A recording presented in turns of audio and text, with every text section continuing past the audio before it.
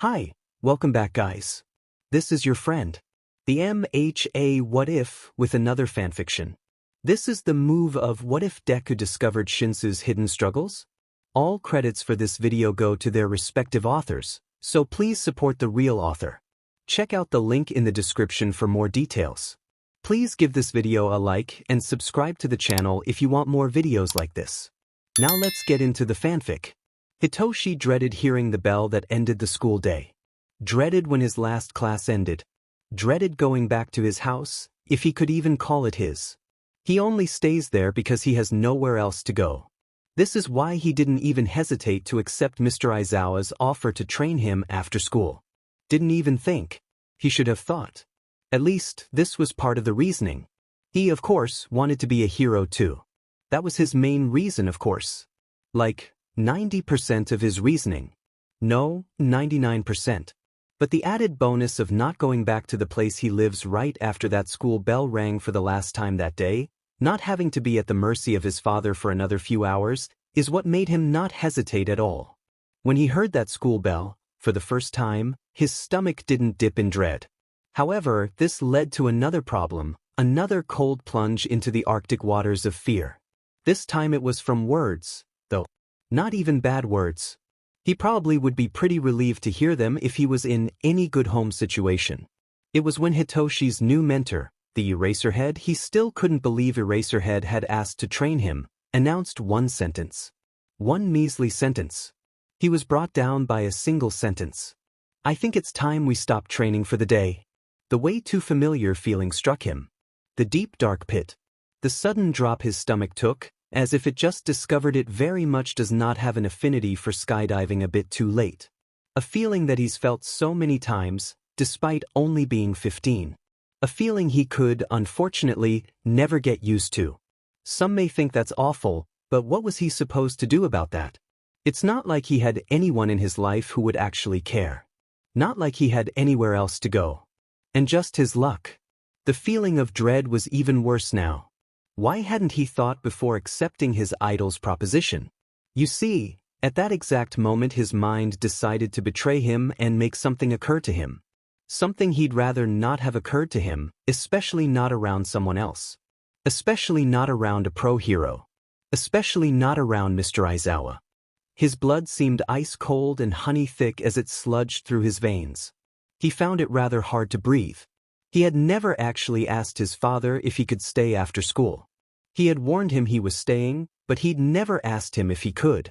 For any normal kid with a loving family, this mistake wouldn't have elicited such a drastic response. It wouldn't mean anything at all. They would just tell their parents they were staying after school, and all would be well. He didn't actually do anything wrong. But Hitoshi knew that didn't matter. Because Hitoshi wasn't a normal kid. And he sure as hell didn't have a loving family. He didn't even have a family sans his father, and even then, he only considered him his family by blood. And he was a mistake. An object. With a villainous quirk. Defective. That makes him about as useful and safe as a broken oven, at least to his father. And you know what a lot of people do with defective ovens to try to make it work right? Kick it. At least, that's what his father does. His father loved to have as much control over Hitoshi's life as humanly possible. And his father has made it abundantly clear what would happen if Hitoshi didn't obey, if Hitoshi came home even a minute after he usually did. He normally came home at 4:30. School ended at 3, however, Hitoshi would take his sweet time making it home. He was already pushing the limits with getting home at 4:30. Although Hitoshi's curfew was technically at 10, he knew that didn't matter. And although Hitoshi had sent a text hours ago, he knew that also didn't matter. What mattered was that Hitoshi hadn't asked, which would have always ended up with a laugh, some comment about him being a villain by nature, how he should stop trying to be a hero, and a glass thrown at him, and his father wouldn't have a plaything for another hour or so after the usual time. His father always needed something to take his anger out on after work. Something living that could scream. It used to be his mother. She protected him by taking the brunt of his father's quirk. But now she's gone. There's no one left who cares about him. He's so tired. He feels like a rope that's fraying under stress, holding on by a few fibers. He wants it to stop. But at this rate, It never will. He just hadn't given it thought. His father would be mad. His father would be mad at him. His father would hurt him. More than usual. His father might kill him. He'd messed up big time. His father wouldn't be gracious, he knows it. Stupid, his thoughts chastised him. Stupid, stupid, stupid, stupid, stu-dash. Shinsou? Mr. Aizawa's words cut through his less than stellar thoughts, refocusing him. He was still at school, still with Mr. Aizawa. Right, the training classes. The thing that started these emotions in the first place. Had Mr. Aizawa taken note of his emotions? Be logical, he was probably just annoyed that I didn't respond. Hitoshi turned his head to Mr. Aizawa from his place on the floor. When had he ended up on the floor? It was cold and smooth. He was used to finding himself laying on the ground, but this was different. Where, regularly, he'd be screaming with pain, now he only feels panic.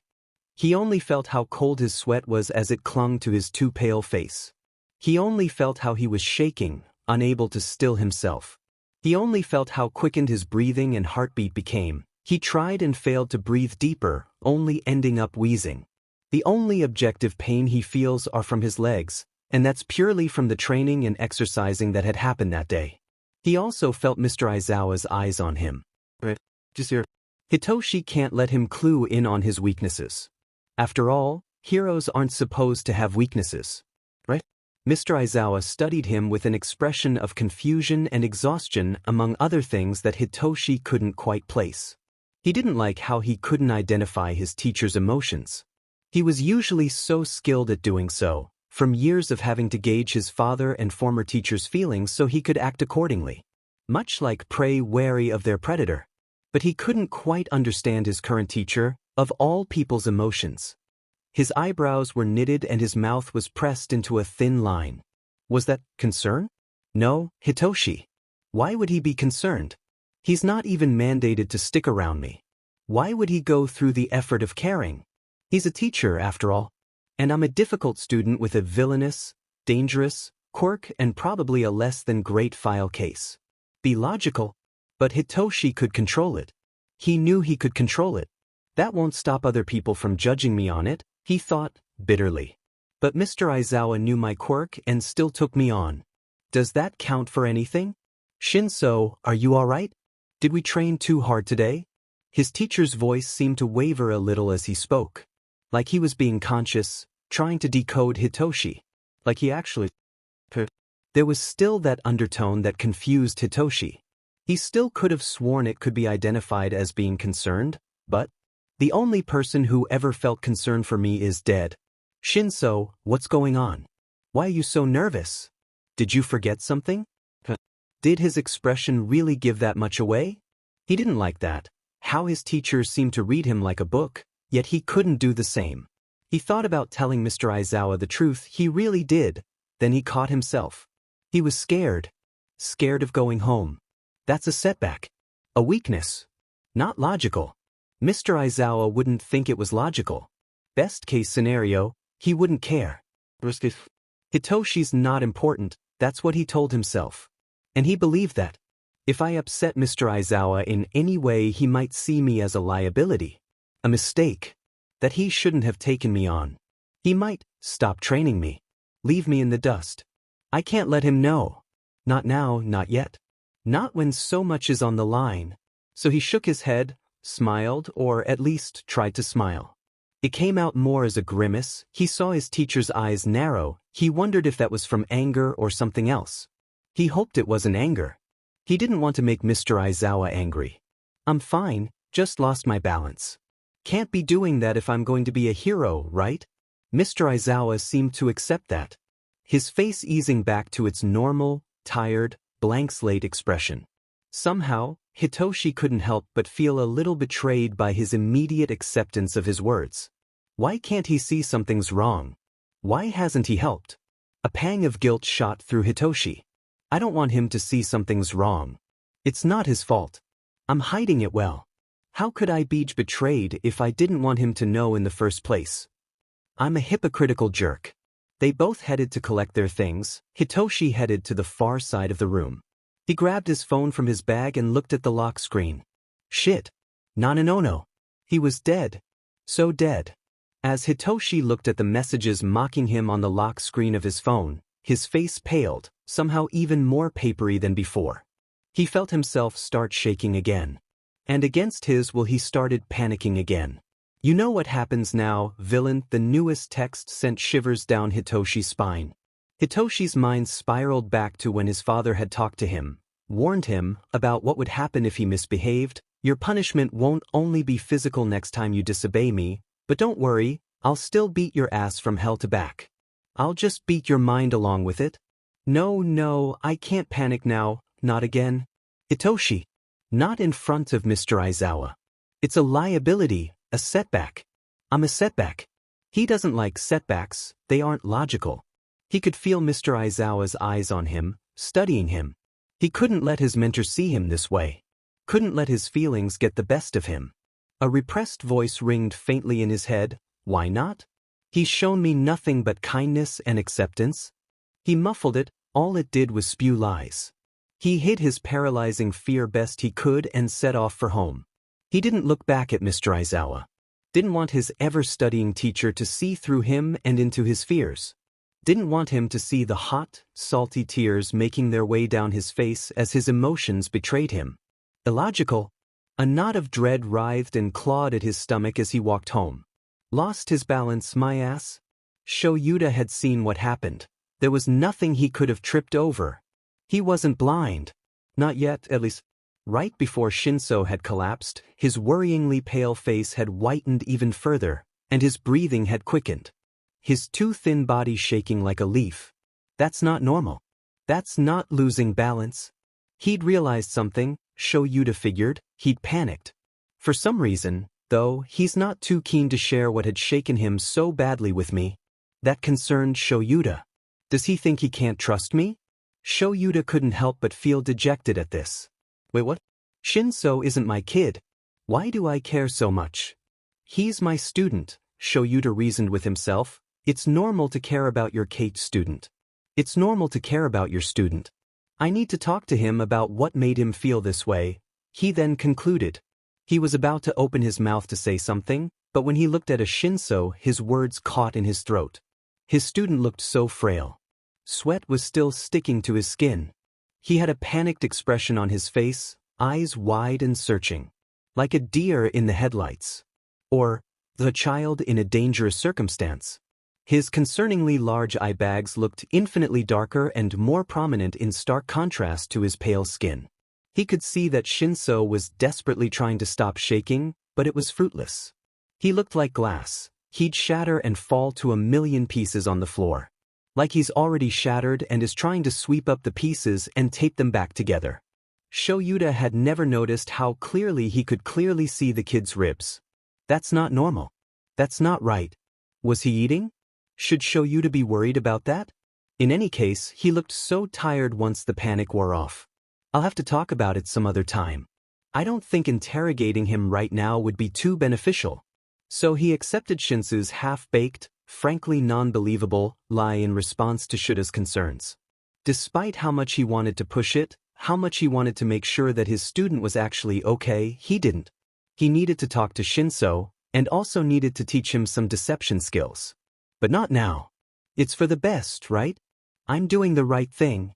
He desperately hoped he was. He saw his student's shoulders fall after he let it go. He couldn't tell if it was because he was relieved, or because he was disappointed. He didn't want either to be true. If he was relieved, that means he's hiding something. If he was disappointed, that means Shuda's failed him. Shoyuda kept an eye on Shinsou as he headed over to the far side of the room to collect his things. Shinsou picked up his phone and looked at his lock screen. Why was Shoyuda watching Shinsou as if he'll shatter? He's not Shuda's child, and he's not made of glass. He made it to the top 8 in the sports festival. Am I going soft? He shook his head, almost offended at himself. But despite his dismissal of the thoughts, he still continued to watch Shinsou. Something was wrong, horribly wrong. Shinsou, who had calmed down by now, started to panic again. This wasn't normal, was it? Children didn't usually panic this much, right? I'm not good with this stuff. Shoyuda watched as Shinsou tried to calm down. Though, at this point, he looked like he was going to either shove his panic down for later, puke, or collapse. Shoyuta needed to be near Shinsou if it was one of the latter two. He found that he'd rather be near Shinsou if the first one happened too. When did he start caring so deeply for this kid? Before he could make it over to where Shinsou was, however, he watched as Shinsou stilled his shaking for the most part. Shoyuta faltered. His student stood up a little too quickly than normal to leave. Apparently he was dealt the first option. Shoyuta almost wishes Shinsou had puked, or even collapsed. That was more solvable than buried panic. Less destructive. It would have led to Shoyuta having a logical explanation to warrant looking into Shinsou's potential problems. Something was clearly wrong, clearly so wrong. But Shinsou just couldn't seem to bring it up. Neither could Shoyuta. Shoyuta forced himself not to call out to Shinsou. Forced himself to not push further into what was wrong. Forced himself not to worry. For all he knew, maybe it's not important. Maybe it's embarrassing. Shoyuta told himself this. He didn't believe it. As he walked home, his thoughts kept wandering to Shinsou. Even if it was just him forgetting something, why would it warrant such a huge response? That hinted that there was something else wrong outside the small problem.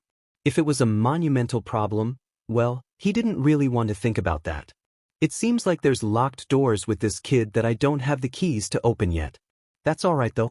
I'm not his father. This is a parent's job. He briefly considered that maybe his student's parents weren't good people. He dismissed that. Shinsou would come to him if that was the case, right? I'll have to talk to Hisashi about this, he thought as he walked up the steps of his house. He knows more about dealing with people than I do. I hope I made the right decision. A dark monster of worry festered in Shuta's mind the more he thought about Shinsou. Shamelessly singing to a popular English song and cooking rather loudly, Hisashi almost didn't notice when the door opened. Almost. Hey, Shoyuta. How's it? His boyfriend put down his bag and capture weapon by the door, then headed to the kitchen table. He pulled out one of the chairs, making a squeaking noise on the floor. As he slipped into the chair, he dropped some essays about heroics he had to grade on the wooden table. Fine.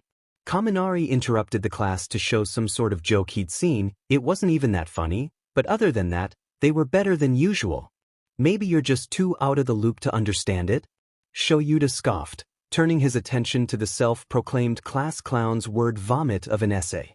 He knew the kid was trying hard to improve, and this essay was at least better than the last one. It was readable, mostly. It was slow progress, but progress nonetheless. Both Shoyuta and Hisashi were proud of Kaminari for his efforts to get better grades. Hisashi smiled, flipping the vegetables on the cooking pan. They made a sizzling sound as the previously exposed side hit the hot material. As he continued cooking, he kept looking back at Shoyuta. He was off. Something was bothering him. Shoyuta was usually cold and distant, but not in this way. His body language was a lot different than usual. He's probably just stressed or burnt out. He'll tell me if something's really wrong. This didn't completely absolve his worries, however. He turned his attention back to the stove for the most part, humming to the next song on the radio. I don't know this one that well. Shoyuta looked up from his mind-numbing excuse for an essay courtesy of Ishido. He smirked. Wow, what a twist, even I've heard this one. Maybe you're the one losing your relevant shine. Hisashi faked a dramatic gasp, turning on his heel to face Shoyuta. You wound me. I'll have you know that I am as up-to-date as you can be without being weird. Thank you very much. Plus, you're one to talk Mr. What Say meme and how njmom back to Japanese. Yo, I still can't believe that you managed to change your phone language to Indonesian by accident. That takes sheer, willful, frankly admirable, ignorance. Hey, not everyone can waste hours of their day acting the part of a cockatoo on the internet. Wow, Shoyuta. That's low, even for you. The man at the table did a weird snort laugh thing. Hisashi thought it was cute. He was more glad that he seemed to be less stressed than when he first walked in. All in the day's work of being a good boyfriend. Hisashi still needed to talk about what made Shoyuta feel worried when he first came in. But for now, this was fine. After a few more minutes of chopping, sizzling, mixing, preparing, and singing, Hisashi poked out of the kitchen with 2 bowls. It's dinner time, you gloomy Gus. He placed a bowl in front of Shoyuta and another at the spot next to him. Shoyuta has moved from considerably worse performing students onto Midoriya. His eyes were glazed over. Why does Midoriya go on so many tangents in his essays? You'd think he'd at least be better in writing than speaking. Hizashi smiled at him. The kid's got a lot of energy and analyzing skills. Plus, I speak a lot too. Yeah, but I can ignore you easily. He made a strangled sound in response to that. His boyfriend continued, your chatter isn't usually that important anyway. I can't fill in everything with important information, you give me too much space to work with. It's better now that Eri is here, but whenever she's somewhere else, like right now, it's still just so quiet. Shoyuta hummed and looked back down to Midoriya's essay, quickly finishing the last paragraph. He glazed over many unnecessary sentences. Despite Shoyuta's seeming happier, there was a stressed undertone in his eyes. Hizashi needed to sort this out. He didn't want Shoyuta to feel any sort of awful. Hey, Shoyuta? Come on, what's going on with you? He stayed silent for a while before sighing long and dejected. The kind of sigh that seems to age someone 10 years. He maneuvered himself to be looking at Hizashi. He looked so conflicted, concerned, and almost sad. It made Hizashi nervous. He almost never got like this. And when he did, it was never a good thing. Is it really that obvious? No, but I've known you for over 15 years. He hummed again. He didn't answer the question. Hizashi frowned, taking a bite of his food. So what's going on? After a few more moments of hesitation, he finally asked, you remember Shinsou, right? Your protege with the purple hair and the brainwashing quirk? Yeah. He did really great at the sports festival. Shoyuta opened his mouth. There were many things that worried Shoyuta about Shinsou. But at the time, his mind focused on a specific thing. How worryingly thin Shinsou was. How he never seemed to look like he'd gotten enough to eat. Shoyuta couldn't pretend like he'd never heard the many growls and cries of hunger from his student's stomach. He'd have to be an idiot to not. Shoyuta had other reasons to be concerned for Shinsou, but hunger was the least shrouded of Shinsou's problems at the moment. I don't think Shinsou's eating much. Or at least not as much as he should be. Hizashi sat thinking for a little. It made sense that Shoyuta was worried. He'd built quite the relationship with many of his students this year. He was really showing his protection over children a lot more than normal. It was endearing. Plus, Hizashi had noticed how thin Shinsou was. Now he knew that he wasn't crazy being concerned about it. Do you think he doesn't have enough money, or just doesn't know what to eat?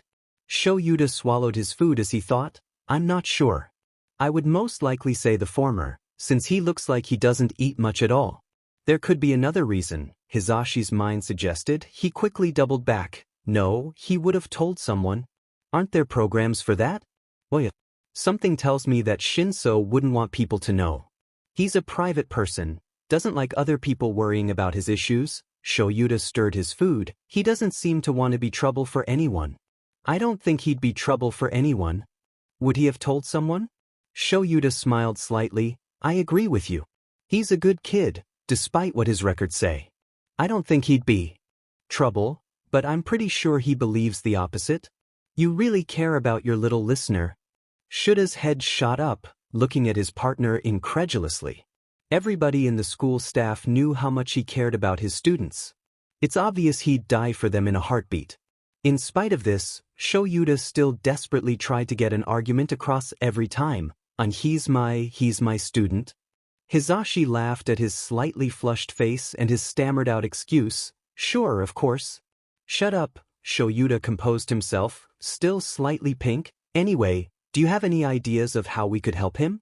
Hizashi smiled even wider, if that was even possible. Yep.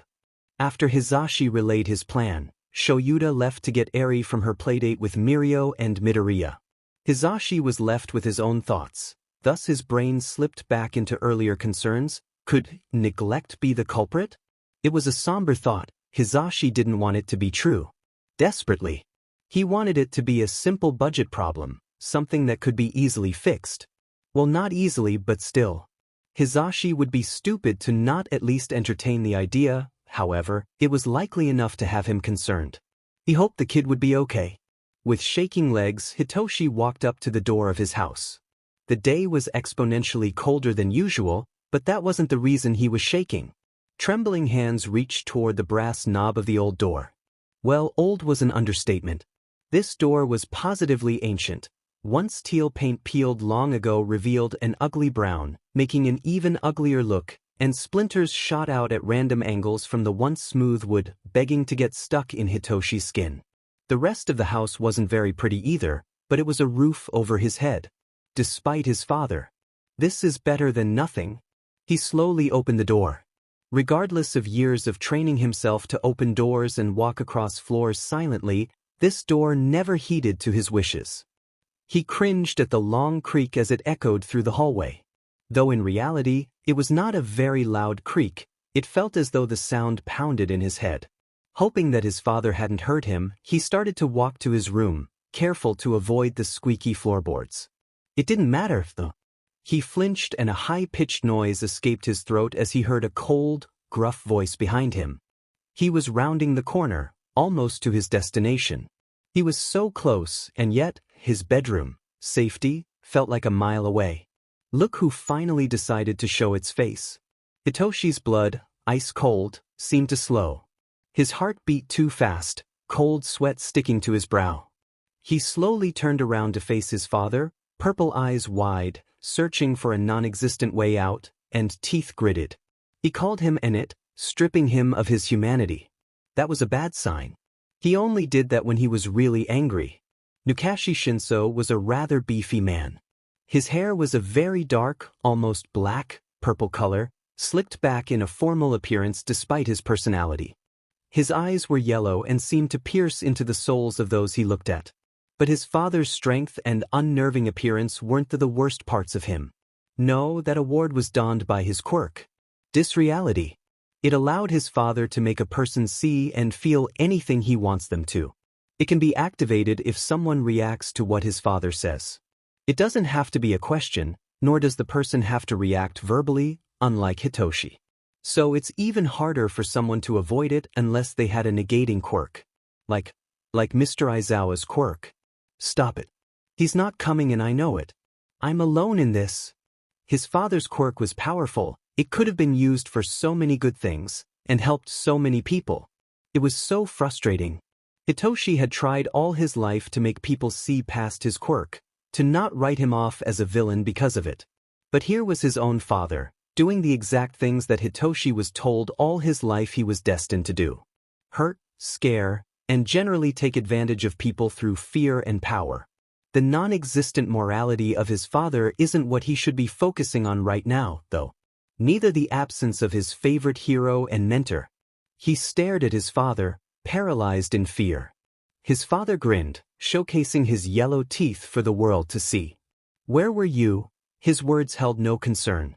They were said in a cold, heartless way. It was very unlike how Mr. Aizawa asked questions.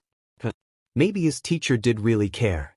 He'd give anything to be back in the safe company of him. Or really anyone who wasn't his father. He'd even take that missed villain at this point. He seemed like a good dad. The surprisingly present morality of the villain versus his father was not what he should have been thinking about. His father continued speaking, "Let me guess. You were committing crimes like the villain you are." Hitoshi knew there was no way he'd get out of this, so he responded. Better to give him what he wants quickly than have him use other methods to get him to respond. You know where I was. I told you. Through text. You read it. I was at school. I'm not a villain, no matter how much you want me to be. Hitoshi knew he shouldn't say this. It won't do any good. But he didn't care anymore. He was so tired of holding his tongue. He was going to be punished anyway. Feisty today, aren't you? Nukashi stepped forward, his breath, oozing with alcohol, hit Hitoshi's face. You know that's how she ended up dead, right? Hitoshi narrowed his eyes and tensed his jaw even harder. He was careful to not breathe through his nose. He still somehow smelled the booze. It was too strong, making Hitoshi feel slightly queasy. He kept eye contact. Nukashi grinned wider, laughing, "What a show." He backed up and crossed his arms, still grinning. His grin could barely even be classified as happy. It was more sadistic, hungry, but you know you won't get out of this. It's time for your punishment, kid.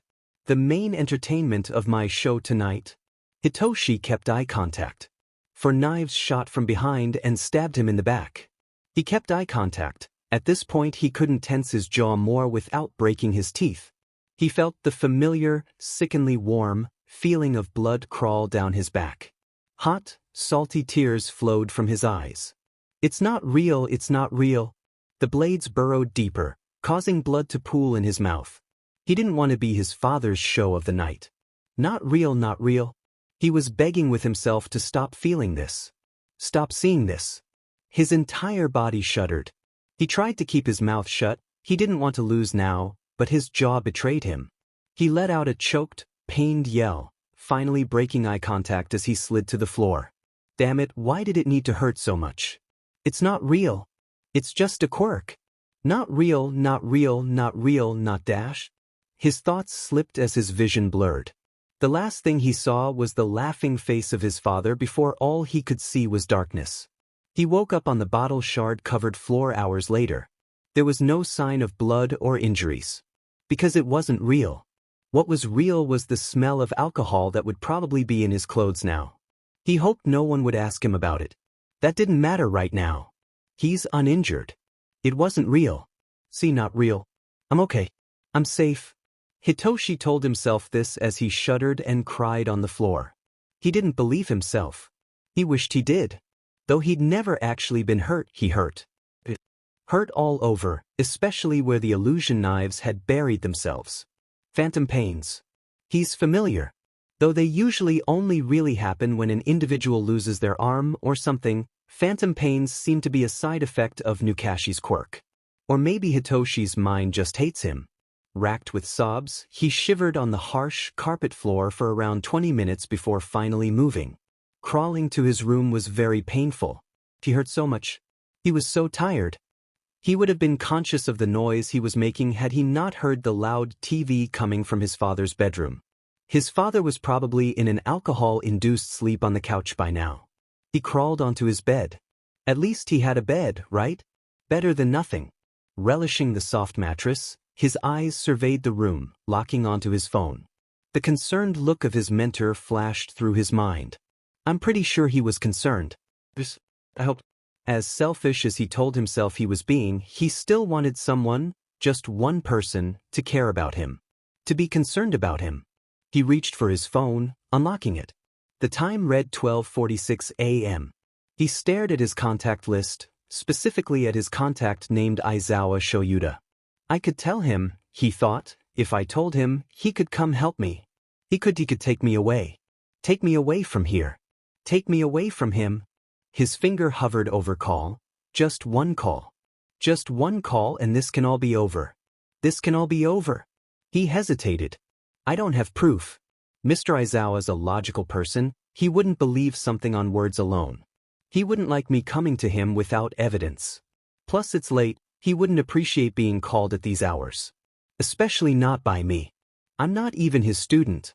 I'm just a side project, something that can be put off easily. Hitoshi's mind continued against his wishes, and where would I even go if I was taken away? Foster care? I would probably be considered a dangerous child given my quirk. I don't want to think about what some families might do. Adoption? At my age? With my quirk? Not likely. Not to mention that I need to stay in around the same area as UA, which is expensive. Hitoshi absently wondered how his father could afford this house. He knew that it was bought brand new. He removed his finger from its position over the call button. It's only another 2 years. I can do this. This is better than nothing.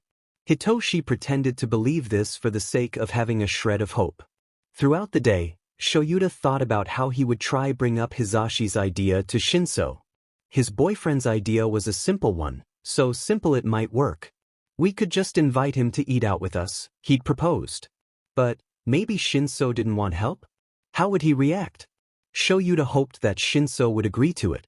He knew the kid didn't like getting other people involved in his problems, but he hoped he would make an exception this time. The school bell chimed, signaling the end of the day. From across the crowd of students, Shoyuta saw the telltale banana hair Hisashi insisted was fashionable. Spotting Shoyuta, despite his appearance doing well to blend him in with the crowd, Hizashi weaved through to him, "Key eraser." He dropped his volume to a near whisper after that. "I'm heading to pick up Eri and head over to the restaurant in about an hour." Shoyuta nodded. After Hizashi made his way over to someone else, Shoyuta started toward the gym that he and Shinsou used. He contemplated how to ask Shinsou Hizashi's question. As he entered through the obnoxiously large door of the gym, he saw that his student was already there, sitting on the ground clutching his stomach. That wasn't a good sign. He semi-waved to Shinsou as he slipped his bag off his shoulder. Walking up to him, Shoyuta decided to put out his offer right there. "We'll have to end this training session early, at around 4. Shinsou looked up. "What? You have something going on." Shoyuta frowned at that. Shinsou's eyes were wide as he looked at Shoyuta. He stopped himself from asking a question? But why? He's shown complete control over his quirk in the past. Plus, he's asked questions before. Like to Midoriya at the sports festival. He couldn't help but feel like that was a really bad sign. You know you can ask questions, right? Shinsou's eyes widened further. With a start, Shoyuta realized that he'd been frightened before then. Frightened of him and of asking questions. The sports festival is an unfair comparison, Shoyuta realized. At the sports festival, he was supposed to use his quirk.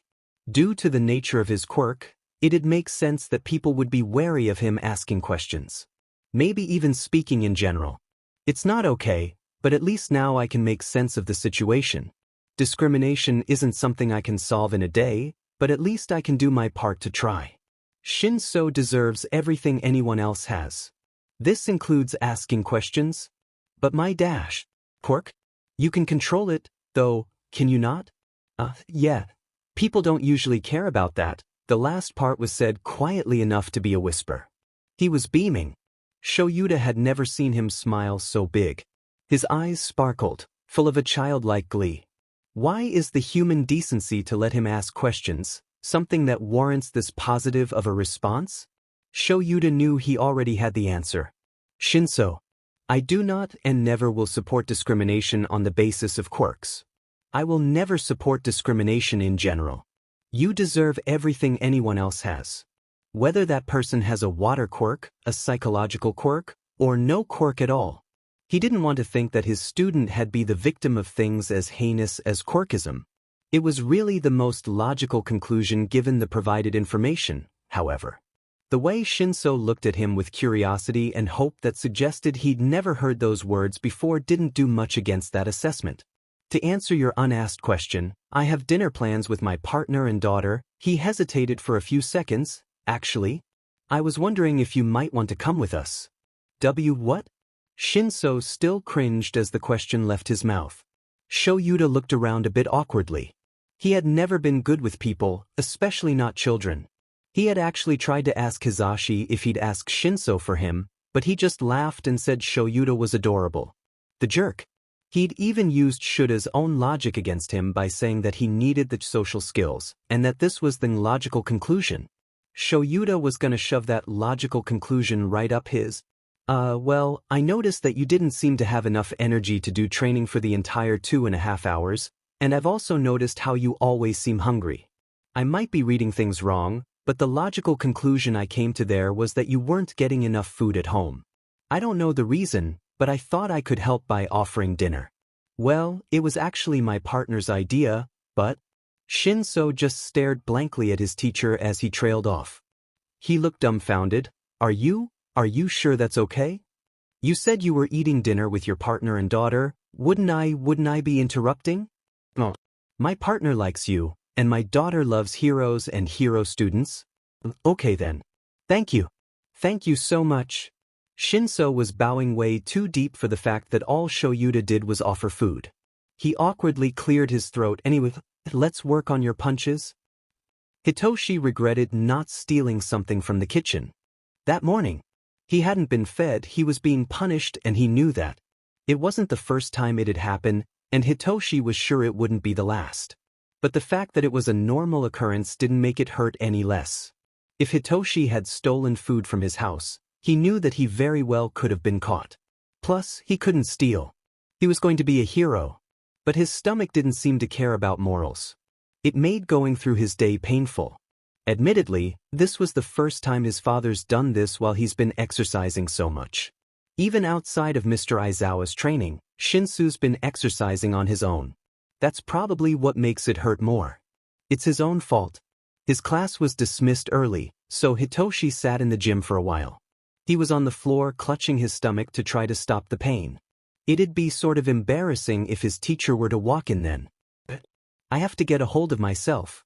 If I can't even handle some stupid hunger, then how am I supposed to be a hero? And speak of the devil. As he entered the gym, Mr. Aizawa waved a greeting at him. Shinsou returned it, biting back a wince and a curse as he stood and as his stomach tried to curl in on itself. He wasn't sure if he could make it through the entirety of training. He wasn't able to get that much lunch that day, regretfully having to throw away food as the next class was about to start. He also wasn't fed breakfast or dinner. But that's the usual when he's being punished. He's lucky he got any food at lunch at all. If the lunches costed even a cent, he knew his father wouldn't allow him to have one. Mr. Aizawa started speaking. Hitoshi tried his best to pay attention despite his aching stomach. We'll have to end this training session early, at around 4. Just his luck. He can't even pretend like everything is fine for another few hours. He looked up at his teacher. What dashed he caught himself? I can't ask a question. Idiot. This is the first adult who's actually given a shit about me and I'm going to ruin it. He'll never want to help me again. Oh no, oh no, oh no. Just act like it was an accident. Yeah. You've got something going on. Mr. Aizawa's lips pressed into a firm line. Despite his best efforts, it didn't seem to matter that he caught himself. His teacher still seemed disapproving. As Mr. Aizawa opened his mouth, Hitoshi tensed. You know you can ask questions, right? He hadn't expected that. Hitoshi's eyes widened, flabbergasted, at his teacher. He'd never been told he could ask questions. Most times he was told to just not talk at all. That he was a liability. That he was a bad person, a villain. Did Mr. Aizawa just forget about his quirk?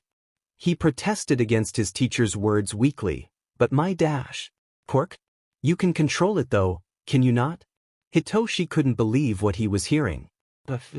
People don't usually care about that.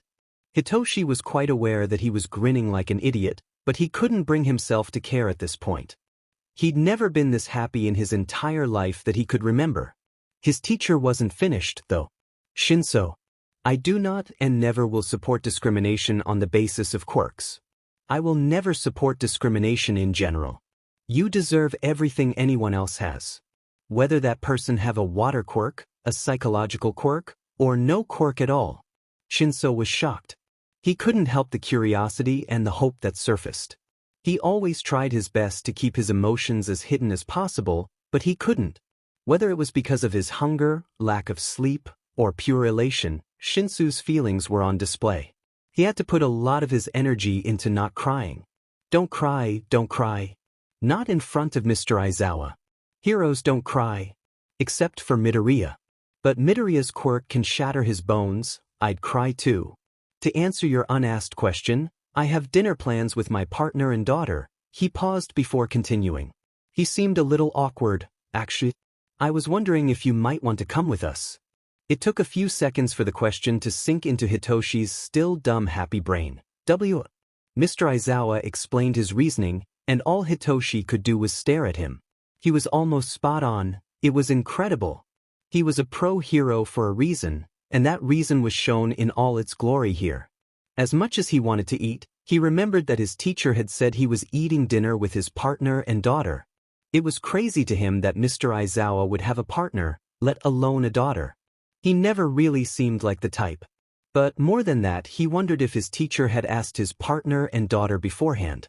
He didn't want to annoy them. Mr. Aizawa was kind to him, but Mr. Aizawa was an exception. Not the status quo.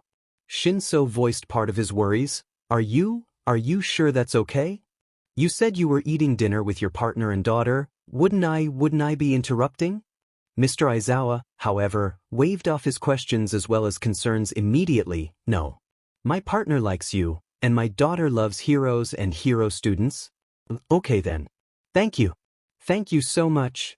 Shinsou bowed.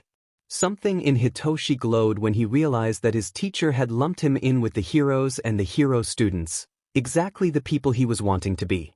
His partner likes me? I wonder if I know them. God, my father would kill me if he knew I was spending time with Mr. Aizawa. I don't know why, but he's always hated heroes, especially underground ones. I guess me wanting to become one is a bit ironic. And his daughter likes heroes and hero students? I guess that's to be expected since she's the daughter of a pro. I wonder how old she is. They started training. Hitoshi's stomach desperately waited for 4 when it can get food and relief from the pains of starvation. Despite how greedy he felt, Hitoshi couldn't help but be eager for 4 as well. Mr. Aizawa offered this. That's not being greedy, right? I'll just get the cheapest thing at the restaurant or something. Maybe his life was finally looking up a bit. He kept himself from having too much hope, but just barely. Hizashi sat at the restaurant table, leg bouncing, nervously. He didn't know why that was. Maybe it was because of the unknown reason of why they needed to do this in the first place. A child not getting the right amount of food at home is a big deal, and Hizashi was concerned about the circumstances here. Eri sat near him chattering away. It had taken so long to get her to be open enough to talk like this. It made Hizashi smile hearing it. The bell above the restaurant door chimed. Hizashi broke out of his thoughts as he looked toward the noise. He beamed as he saw the familiar rough black hair and shoddy fashion sense of his boyfriend. Seeing the unruly purple hair of Shuda's protege in tow, Hizashi smiled even brighter. Catching Shuda's eye, he waved him over. Eri looked sort of confused at Shinsou as they both walked over, but she still seemed happy. Shoyuda and Shinsou slipped into the seats at the table. Hizashi greeted them. Hey Shinsou, hey Shoyuda. Shoyuda nodded at him. But Shinsou just stared intently at him. It made him feel awkward. He gestured to Eri, who seemed content now that she knew Shinsou's name. This is Eri, he introduced. Something seemed to click for Shinsou and he finally stopped with his unnerving stare. You're Mr. Yamada. A frown flickered on Hizashi's face for a split second before he smoothed it over with a smile. I'm surprised, most people can't recognize me in my off-duty clothes. Why did Shinsou stop himself from asking a question? Is it because of his quirk? Hizashi knew how dangerous voice quirks were dealt with a lot. Hell, it was how he lived a lot of his life when he was younger. He'd learned JSL because he was legally deaf, sure, but he'd also learned it because in many parts of his life he was forbidden from speaking. People were so afraid of his quirk going off that they just took away his ability to speak in general. He couldn't help but wonder if Shinsou had some of the same restrictions. It made him sick to think that people were still doing that today. Shinsou turned his attention to Eri. Hi, Eri, my name is Shinsou Hitoshi. Hi Hitoshi. Shinsou smiled lopsidedly. He reminded Hizashi so much of Shoyuda it was unreal. He might actually have to buy into Todoroki's theories about that. Eri and I already decided on our orders. And I'm guessing Shoyuda wants his usual dash. I really don't care what I get. I know. Anyway, what are you wanting to get, little listener? Shinsou looked around awkwardly. Well, I don't really have that much money to pay Bidash. Hizashi waved him off. Nonsense. I have 3 jobs, Shoyuda has 2. We're not hard-pressed for money at all. But dash. Seriously, kid, Shoyuda cut him off. It's okay. I wouldn't have offered it otherwise. Shinsou still picked the cheapest dish on the menu. Well, least he picked one, Hizashi supposed. Hizashi chatted with Eri and Shoyuda for a while. Shinsou only spoke when he was asked something. Hizashi could tell that Shinsou had something to ask by his body language. He kept on almost saying something then catching himself, looking anxious. After a little, the group fell into silence. Why dash? Shinsou started before abruptly falling silent, face slightly paler than usual. Sorry. Hizashi frowned, sharing a look with his boyfriend. It seems some of my concerns were right. He inwardly sighed, mood considerably dampened. However, he knew how to smooth over that sadness easily. Eri looked up at the apology from the crayon drawing she'd engrossed herself into. Hizashi turned his gaze back to Shinsou, who was looking more and more uncomfortable. His eyes were flitting around, seemingly trying to find an exit. Hizashi offered a careful smile. You can ask questions, you know?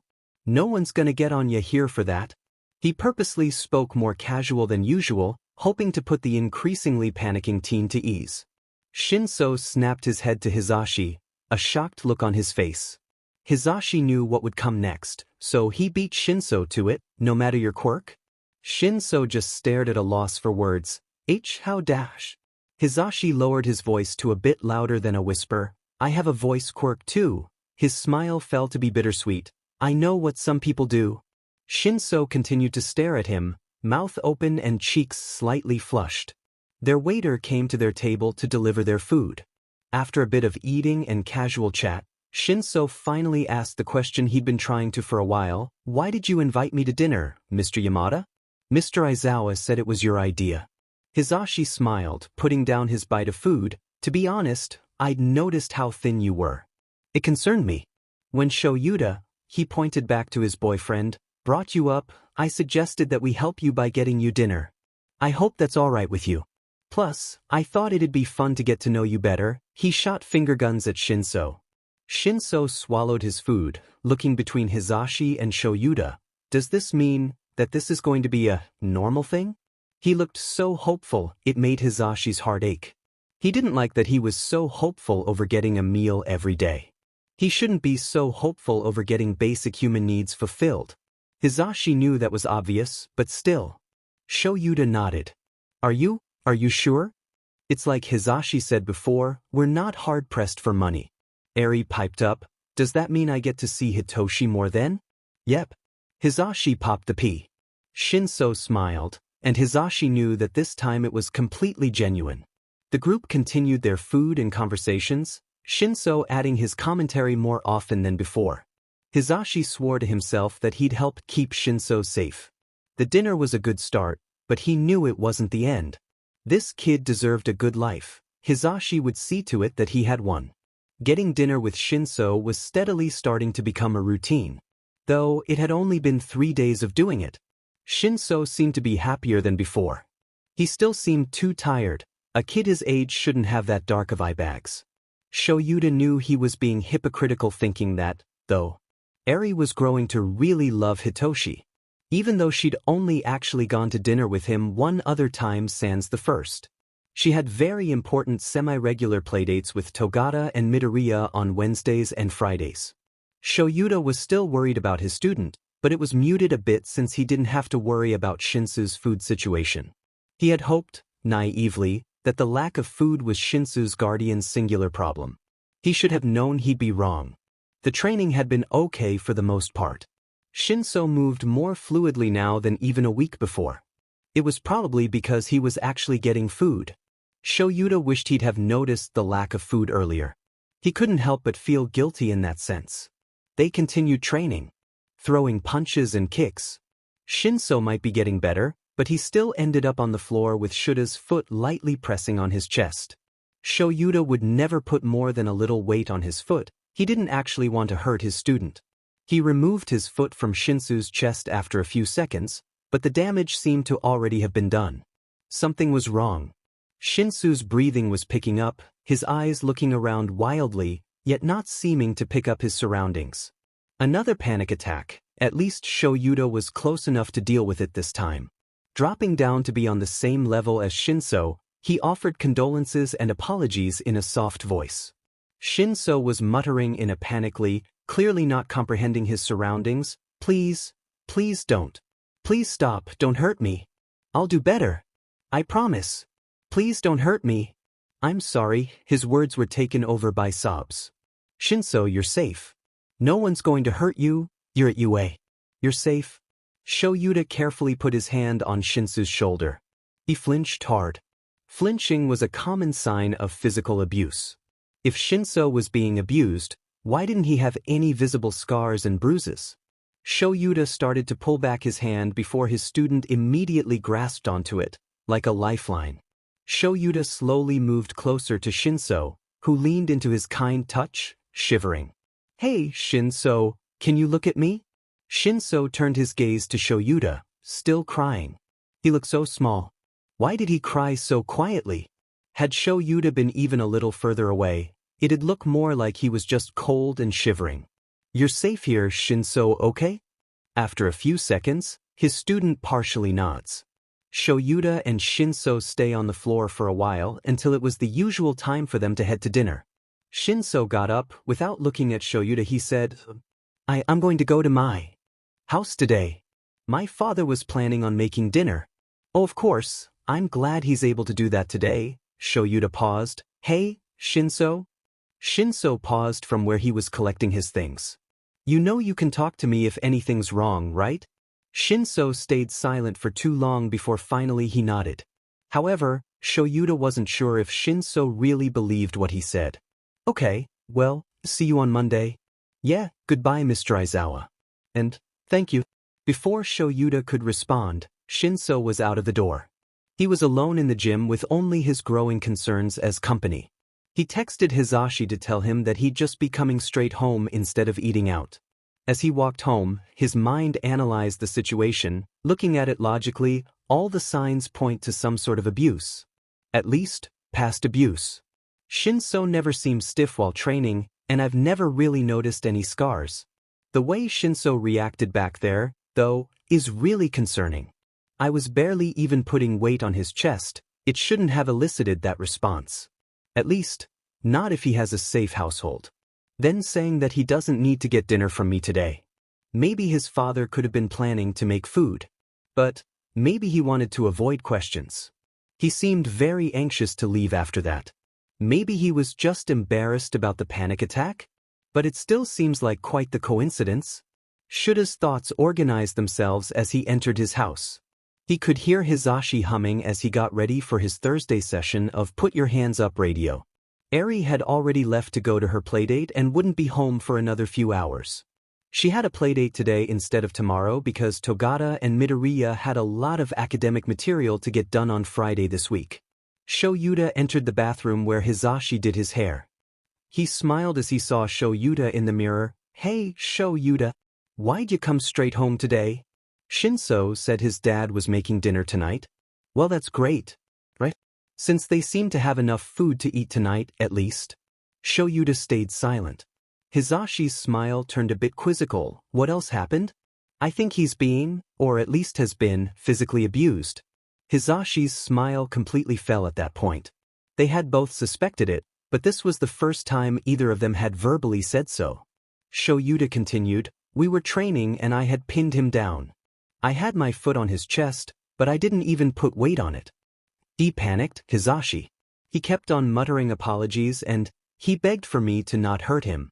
It took me around 10 minutes to calm him down. I've never noticed any stiffness from him, mostly just exhaustion. I also haven't noticed any scars or anything. Hizashi spoke up then, as they now sat on his couch having left the bathroom a few minutes before. I can't explain the lack of stiffness, but he could be wearing makeup to hide his scars, like I do. His guardian might force him to hide the scars. Shoyuta nodded, grimly. I'm worried about leaving him alone for the weekend. Hizashi hummed in agreement. There's nothing we can do about it, though. We don't have hard evidence for any abuse yet. I just hope he'll contact us if anything's off. They sat in silence, thinking about their student. Eventually, Hizashi had to leave to run his radio show. After kissing Shoyuta goodbye, he grabbed the things he needed and almost tripped over a cat as he ran out the door. Leaving Shoyuta, once again, alone with his worries. Well, not entirely alone. The cat that almost tripped Hizashi, Burrito, named this because he was cream with brown spots, like a bean burrito, according to Hizashi. Shoyuta thought the name was dumb, but Hizashi liked it. Jumped onto Shuta's lap. He purred loudly as he demanded attention. Cats had a way of lessening anxiety, though today, the cat didn't do much for Shutas. He hoped he wouldn't be too late to save Shinsou. Hitoshi knew he was walking on eggshells. He knew that his father was going to punish him. It was inevitable. He just hoped that it wouldn't interfere with his schoolwork. He shouldn't have been so naive. He'd been sweeping glass shards off the filthy, carpeted ground best he could. He knew it would never be enough to satisfy his father, and that the old shards and bottles would just be replaced with new ones eventually. But it was less punishing if he at least tried. The smell of the floor made me nauseous, alcohol mixed with puke and body odor. a scent that had become synonymous with pain and punishment for Hitoshi. But he couldn't blame his father too much. His father got massive migraines from his quirk, the alcohol helped. Who am I to get in the way of him feeling better? I'm so selfish. The punishments are fair too, right? Everyone gets punished when they do something wrong. Mine is just a little more strict than others. He heard his father's voice behind him, making him stiffen. I've settled on a punishment. Gritting his teeth and whimpering slightly, Hitoshi turned his gaze to his father in an attempt to not look disrespectful. He knew that it was his fault his father had to give him a punishment. It had to be a big punishment this time. Think of it as payment for my allowance of you staying after school. At the end of the day, this is your fault, Hitoshi. I don't want to hurt you, but I have no choice. You were a bad kid.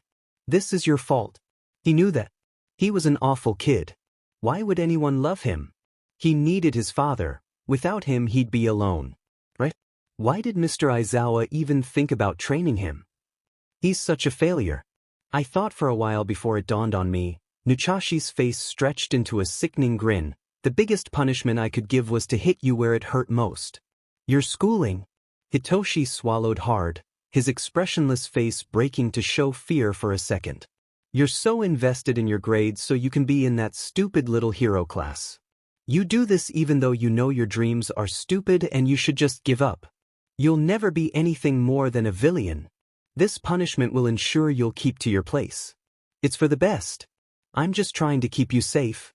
Hitoshi flinched at the words. Though he had heard them all throughout his life, they were nothing new. But you don't need to hear all that, you already know it after all. Anyway, I'm going on a business trip. Impeccable timing. Leaving at 9 hours tomorrow, and coming back next Sunday at 18 hours. So, of course, you'll be unable to earn your morning bus money. Hitoshi lived around 2 hours away from UA. He took the public bus to school. It took money that he normally didn't have. So, he'd made a deal that he'd do chores in the morning for the money needed to ride to school. But if his father wasn't there to allow him to earn his morning bus money, but that's a week. Hitoshi's voice was small and powerless. That'll affect my grades. His voice petered out as Nukashi's smile widened. It finally dawned on Hitoshi what his father's goals were. To destroy Hitoshi's dreams, the chances of him getting into the hero course. This would make it impossible for him to become a hero. It would make all of what Mr. Aizawa did for him meaningless. It'd make him useless. But his father was right.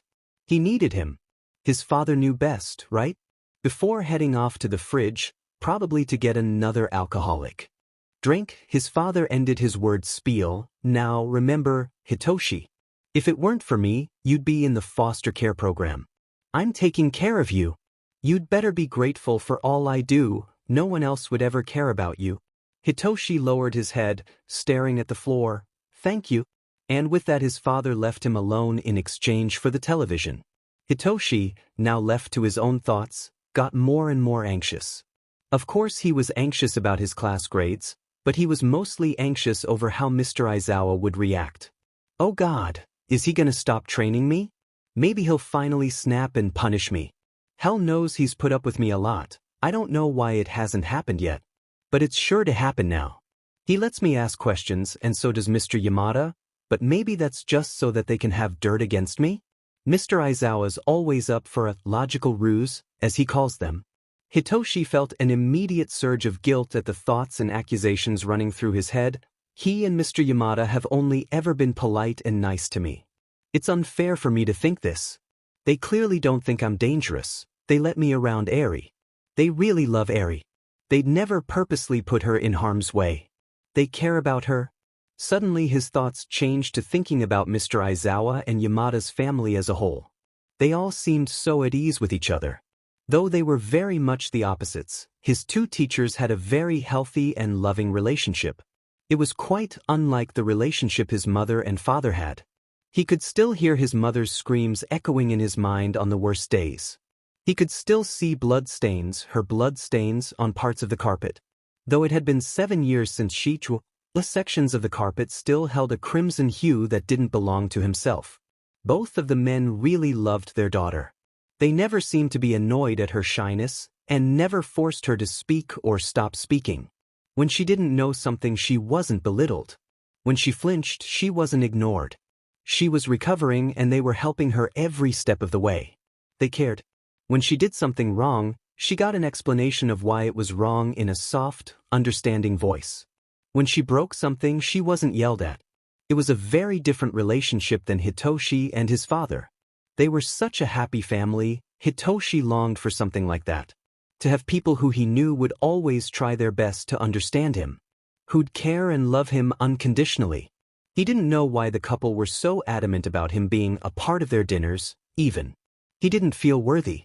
He was a troubled boy with a bad record. You'd think they'd stay far away from him. And yet they went out of their ways to make sure that Hitoshi was okay.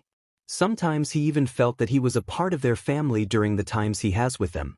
But I'm not. And I won't ever be. No matter how much I wish, I know this won't come true. It's illogical to think otherwise. Plus, my father needs me. I might not be a good kid, but I'm all he's got. At some point in his rambling mind, Hitoshi had wandered back to his room. He was standing at the base of his window, looking out at the stars. If there was an afterlife, Hitoshi hoped it was in the galaxy. It's what she deserved after all, to be in a place as beautiful as she had been. Hitoshi's mother had always loved the sky. She had looked like one too. Her hair had been a misty gray, like altostratus clouds. As she'd gotten more and more stressed, her hair had thinned and turned darker until they were more storm clouds than anything. She'd always sung with a soft voice like a warm breeze. Her eyes had been sky blue with a tinge of purple in them, just subtle enough that you wouldn't notice unless you were really looking at them. She had been as beautiful as a sunset, more actually. She hadn't deserved the life she was handed. She shouldn't have died. Hitoshi knew it was his fault. She put herself in danger to save him after all. She should have lived a happy life with a good child. Hitoshi laid on his bed, looking at the cracks in his ceiling. He knew he needed to notify his teachers that he would be gone from school for a week, specifically Mr. Aizawa, but he couldn't bring himself to. He was too exhausted, so tired of the life he lived in. So tired of being a failure. He'd put off letting them down till tomorrow, then he supposed. His eyes slid shut. Although he wasn't about to actually fall asleep anytime soon, his mind slipped into darkness, effectively turning off his thoughts and disconnecting his emotions. Shinsou seemed a little off during their training session. Shoyuta couldn't place it. He was acting normally for the most part, but it seemed like there was something on the tip of his tongue that he just couldn't quite get out. At least he wasn't panicking. Shoyuta pinned Shinsou down after dodging one of his kicks. He was careful not to put any weight on his student's chest. Shinsou looked downcast. Sorry, I should have aimed better. Don't write yourself off.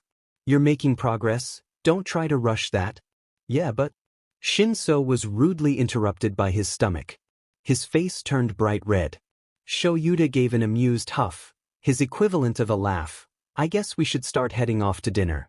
Hizashi's probably already waiting for us. Shinsou nodded and grabbed his bag. He almost tripped on the way there, stumbling to catch himself.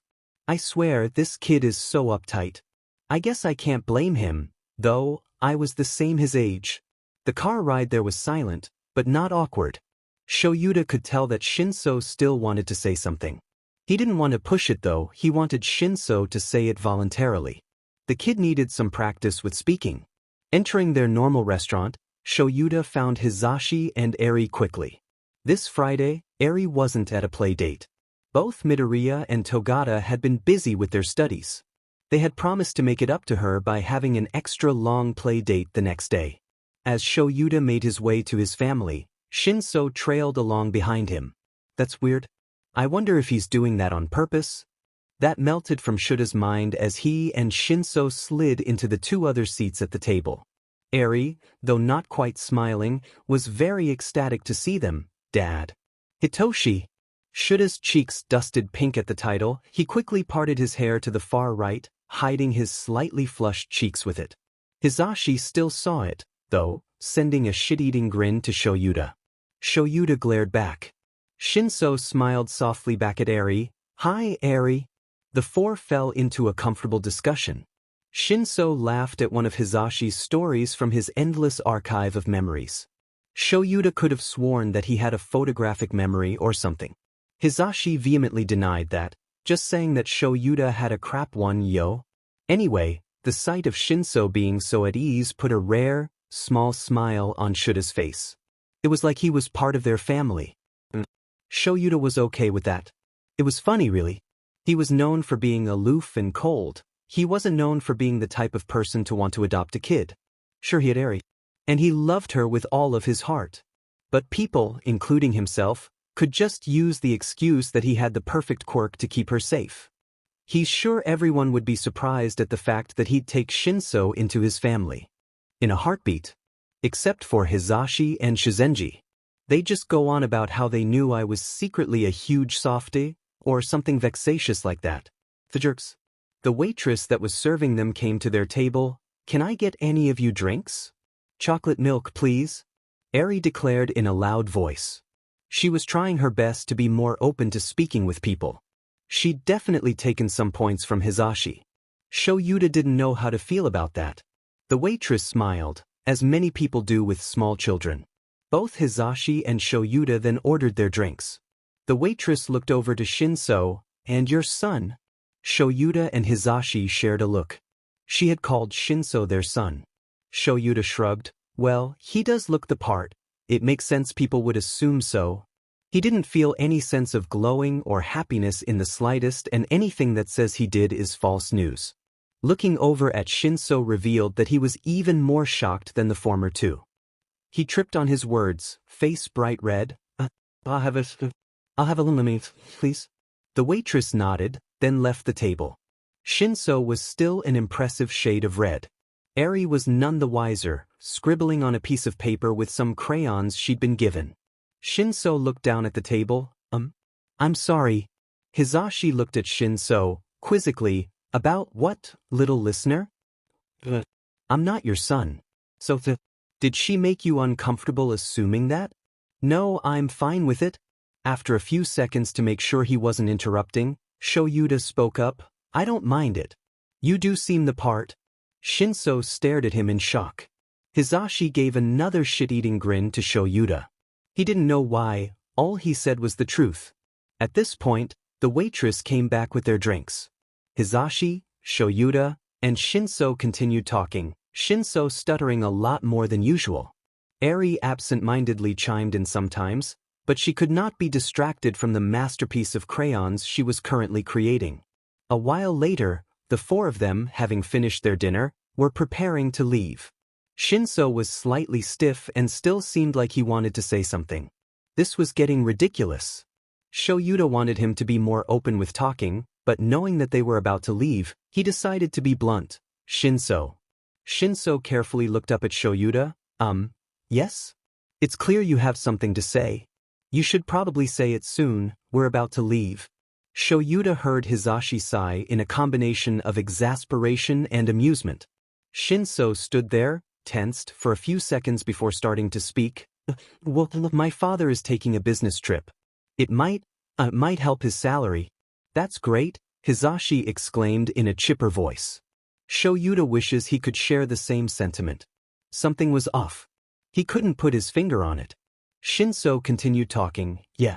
Well, I live 2 hours away from UA, and I usually take the bus dash." "You must leave very early to catch it in time," Shoyuta interrupted. "The only bus that leaves with enough time to make it to school on time is at 5, and even then you're cutting it close. It's no big deal. Anyway, I need money to ride the bus. And the business trip is going to have a huge impact on our budget. So I won't be able to make it to school for the week he's gone." Well, that's clearly a lie. Or at least, not the full truth. If he's been able to afford the bus all year on his father's salary, this surely wouldn't make that much of a difference. Why would he lie about this, though? "I know he values his grades." "Nonsense. We can pay for the week your father's out on." Shinsou looked up from the tile he had found very interesting at Hizashi's words. "We don't have to do that." "Of course we do, my dear listener." Hizashi did finger guns. "But I don't like how you'll be alone for an entire week." Shinsou looked down again. He looked ashamed, as if he expected punishment for something he couldn't control. Hizashi looked at Shoyuta, asking a silent question. Students oftentimes lived alone, like Uraraka. But the difference between Uraraka and the boy in front of him is that he knows Uraraka has enough money and food. He's not confident about Shinsou. Plus, Uraraka lives close enough to walk to school.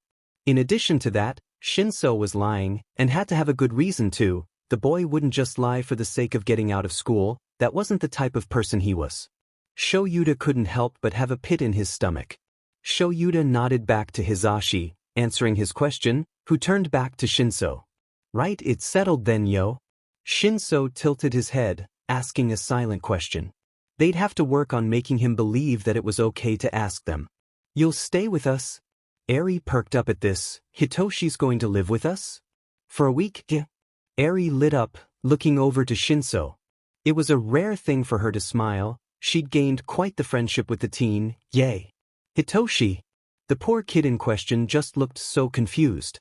It was almost funny, or from Hizashi's point of view, it was absolutely hilarious. He let out a laugh as Shinsou awkwardly returned Eri's smile. He looked between Shoyuta and Hizashi. You're sure? Shoyuta nodded. We're sure. I can't possibly take this. Shoyuta frowned. Shinsou looked nervous. That solidified his worries, but maybe he was being too rash in terms of his judgment. Maybe his mind was clouded over the liking that he had for this student. It very well could be that Shinsou just didn't want to intrude or something like that. It's really no big deal for us, kid. Why yeah, but... Eri was already rambling on about what she and Shinsou would do together, though. So Shinsou was stuck. He looked back up to Shoyuta and Hizashi. Thank you so much? Are those tears? Why would he be crying about this?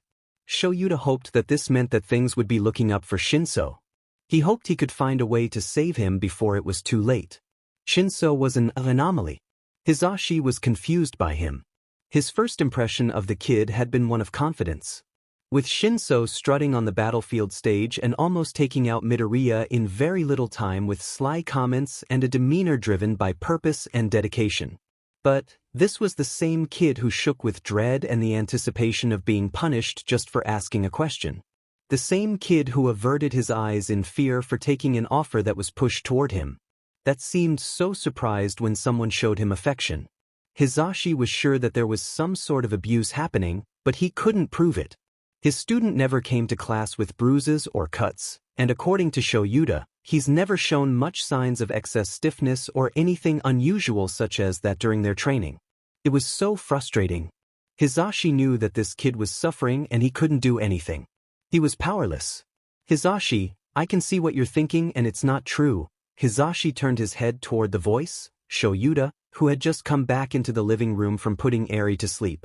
But it is Shoyuta. He's clearly in danger and we can't do anything. We have no proof. At this moment we don't, you're right. But you're wrong about us being powerless. He's going to be staying here for a week. We can do something. We can get proof, evidence of his situation. We just need to be patient. I know it's hard for you and it is for me too. But acting prematurely isn't logical and will lead to more harm than good. You're right. I know you're right. But did you see his reaction when we told him he could ask questions? Questions. He was ecstatic that someone was allowing him to ask questions. It reminds me of... Hizashi's voice faltered and he stared at the floor. Shoyuta nodded to that. It reminds you of your foster families, doesn't it? Hizashi gave a small nod. Because of the nature of his quirk, his parents decided to give him up as a baby. He was quickly labeled a troublesome kid in the foster care system. Families didn't want to end up deaf, so he wasn't allowed to speak in many homes. Oftentimes muzzles were strapped to his face when he wasn't able to behave. He'd been adopted by the time he'd been accepted into UA, but the trauma still lasted. He brought his hand up to run across his nose. Hidden by his makeup was a scar there caused by too many too tight muzzles strapped to his face for too long. He'd always hid the scar, which made it harder for people to learn about his abusive situations. It was a hidden scar that had obscured the villainous homes he had to live in for too long. I hope Shinsou doesn't have any scars like this. He was going to save Shinsou no matter what it took. Starting with the time he'd spend at their house. He wasn't going to let someone stay in a similar circumstance to him. I want him to live with us and be part of our family, but Hey, Shoyuta, does Shinsou ever talk about any family during your training sessions? No, why? Well, if we're taking him out of his home, then he'll need somewhere else. We have the room to take him in, and I'd totally be willing, but we need to consider any living family. Shoyuta hums. Well, I believe his mother either doesn't live with him or is dead. I haven't heard him talk about any other family apart from his dad. Shoyuta pauses before speaking again. I'd be willing to take him in too. And I know Eri would be elated. Hizashi looked over to Eri's room. She'd come so far from when she'd first arrived at their house, and he was so proud of her. The first time she'd called Hizashi dad, he'd broken down crying. He had to assure her for 5 minutes that they were happy tears. She still had a long way to go, but she was making a lot of progress. Yes, she would. Plus, it would be a great thing for her to have someone else living with her. She adores him, so he'd definitely be a good choice. Plus, it might be good for him, too, depending on how bad his home is. That's probably the most logical thing I've ever heard come out of your mouth, Shoyuta teased. Hizashi could tell he was trying to lighten up the atmosphere, so he allowed himself to be lifted up a bit. He feigned an offended expression. You can't be serious. I'm plenty smart and logical. You thought it'd be a good idea to eat on the UA rooftops when we were in high school. Yo, that wasn't just me. It was Oboro's idea. And I don't seem to remember any backlash from our resident, logical one. In any case, the wind was sometimes so strong during the winter that our food would blow away. You have to remember that, don't you? Of course. I will forever mourn that fried chicken. Shoyuta sighed, but smiled nonetheless. Hizashi continued with the prior topic. Anyway, we have a game plan now. We make our place safe, Shinsou opens up, we get him out of his home, and then figure out the custody issue. And then bam. Safe kid? Yes. That seems like a logical course of action. I hope he can hang in there long enough for us to help. Me too. Shinsou was an anomaly, but Hizashi will be damned if he doesn't solve his case and keep him safe. Hitoshi pinched himself for the 100th time that evening. Yep, he was still awake. That had all actually happened. He knew this but still couldn't quite believe it. Mr. Aizawa and Yamada are actually going to let me into their home for a week. What does that mean though? They could be doing what my father does, they could be putting up a facade. Acting sweetly in public but privately being awful. Hitoshi slapped himself. That's unfair. Think. The HPSC wouldn't let them take care of Eri if that was the case. Though I'm pretty sure the HPSC is shit, so who knows? Maybe they only looked at the surface. But why would they be so nice to me then? Hitoshi's thoughts annoyingly replied, they might have an ulterior motive. I don't know what, but people can be cunning and cruel. Why would Eri act so at ease around them? I've never seen her flinch or cower or look frightened of them at all. He continued his inner warfare. Eri's never been in a normal home. She's been abused all her life as far as I know. I think her past guardians used her for experiments. Hitoshi shuddered. She might not know what a real home is like. She might just be happy because they're better than her last guardians. I guess I'll have to see. When father hurts me it's different. His quirk causes him pain. Alcohol is the only way he can deal with it. He has an excuse of taking it out on me. I can't get help. More than just them not believing me, it's my fault father's like this. It was my quirk that made him have to put a moon muzzle on me. It's my fault. It's my fault mom's dead. No matter what I want to say and how much I want to leave his house, I know it's my fault. Oh God, I hope neither of my teachers have drinking problems. Why are they being so persistent in my life if not to have a second purpose? Why would someone just be nice, especially to me? Hitoshi's phone buzzed with an incoming text message. The harsh, blue light filled his small, dark room. He absent-mindedly turned his head in the direction of the phone. The phone screen donned a message from Mr. Yamada. That's a big coincidence. He reached for his phone, unlocking it to look at the content of the notification. Hey, little listener. Just texting to make sure you got back home safe. If anything's wrong, just let me know. Good night. Hitoshi sent a text verifying that he got home safe. Then, before he'd been able to stop himself, he'd sent another text message. Why do you and Mr. Aizawa care about me so much? He tensed up. Oh crap, he didn't mean to send that. What if Mr. Yamada was angry now? The text back was almost immediate. What do you mean? Hitoshi sighed in relief. A chance to backtrack. Nothing, never mind. Good night. His teacher didn't reply back immediately, though. Hitoshi stared at the 3 typing bubbles for what seemed like forever, bating his breath, though it was only a minute at tops. What if he was angry that Hitoshi had backtracked? He didn't want to upset Mr. Yamada. He was a good person, despite the path his brain had spiraled down earlier. Finally, the text went through. Alright, just know that you do mean a lot to both of us. It's admirable how much effort you put into your training, and we both can see that you'll be an amazing hero. Eri absolutely adores you. Plus, you're good company. Smiley face. Hitoshi just stared at his screen, not fully believing the words. Both of his teachers thought he'd be a good hero? They believed in him? Eri liked him? He thought she was just acting nice. Hitoshi couldn't help but feel guilty. He probably had judged them too. Harshly. He had to remember that he didn't know what a normal home looked like either. Shinsou smiled at his phone. He knew that he wasn't their real family, and they probably would never even want to be his family, but it was nice to know that they cared about him. He knew it wasn't healthy to dream too big, but maybe he'd finally be a part of a loving family. If only for a week. It was 9:30. Shoyuta was waiting in the car outside Shinsou's house. Saying the place was run down would be an understatement. Shoyuta wondered if the place was even legally livable. The entire house looked like it had been chewed on like a shoe by some dog. A very huge dog.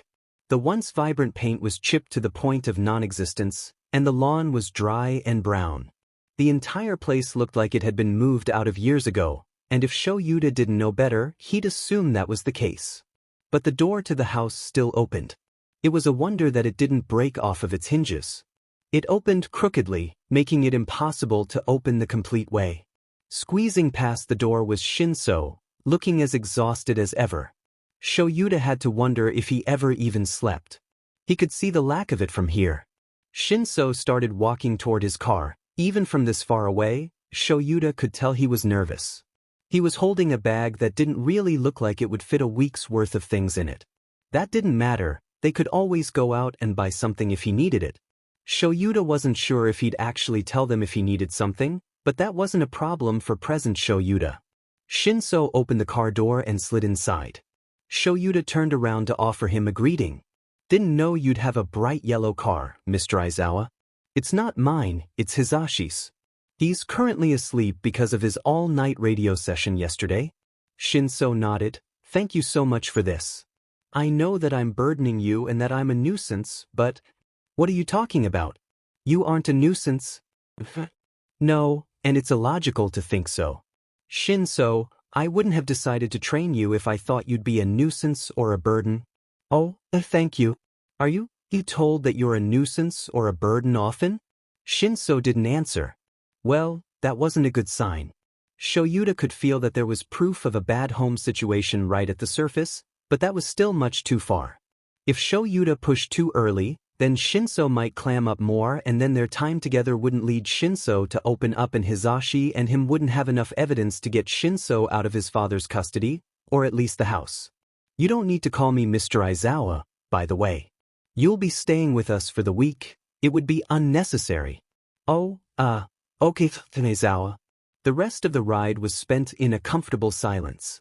Shoyuta had turned on the radio and the soft sounds of music filled the car. Shinsou lived quite far from Shoyuta and Hizashi. He lived about 2 hours away, so it was a long car drive. His time was spent looking out of the window. Shoyuta would be lying if he said he wasn't worried about how this week would go. Shinsou was a sensitive case, a sensitive student. He was clearly prone to panic attacks, and the last thing Shoyuta wanted to do was trigger one. For some reason, the kid didn't even speak of his home life. He didn't try to tell Shoyuta any bad things about it. That could mean a few different things. Maybe he doesn't want to burden us? He could also not realize he's in an abusive home if he is. Oh, what am I saying? That kid's definitely not in a good home situation. Damn it, I wish I could just take him away from there without hard evidence. What if Shinsou's being threatened by his father to stay silent? Or, even worse, what if he justifies his father's actions? Maybe by blaming himself. That would be a hard mindset to reverse. I hope that's not the case. Eventually, Shoyuta pulled the car up onto his driveway. He and Shinsou got out of it and walked up the driveway to the house. Shinsou trailed behind Shoyuta, just like he did at the restaurant. He was definitely doing it on purpose at this point. Shoyuta made it to the door and looked back at Shinsou, who was clearly trying to hold back shaking. Shoyuta opened up the door, Shinsou hesitantly in tow. The both of them were then hit with the smell of food cooking. A common smell for Shoyuta, but it seemed to surprise Shinsou. He made a surprised face, then his eyebrows knitted, making a confused one. Shoyuta wondered if people cooked at his house at all. Shinsou seemed to be basking in the smell, a soft smile warmly on his face. Hizashi popped his head out of the kitchen as they walked in and lit up. "Hey, little listener. Welcome to our home." Shinsou bowed. "Thank you for allowing me stay here, Mr. Yamada."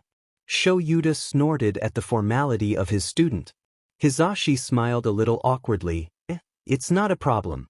Also, you can just call me Yamada or Hizashi, yo." "Oh, okay." "Hey, have you had breakfast yet?"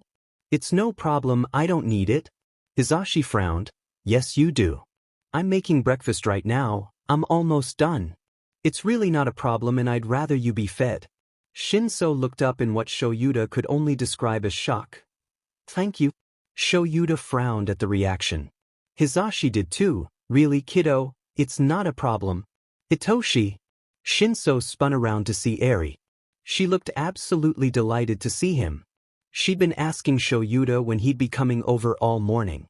She hugged Shinsou. "We're going to have a fun week."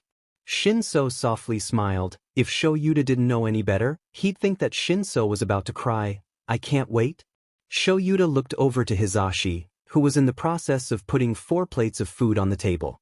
Shoyuta had told him he didn't need food, but Hizashi had just ignored him, saying that he couldn't live off of jelly pouches and protein shakes. Lies and slander. They filled up Shuta's stomach well enough and they had a good amount of vitamins and stuff. After placing the food, Hizashi looked over to Shinsou and Eri, grinning like an idiot. Shoyuta slid into one of the dining room chairs as Shinsou and Eri walked over to their respective chairs. "Thank you for the food." They all started to eat. Though Shoyuta could definitely live off of protein shakes and jelly pouches, fuck you, Hizashi, he could definitely admit that this tasted a lot better. Love you, Hizashi. Shinsou started staring at something. Shoyuta followed his gaze. Sitting there was a calico cat. Oh shit, is Shinsou afraid of cats? That would be unfortunate, seeing that we have 3. Is that a cat? He said it as more of a statement than a question. Eri responded, "Then? That one's name is Rocky Road. Dad says that that's a type of ice cream in English. He says that her spots are like the chunks in the ice cream." Shinsou smiled like a little kid. So, Shoyuta was wrong. Apparently he absolutely loves cats. We have 2 other ones. Burrito and Jelly. Jelly? Hizashi responded with, "Jelly's why Shoyuta can't name cats." Shoyuta glared at him. "You named a cat Burrito? I always wanted a cat. My father never let me get one. My mom used to talk about my uncle, though, and apparently he had a cat. She said his cat was the name of his favorite food, but I can't remember what that food was. I wonder where that cat is now." Eri stared at him, face scrunched up in confusion. "You've never had a cat? And you're in high school but you've never had a cat? A tragedy." Hizashi laughed. "Eri, you can be in high school without ever having a cat." Eri whipped around to stare at him. "You can? Midoriya doesn't have a cat?" Shoyuta deadpanned. "Deku doesn't have a cat? How does he live?" Shoyuta shrugged. Hizashi laughed harder and even Shinsou started laughing. Shoyuta didn't laugh, no matter what Hizashi tried to say. But he couldn't say that the sight of Shinsou being a part of his family didn't make him feel happy. He wanted him to be safe. And he would do anything in his power to do that. He just needed hard evidence for the police. He sat up and swung his legs over the side of the bed.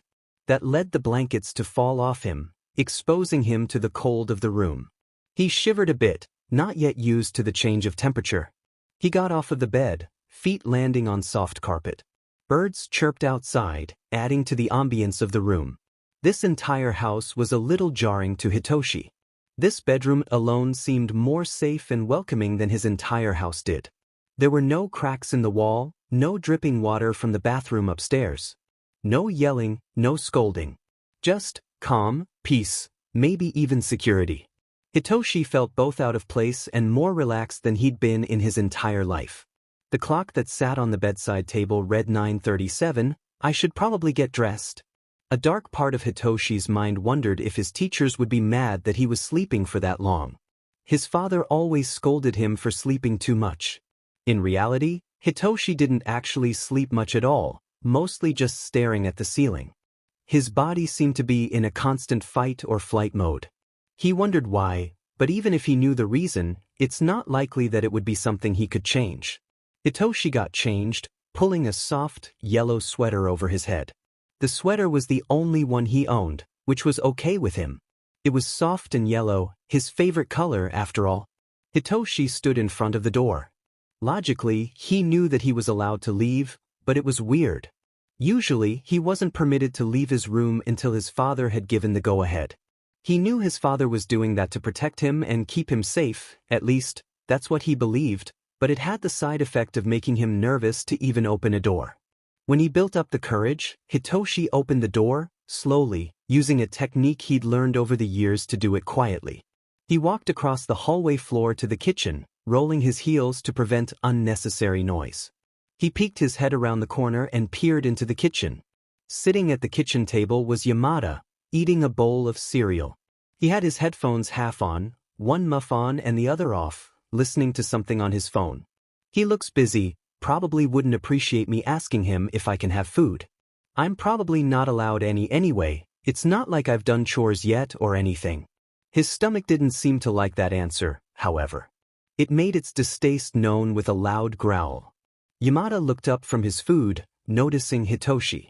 He tensed up. Oh no, that was annoying, wasn't it? He's not going to like that. Hitoshi expected a snide comment or to be ignored, but neither of those happened. What did happen deviated greatly from Hitoshi's expectations. Yamada smiled at him. Morning, Shinsou. The cereal's already on the counter, bowls are above it, milk's in the fridge, and the silverware drawer is the first one on the right. Unless you want something else? Hitoshi stared for a second, mouth slightly open. He's just letting me have food? I know I'm a guest and that they feed me dinner, but, well, I didn't expect this. Yamada tilted his head. You okay, little listener? Yeah. It's just the morning and stuff. He nodded, smiling. Yeah, I get it. After Hitoshi deemed that he wouldn't get yelled at, he walked across the floor to prepare a bowl of cereal. After pouring cereal into the bowl, he grabbed the milk from the fridge. His hands were shaking as he poured the milk, which ended up with some of it splashing onto the counter. He winced, sucking in a breath rather loudly. This alerted his teacher, who looked up. Yamada reached to the middle of the table, where a roll of paper towels resided. Ripping off a square, he stood up and walked over to Hitoshi. Hitoshi tensed up. Oh God, is he going to be mad at me? I'm being an inconvenience. Is he going to hate me? Punish me? What would Yamada's punishments be like? Probably not like normal punishments. He's not a normal person. His thoughts stopped at a confused halt when all his teacher did was mop up the milk with the paper towel. He smiled at Hitoshi. Mornings really do throw you off, eh? Sorry. Yamada shot finger guns at him. No problemo. Hitoshi's stomach growled again, making him blush. Yamada laughed. Well, clearly your body's telling you to eat. Thank you for the food. Once again, it's seriously no problem. It's just cereal. Hitoshi sat down at the table and ate his food as Yamada went back to watching the thing on his phone. It was a comfortable silence.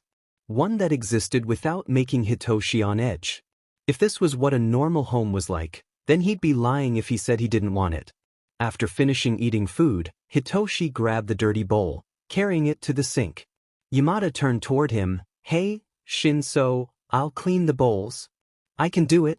No, really, you're my guest. This is my house. You don't need to do the dishes. Is this a trick? Yamada doesn't seem like the type. That seems like more of an Aizawa thing. But this is really weird. I'm the one being a burden. I should do the chores. Hitoshi remembered what Aizawa had told him. He said he didn't see him as a burden. But how could I not be? He probably just told me that to make me feel better. Yamada took the bowl out of Shinsou's hands, giving him a concerned look. Why did he look concerned? It's not like Shinsou mattered. He found himself wishing that he did matter at least a little, but there was no use wishing for something he'd never have. He didn't know why Aizawa and Yamada had wanted him to come into their home, but why would they care about him? Even if they said that they did. At least, why would they care about him the way he cares about them? He finds himself wondering what it would be like if he truly was part of their family. He pushes these thoughts away. There was no use in wishing for something that would never come true. He could savor this week though. However, he didn't want to get too used to something so temporary. But, damn if it wasn't nice. Shoyuta knocked on Shinsou's door to wake him up. The response was almost immediate, I'll be right out. Given how quick the response was, Shoyuta wondered if he'd already been up. It's 6 o'clock. If that's the case, then he woke up very early. He did say that he caught the 5 o'clock bus, so maybe it's an internal clock. Shinsou opened the door and slightly bowed his head. His hair wasn't up, opting to fall down to his shoulders. So the up's hairdo isn't natural. An interesting fashion sense. Good morning, Aizawa. Morning. We're going to be leaving for school in about 45 minutes.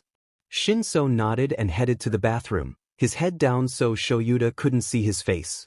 Why is he doing that? Logical answer crossed Shuta's mind, however.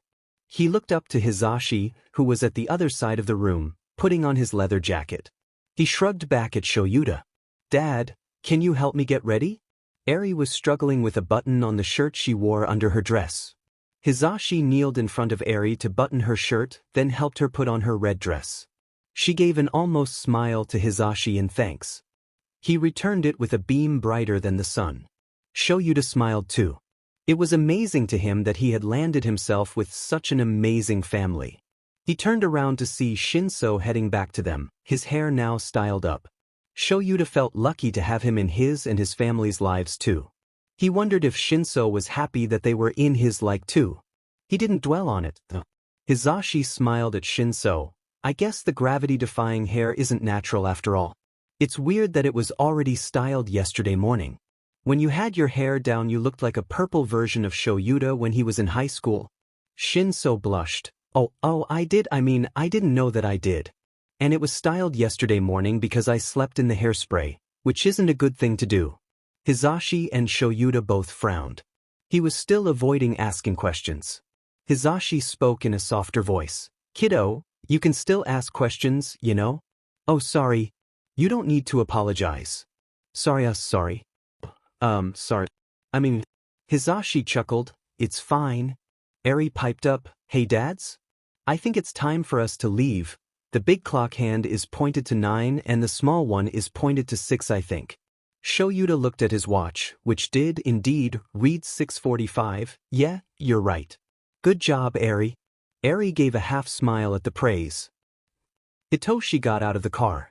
It was still so surreal. Neither of the men had even suggested that he earn his right to go to school. That's odd, right? Most families do that, right? Maybe it was because he was their guest that they didn't. Hey, Shinsou. He looked up at Yamada. You can head to class. Shoyuta and I are going to bring Eri to the teacher's lounge. I'll pick you and Shoyuta up after your training, okay? Hitoshi nodded. He wondered why Yamada told him that, though. I'm making him waste his voice. That's so simple, I should be able to figure that stuff out on my own. Eri hugged Hitoshi. It happened often with her, but it never ceased to surprise him that she felt so safe. Even more so that her parents felt safe enough to let him around her. Bye, Toshi. He turned bright red at the nickname and he could have sworn he heard Yamada coo at them. Bye, Eri. See you later. Aizawa waved at him and headed toward the school building. Yamada followed with Eri. Have a nice day at school, Shinsou. He made an affirmative noise. He was sure that if he actually tried to respond verbally, he'd choke up. That phrase was one that he hadn't heard in a very long time, since his mother had died actually. People didn't really wish him a good day anymore, let alone in such a parental way. Wishing him a good day at school. Just like a parent would. I can't do this. Can't feel this way. Seeing either those two as parental figures will only lead to sadness when they inevitably leave. It was already too late for that, but Hitoshi tried to follow it regardless. He waited for a bit until his teachers and their daughter were far in front of him to start walking to class. The school day had been quite normal, the same old. That was, until lunch. Walking to the library, where he spent his lunch breaks as he never had food, Hitoshi was interrupted by a hand on his shoulder. He flinched hard. Is it a teacher? Am I in trouble? I hope I'm not. If I am, then I hope I'm not in trouble with Aizawa or Yamada. They'd probably kick me out, maybe not even drive me back to my father's home. Hitoshi turned around to see not a teacher, thankfully, but a student. The kid looked rather confused and a bit concerned at his flinching. He wondered why. He didn't even know the teen on a personal level. He, of course, knew who the student was. Anyone who hadn't, especially any first years, were living under rocks. The boy had half white, half red hair, perfectly split, a scar on the red side. He looked like Prince Zuko and a candy cane had a baby. Shudo Todoroki, Hitoshi's mind supplied. He'd gotten second in the sports festival. Mad powerful, but Hitoshi was 90% sure he wasn't doing well mentally. There was just something about his facial expressions and other body language that gave that away. Very sheltered to... Not surprising, seeing as his father was the #1 hero now and, frankly, an ass. He probably had way too high of expectations for this poor kid. Hitoshi put on a slightly annoyed face and tipped his head, asking a silent question. He probably wanted something from Hitoshi. He just hoped the other student wouldn't be mean to him. Todoroki looked at him weird upon his lack of a verbal question, but responded nonetheless, I'm just going to say it. You're Mr. Aizawa's secret love child, aren't you? Hitoshi spluttered and just stared at him, completely forgetting his assumed ban on questions. What? It makes sense. You look like him. Plus, I saw you with him, Mr. Yamada, and Eri. Eri's his ward and Mr. Yamada's his best friend. Hitoshi snorted at best friend. Todoroki tilted his head, but pushed on, undeterred. He trains you. You two have similar personalities. And your quirk could be a mutation of his? Hitoshi looked at him quizzically. How the hell did he come up with this? How many hoops did he have to jump through? You both erase or halt things. He halts quirks, you halt free will. Hitoshi winced at that. Todoroki didn't notice. So, are you Mr. Aizawa's secret love child? No. Todoroki didn't look convinced. Hitoshi looked to the side as he heard footsteps. He noticed Todoroki subtly moving to hide behind Hitoshi. Yeah, this kid really wasn't doing okay. Upon seeing the human cockatoo that was walking toward them from down the hall, Hitoshi sighed. Great. Literally the worst timing in the world. At least it wasn't Aizawa, though. Yamada's face lit up when he saw Shinsou. Hey, there you are, kiddo. I realized I never gave you your lunch. Wait, he's just going to give me lunch. Well, Yamada shoved the lunchbox into Hitoshi's hands and noticed Todoroki, who was eyeing the pair with extreme interest. Oh, hey, Todoroki. I didn't know the two of you were friends. Have a nice lunch, you two. Thank you. Yamada shot his famous finger guns at Hitoshi. No problem, my dearest listener. As his teacher walked away, Hitoshi could just feel Todoroki's eyes on him. So, if you're not Mr. Aizawa's secret love child, you're Mr. Yamada's secret love child, then. That makes sense too, you both have up hairstyles and voice quirks. Hitoshi deadpanned. Hairstyles aren't hereditary, Todoroki? Well, no, but it's a lot in common. Plus, I saw Eri hug you. She only does that with people she really trusts. That means that much must have been around her for some time, which means that you have to be related to one of them. Hitoshi chuckled. I'm not Aizawa or Yamada's secret love child. What's so funny? What now? You didn't even put Mr. before their names. That's interesting for a not secret love child to do. Hitoshi sighed, smiling. Nonetheless, I'm going to eat lunch. Todoroki nodded. Okay, but this conversation isn't over. Todoroki walked away. Hitoshi couldn't contain himself at that point. He burst out laughing. He would have never guessed that Todoroki, son of fucking Endeavor, the man devoid of a sense of humor, was so funny. At least, he hoped Todoroki was joking. If he was, then he was a master at acting serious while saying random things. Part of Hitoshi thought that Todoroki was being serious about his assumption. But he opted to pretend like there was no way anyone could be so abrasive about a suspicion like that. If all the students in Class 1A were this hilarious, then maybe he did want to make friends with them after all. Class dismissed. As Class 1A started packing up their things, Shoyuta checked his watch. He had kept the class for a little longer than normal and didn't want to be late for Shinsou's training. He could barely believe that it was already Tuesday. He had wanted to take it slow with getting information about Shinsou's household, but this was too slow. There's not much he could do about it, though.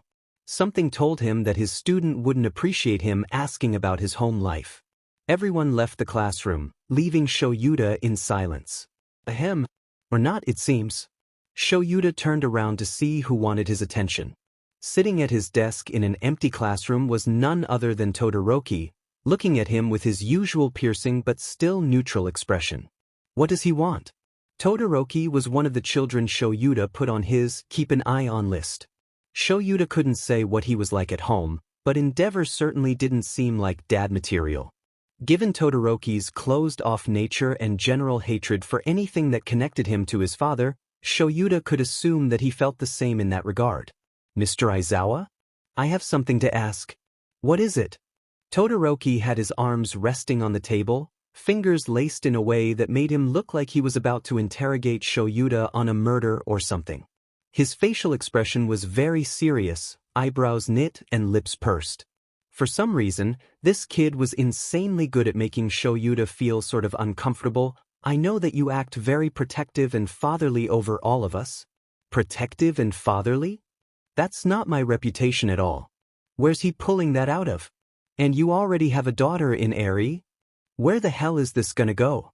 But, is she an only child? Shoyuta nodded his head, sort of. I guess she's an only child. Todoroki narrowed his eyes. Is that so, I guess? What? Do you want to be her brother or something? Todoroki's eyes widened and his mouth fell open slightly. I can do that? Oh, that's not what I... Todoroki was beaming, though, and clearly wasn't listening to Shoyuta anymore. He bowed and started to walk out of the classroom. Thank you. Right as he was walking out, he turned to look at Shoyuta, father. And with that, Shoyuta was left with a dumbstruck expression on his normally emotionless face. I should correct him, but I don't think I've ever seen him smile like that. I should probably just tell Hizashi that we're parents of 3, no 2. Soon to be 3 if all goes well with Shinsou. Shoyuta entered the gym to find Shinsou already there. The kid relaxed a bit when he saw him. There you are. I was wondering where you were. Yes, sorry. One of my students held me up. It was a very interesting conversation. Shinsou smirked. I think I have an idea of which kid it was. Shoyuta raised an eyebrow. Was it Todoroki? How'd you know? Shinsou laughed. He stopped me during lunch break to have a very interesting conversation with me, too. Did he ask to be a part of your family as well? What conversation did you have with him? Well, he asked if Eri was an only child. I said sort of, then asked him if he wanted to be her brother as a joke. I don't think he got that, though. He called me father. Shinsou laughed even harder. Does that mean that he was being serious with me too? What conversation did you have with him? What? He asked if I was your secret love child. Shoyuta snorted. And when I told him no, he asked if I was Yamada's secret love child. The most confusing thing about it is that he actually made some good points. Shoyuta laughed, something he doesn't do often. I mean, it'd make sense. I'd know if you were actually related to me, and even I could probably be convinced. I wonder how Yamada will feel about you adopting Todoroki. He'll probably be ecstatic. Todoroki was, like, number 2 on his list of students to adopt. He has a list? Oh yeah. Who's the first one on his list? Shoyuta smiled. You actually... Shinsou stared at him, his mouth slightly open. Shoyuta looked at the time. Let's start on training. Today we're going to be focusing on your quirk. Shinsou hesitantly nodded and got into a fighting position. Shoyuta and Shinsou got into Hizashi's bright yellow car. Hisashi turned to look at Shinsou. Hey, kiddo. How was school? It was quite the experience. Todoroki asked me if I was yours or Aizawa's secret love child. Hisashi stared in shock for a second and then burst out with loud laughter. Shinsou continued, I wasn't the one who adopted a kid, though. Hisashi whipped around to the passenger side to look at Shoyuta. Shoyuta grumbled, you didn't need to expose me. UW-. Shoyuta erased his quirk, which made him effectively mute. For a second, it was Todoroki. And it was a complete accident. He took one of my jokes seriously, and so he assumed I was adopting him and called me dad. A very, very, very happy accident on your hand. He should probably know our marriage status since he's our son now. Plus, I don't blame him for the jokes. You never joke, and he probably just assumed you were being serious per the usual. You're very happy about this? Shinsou's voice was broken up. Both Hisashi and Shoyuta looked over to him in concern. Shoyuta reached over and put a hand on Shinsou's shoulder. Are you okay, Shinsou? Shinsou nodded very slowly. I think my quirk was overused. I'll be fine. Shoyuta frowned. He felt guilty. He wanted to train Shinsou, but he didn't want to hurt him. I'm so sorry, Shinsou. You can always tell me when you reach your limit. I don't want to accidentally injure you. Sorry. It'll pass soon. Hisashi smiled a bit. Just tell us if you need something. Shinsou nodded. Shoyuta hoped he'd actually tell them. It did not, in fact, pass soon. Hitoshi was actually pretty clueless about the situation. He'd never overused his quirk before and really didn't know what doing that did. But what he wasn't clueless on was that he was in a lot of pain. Hitoshi had just woken up and immediately wanted to go back to sleep. His head pulsed with pain, making his body shudder every few seconds. He groaned, which just made it worse. He knew he had to leave the room to go to school, though. He slowly sat up, wincing. He kept going.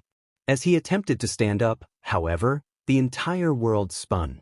He immediately fell back onto his bed. The force of falling made his vision blurry and pain shoot throughout his body. He rapidly blinked, trying to focus himself. It didn't help. There was a knock on his door. Hey, kiddo. It's time to get up. Hitoshi tried to reply, but it just came out as another groan. He carefully tried to stand up again. He was able to, thankfully, with only a bit more than manageable dizziness and a lot of pain. He was used to pain, but that didn't make it comfortable. He stumbled to the door and opened it. The harsh light hurt Hitoshi's eyes. He tried to get used to it, but every time he opened his eyes, his head would hurt tremendously. He tried his best to hide it. It's pathetic that I'm brought down by this. Aizawa and Yamada would think I'm weak and that I can't possibly be a hero. Hey, Hitoshi.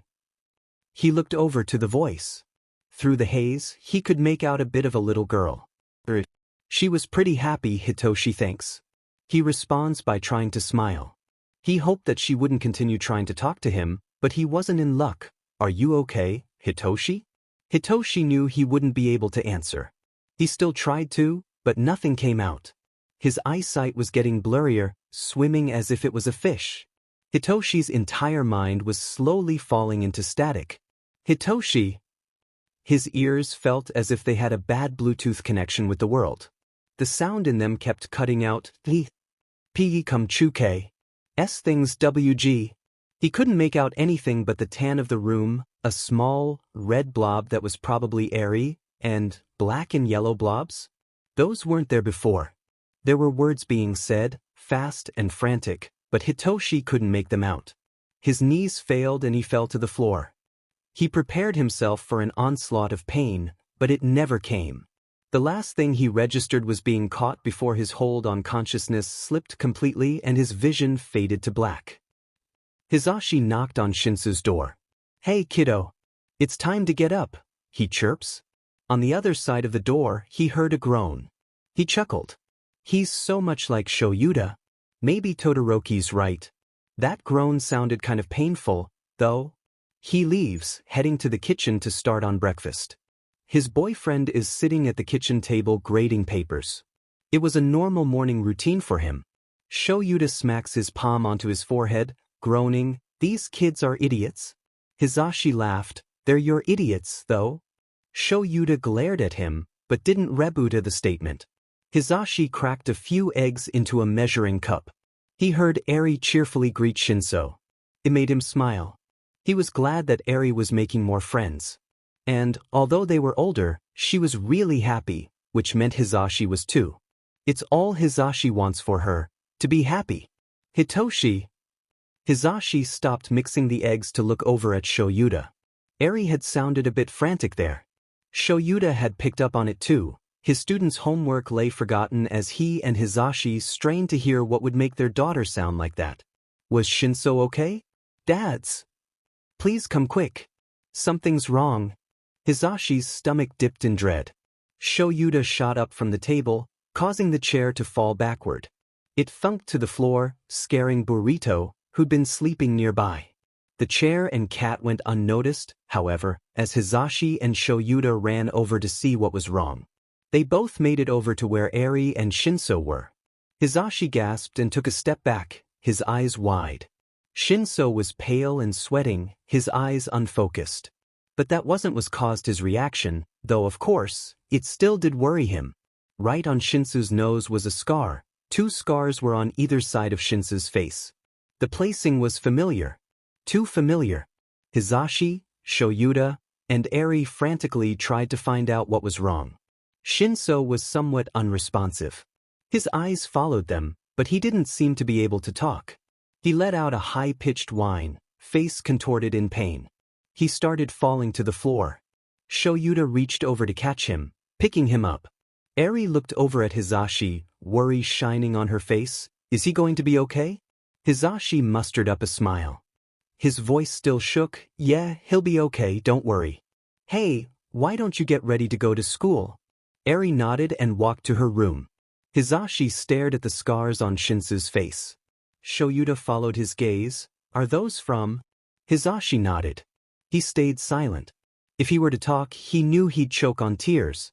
Shinsou probably hid the scars with makeup like Hizashi did. Otherwise, Hizashi would have noticed them straight away. He traced the matching scars he had with his finger. Yeah. They're from muzzles. Someone muzzled him. Shoyuta. Someone did this to him. Shoyuta nodded, looking solemnly at their student. I know. We'll get to the bottom of this, I promise. On the brighter side, this is evidence. We can use this to get him out of there. Hizashi nodded, a frown still in place. He knew that Shoyuta was saying that for his own health as well as Hizashi's. Can you take care of him? I don't think I could look at him without crying right now. Shoyuta smiled slightly. He left, carrying Shinsou back into the guest room. Hizashi wiped his eyes. On days like these, he was glad he wore dark shades with his hero costume. Speaking of that, he didn't have enough time to put his hair up. Whatever, it'd be fine. He let his hair out of his bun. I'll just wear it like this so people don't know that I usually wear it in a bun. Eri was waiting at the front door. She looked at him weird. Why no cockatoo hair? Hizashi laughed. It's not cockatoo hair. Yes it is. Eri grabbed her hair and raised it above her head in an imitation of Hizashi's usual style. Hizashi dramatically gasped. My whole family's against me? Eri giggled. Hizashi led her out of the room. He looked back, hoping that Shinsou and Shoyuta would be okay. Shoyuta was right. Now they had enough proof to put together a case to get Shinsou out of custody of his father. Hizashi could only hope they'd be able to get him out of there before it was too late. Shudo was getting concerned. He couldn't find Shinsou anywhere, and when he went to find Mr. Aizawa, Dad, to ask him, he learned that he wasn't there either. Miss Kiyama had substituted for him. Both Shinsou and Dad are gone. This can't be good. Shudo slid into his assigned seat, right in front of Yaoyorozu. It was almost English class. They were waiting for Mr. Yamada, the class alit with a soft buzz of conversations. Jiraiya was over at Yaoyorozu's desk. They seemed to be together often, with Tokoyami. They were talking about some old band that the 2 more emo kids enjoyed. Shudo hadn't ever listened to their music, but he'd definitely heard of them. Back when Tuya was alive, he'd sometimes hum some of their songs. Right now wasn't the time to think about dead relatives, however. The door to the classroom slid open to reveal their English teacher. The class quieted. To say that Mr. Yamada looked worse for wear would be an understatement. Shudo could see stress in his eyes even though he was wearing his normal sunglasses. He wasn't smiling. The most striking and worrying thing, though, was his hair. Instead of the ridiculous hairstyle he took pride in, Mr. Yamada's hair was down. His hair did look nice, but it was still jarring for Shudo. Wait, isn't Mr. Yamada really close to Dad? Mr. Yamada prides himself on his hairstyle. He looks so stressed, and Dad and Shinsou aren't at school. Shudo's mind started going down some dark paths. He started to get absorbed into his thoughts. What if they're hurt? What if they're sick? What if they're going to die? What if they've already died?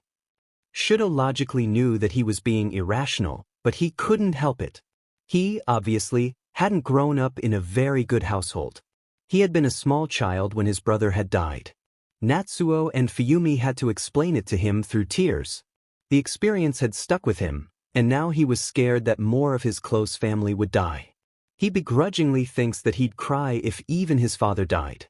Even though he was an asshole, Shudo still cared about him in his dumb subconscious. He had just found a family in the form of Shinsou and Aizawa. He didn't want to lose them. Shudo didn't even notice when the bell rang and everyone left him alone in the classroom. Mr. Yamada looked over at him, eyebrows creased in concern. "Are you all right, Todoroki?" Shudo was brought back to earth. His thoughts set in and he started to breathe faster. He dug his fingernails into his arms, trying to use the pain to stop panicking. They're dead, they're dying, they're sick, they're hurt, in trouble dash. He felt Mr. Yamada gently pull his hands from his arms, interrupting his thoughts. "Todoroki, please. You're going to hurt yourself." Shudo looked up at him and tried to compose himself, breathing deeper. "Sorry. I panicked over nothing."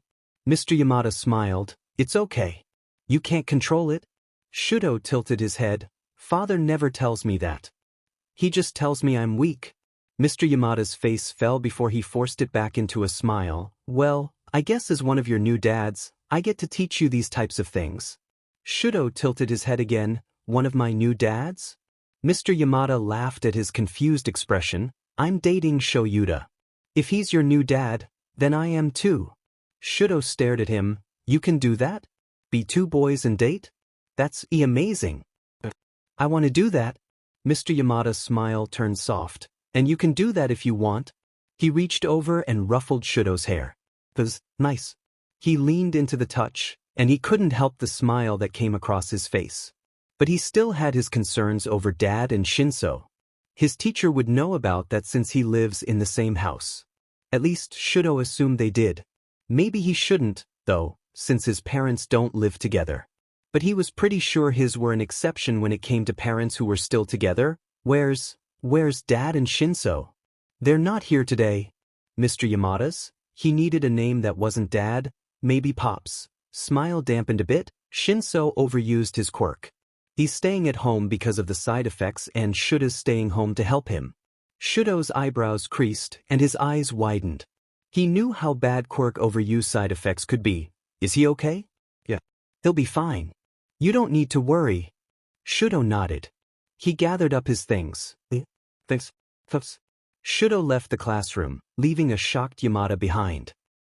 The world slowly came back to Hitoshi. "Did I fall asleep?" "What?" He opened up one of his eyes. He was met with the Yamada Aizawa guest room. "But it's not a hospital bed. Or my bed for that matter." Hitoshi's head pulsed with a dull pain. It was much more bearable than that morning, however. The sun streamed in through the window, shining on Hitoshi's face. If he turned his head the wrong way, it ended up in his eyes. "The sun's so high up. That means it's not morning anymore. Why aren't I at school?" Hitoshi swung himself over the side of the bed, sitting up. He stood, a small wave of dizziness hitting him. He stumbled slightly, but remained upright. "I remember Yamada waking me up." "What happened after that?" Hitoshi went to open the bedroom door. His hand hesitated on the cool metal of the knob. "Wait. I'm not at school. Yamada and Aizawa would already be teaching. They're probably not at home. But if they are, they'll be angry at me for not being at school. I need to get out of here before that. Before they punish me." He sighed. "It was nice having people who cared about me. I just had to fuck it up, didn't I? Just had to mess up. He twisted the door knob and pushed. Just a simple objective. Walk out the front door and go home. Walk what takes a car an hour. Simple. Hitoshi steps out of the guest room. He held back a shiver as his bare feet touched the cold floor. He started walking to the door. After a few steps, he heard Aizawa's voice. Shinsou? He kept walking. Just pretend he's not there. Like an NPC character. Once I leave, it'll be better for him, Yamada, and Eri. I'm an obstacle in the way of their happiness. Hey Shinsou? Are you okay? Hitoshi kept his head down. His purple hair, which was currently not styled, fell over his face, obscuring it. He shook his head in response to Aizawa's question. Why is he even asking it? He'll just punish me anyway. I've been nothing but a burden to him, no matter what he says. He kept walking toward the door. In his peripheral vision he saw Aizawa coming toward him. Hitoshi started walking faster. Aizawa's voice was getting more frantic as he started speaking faster. Shinsou, what are you doing? Where are you going? Hitoshi didn't answer. He kept walking until he was interrupted. Aizawa had stood in front of him, so close. I guess I'm getting punished, then? Aizawa placed his hands on Hitoshi's shoulders so that he couldn't go any further. Hitoshi tensed up. Hitoshi, please stop. He froze. Aizawa just called me Hitoshi. The last time an adult called me by my first name was when Mom was alive. Does he care about me? Like, actually care about me? Like how he cares about Eri? Or Todoroki? Like a son? Apparently, that's what it took to break the dam. Hitoshi started crying silently. When he spoke, he choked on his words. I'm sorry. I'm dash. He was interrupted by a face full of cloth. It smelled of sweat and strawberries. It took Hitoshi a second to realize that Aizawa was hugging him. It was nice, warm. It made Hitoshi feel safe. He hugged back, crying into Aizawa's shirt.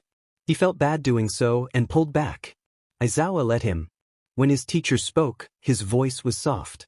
Much unlike how he was at school. Why were you trying to leave? Hitoshi looked up at him and willed himself not to choke on his words. Because you'll punish me. Aizawa sucked in a breath. Punish you? For what? Does he really not know what I did?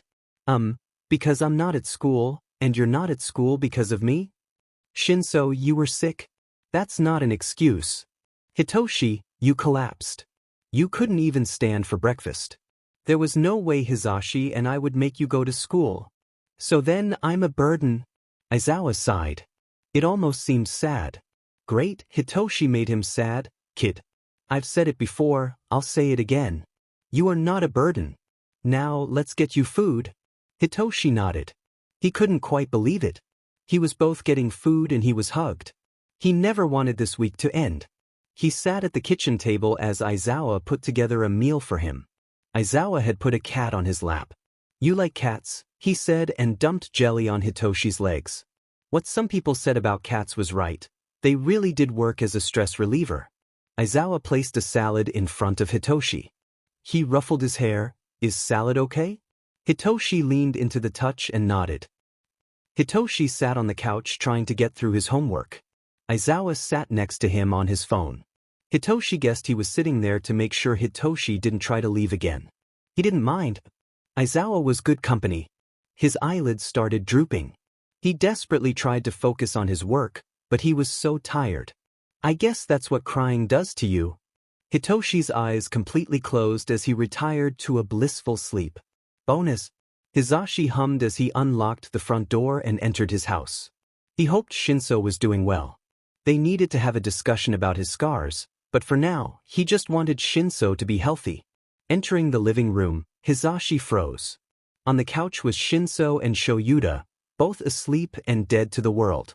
Shinsou's head rested on Shuda's shoulder, his resting on Shinsou's head. Hizashi lit up like a Christmas tree. He unlocked his phone to take a picture. He made a high-pitched sound of glee. So adorable. His phone buzzed. The text from Todoroki. How is Shinsou doing? Hizashi grinned as he sent the image. Hitoshi walked alongside Aizawa, Yamada, and Eri to the entrance of the school. Yamada was telling the story of the first time he met Ms. Joke. Aizawa kept groaning and adding his own side of the story into it, being much more pessimistic. It was all so new to Hitoshi, the way this family worked. He wasn't used to being a part of a conversation. He wasn't used to people even caring that he was there at all. He wasn't used to the little things either. How Yamada ruffled his hair, or how Aizawa would casually rest his hand on Hitoshi's shoulder, even how Eri would hug him. It was so familial. He couldn't help but feel like he was a part of their family when he was around them. He wondered if they felt the same as him. I can't be thinking that. This is a temporary arrangement. I'm just going to end up disappointed. I already have a family. Or at least, a father.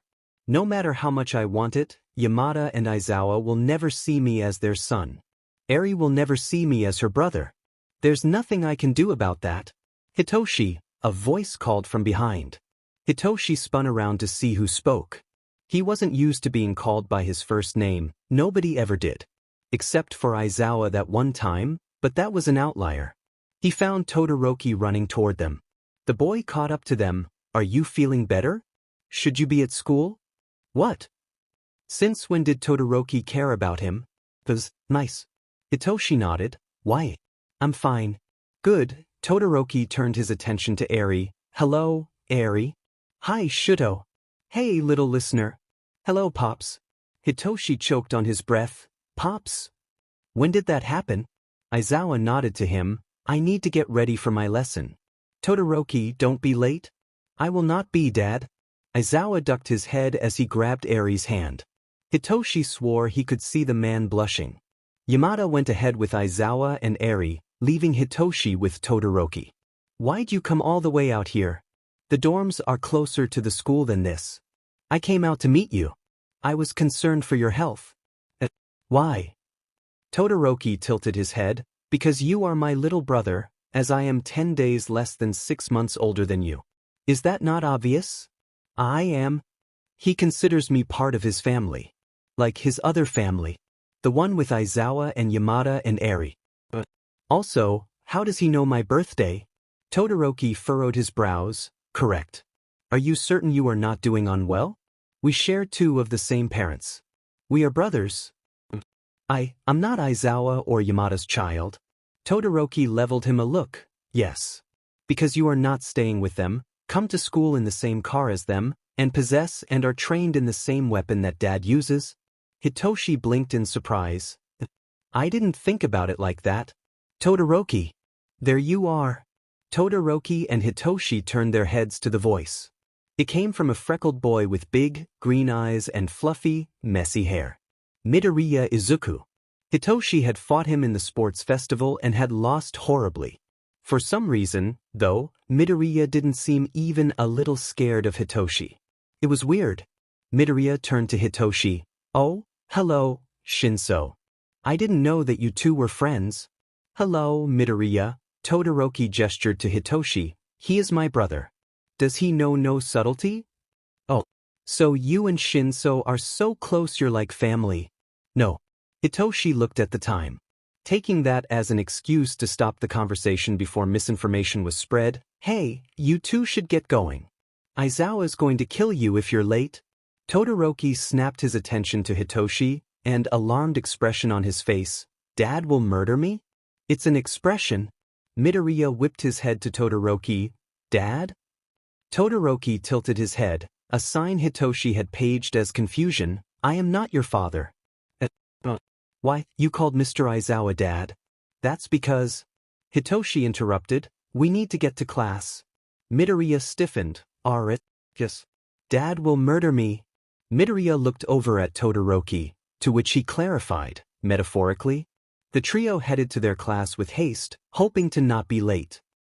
Todoroki and Midoriya entered the classroom, late. Shoyuta looked at them as they came in. I told you not to be late, Todoroki. Todoroki bowed. I apologize, Dad. Midoriya stiffened. The entire class became eerily quiet, all of them staring at Shoyuta, waiting for his reaction. Not even Bakugo said anything. Todoroki didn't seem privy to the existence of this tension, however. He walked to his desk and sat down. If only this class could pay attention regularly. Show you decide. He knew that the entire class was about to erupt, but he responded anyway. It's all right, Todoroki. Just don't make it a habit. I will not, Dad. This kid is so blunt. The class president, Ida Tenya, shot out of his seat, turning around to get a view of Todoroki. He couldn't get a very good view, though, seeing that they were so far apart. He yelled across the room, hand chopping like a robot or something, Todoroki. Calling a teacher's dad on purpose is highly informal. Todoroki stared at Ida. Oh no. What is this kid going to say now? I understand that, Ida. Sorry. Ida sat down, apparently satisfied with his duty. Todoroki turned his gaze to Shoyuta. I apologize, Mr. Dad. The class erupted in laughter and questions. Ida slammed his head onto the desk, apparently exhausted from his exploits as class president. Shoyuta sighed deeply. The fuck, icy hot? Since when have you been a smartass?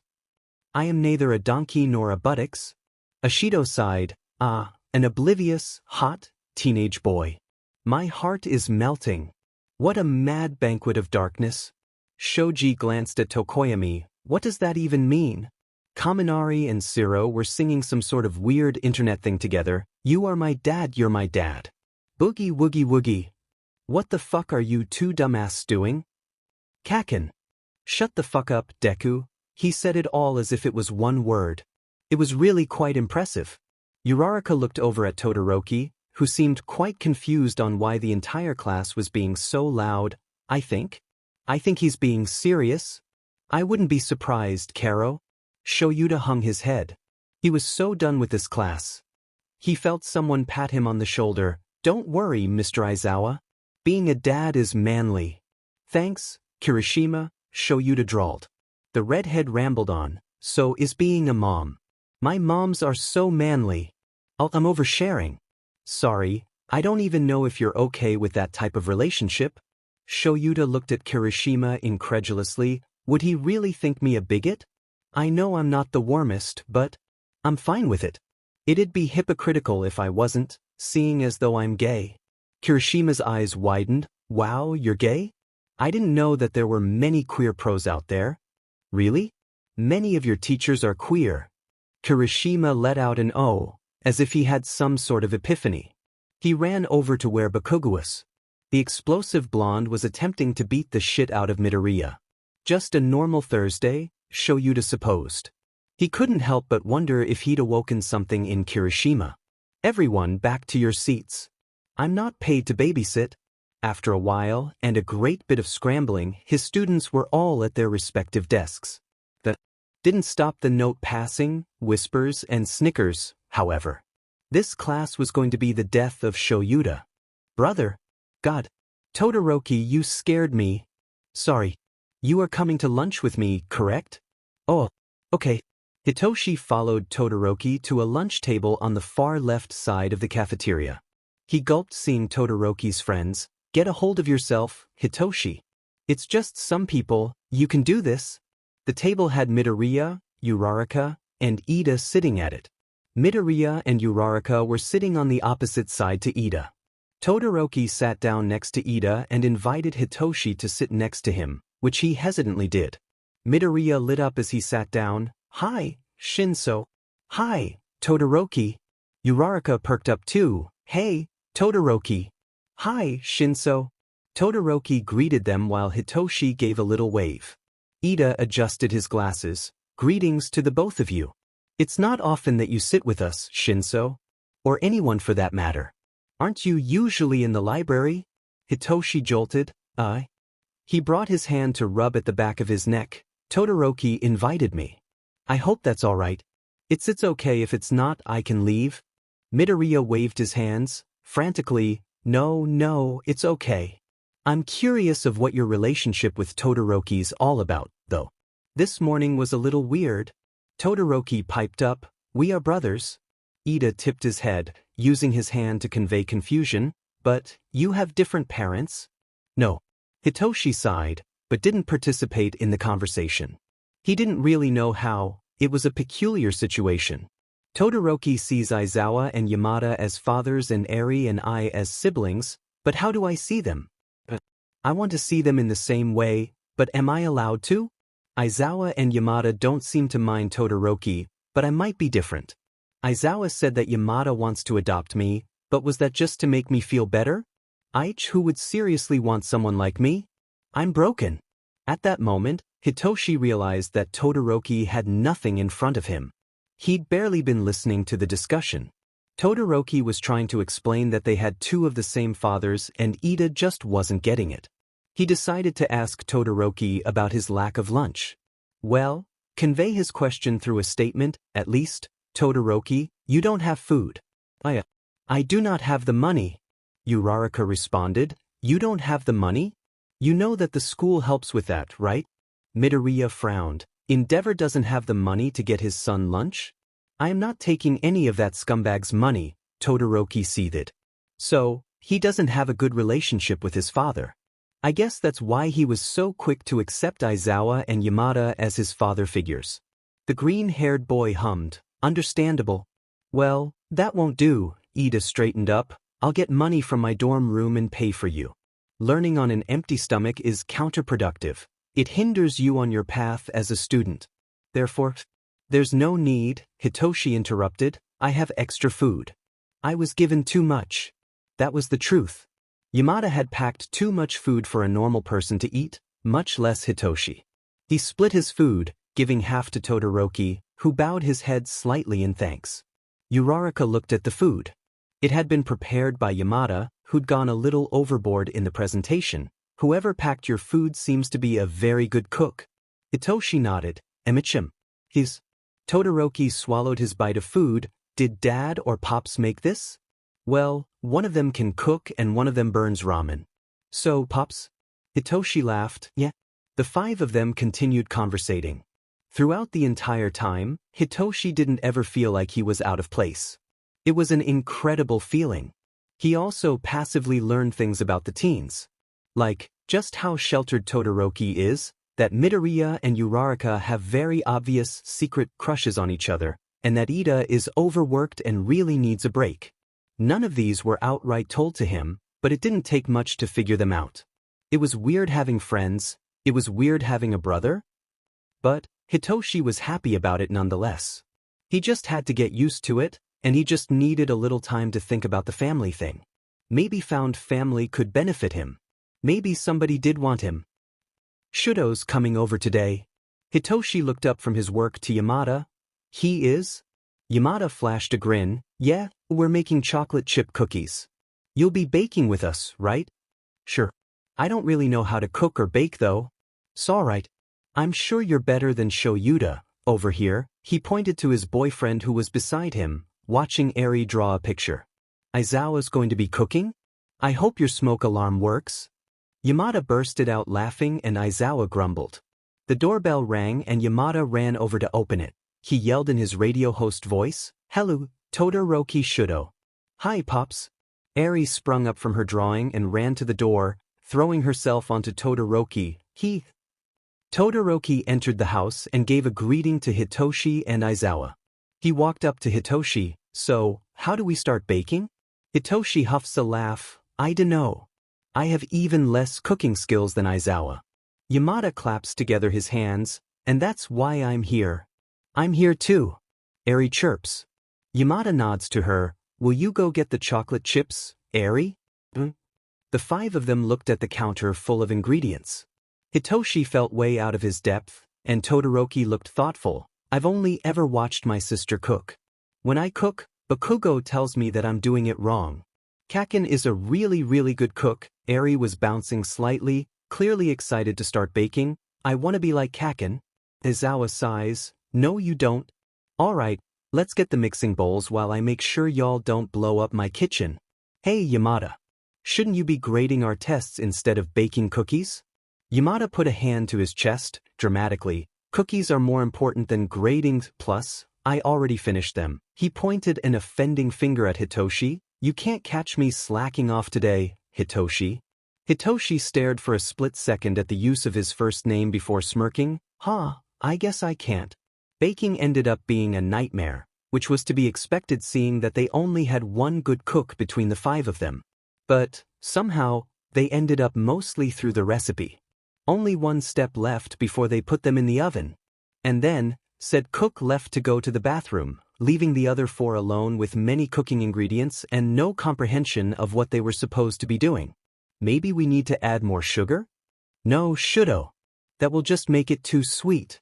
Well then, what do you suppose we do, Hitoshi? I don't know. Eri put her hands on her hips. It needs more chocolate chips. Maybe more flour? That sounds bakewai enough, Aizawa mused. Doesn't it, get completely ruined if you put too much flour in it? Aizawa shrugged. Hitoshi groaned. Shudo looked over at the recipe. It says to put the dough on the tray. Do we separate it first? Shudo looked down again. It does not make it clear. Eri peered into the bowl. Maybe it separates itself? Everyone looked to Aizawa for guidance, who stared back. Why is everyone looking at me? I've never made cookies and I burn ramen. Hitoshi sighed. Well, maybe we should separate it. Just in case. He started walking over to the tray. On the way, however, he tripped. His hand caught the counter, knocking over the bag of flour right onto his head. He coughed out a cloud of white and sent a glare to the other 3, who were laughing. He couldn't hold his glower, though.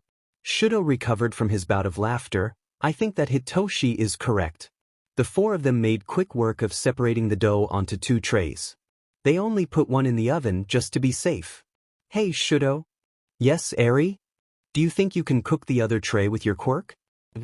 I do not know. The 2 looked over to Aizawa. He shrugged. I'm curious. Hitoshi held up a finger. Maybe we should test it out with 1 cookie first. So we don't accidentally mess up the whole pan? Shudo nods and plucks one of the uncooked cookies from the tray. Aizawa started reading off the recipe. Bake it at 191 degrees Celsius. What are you doing? Shudo looks at his cookie, which he had lit on fire, then back at Aizawa. Fire cooks things. Eri nodded, a very serious expression on her face. It does. So the smoke alarm doesn't work? Hitoshi mused. Shudo put out the flames on his hand and observed the blackened cookie with a curious expression. Why does it not burn when it is in the oven? Eri shrugged, Hitoshi cracked up, and Shoyuta groaned. Endeavor is a bad parent, apparently. He is, but this is not the reason why. Aizawa looked back at Shudo in concern. What has he? He was interrupted by a screech. My kitch. Aizawa immediately activated his quirk, making the voice disappear and Yamada lurch forward at the sudden muteness. Yamada recovered quickly. Why, you were literally only supposed to put cookies on a tray. Why is Eri holding a frosting gun, Shudo eating a very burnt cookie that's probably inedible, and Hitoshi covered in flour? What happened? This cookie is not the worst I've had.